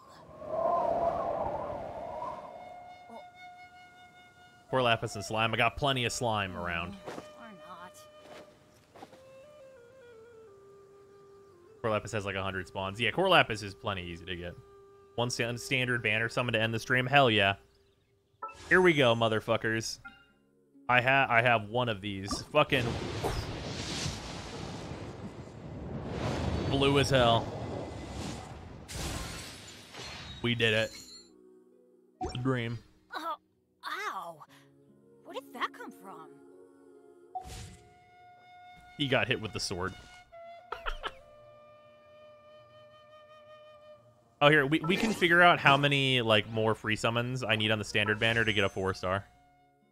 Let's just do that math real quick. So, +1, because it won't be recorded yet. Within my next 6 summons, I will get another thing on the standard banner. Benny's... You did it. Proud of you. Oh, yeah. All right, anyway, that is going to do it for stream. Thank you all for hanging out. It has been a fun time. I may upload that conversation just to the YouTubes because I think it's interesting. But yeah, goodbye, everybody. I probably should have been in this and turned the camera on, so that could have been better. But whatever. Doesn't matter. But yeah, I mean, there's ways to make the chat appear. Anyway, though, that is going to do it for tonight. I know it is a shorter stream, and because it started late and everything, but this has been very fun. The schedule is still shambly, due to new pupper and all kinds of things, and like my birthday is coming up, and like all kinds of crazy fucking events are on their way. But there is I will try and do the same schedule I've been doing, so hopefully. New pup, any pics? Yes, tons on Twitter. If you do !pup, it will send you over to some images that Sarah has posted as well, which is my lovely girlfriend, for those who do not know. But yeah, that is going to do it. I'm going to get some sleep because dog need to take care of. Goodbye, everybody.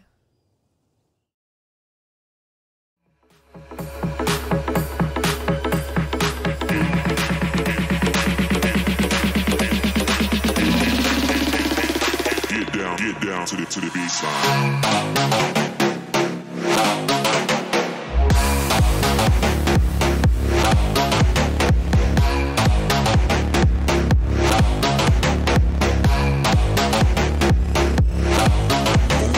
Okay.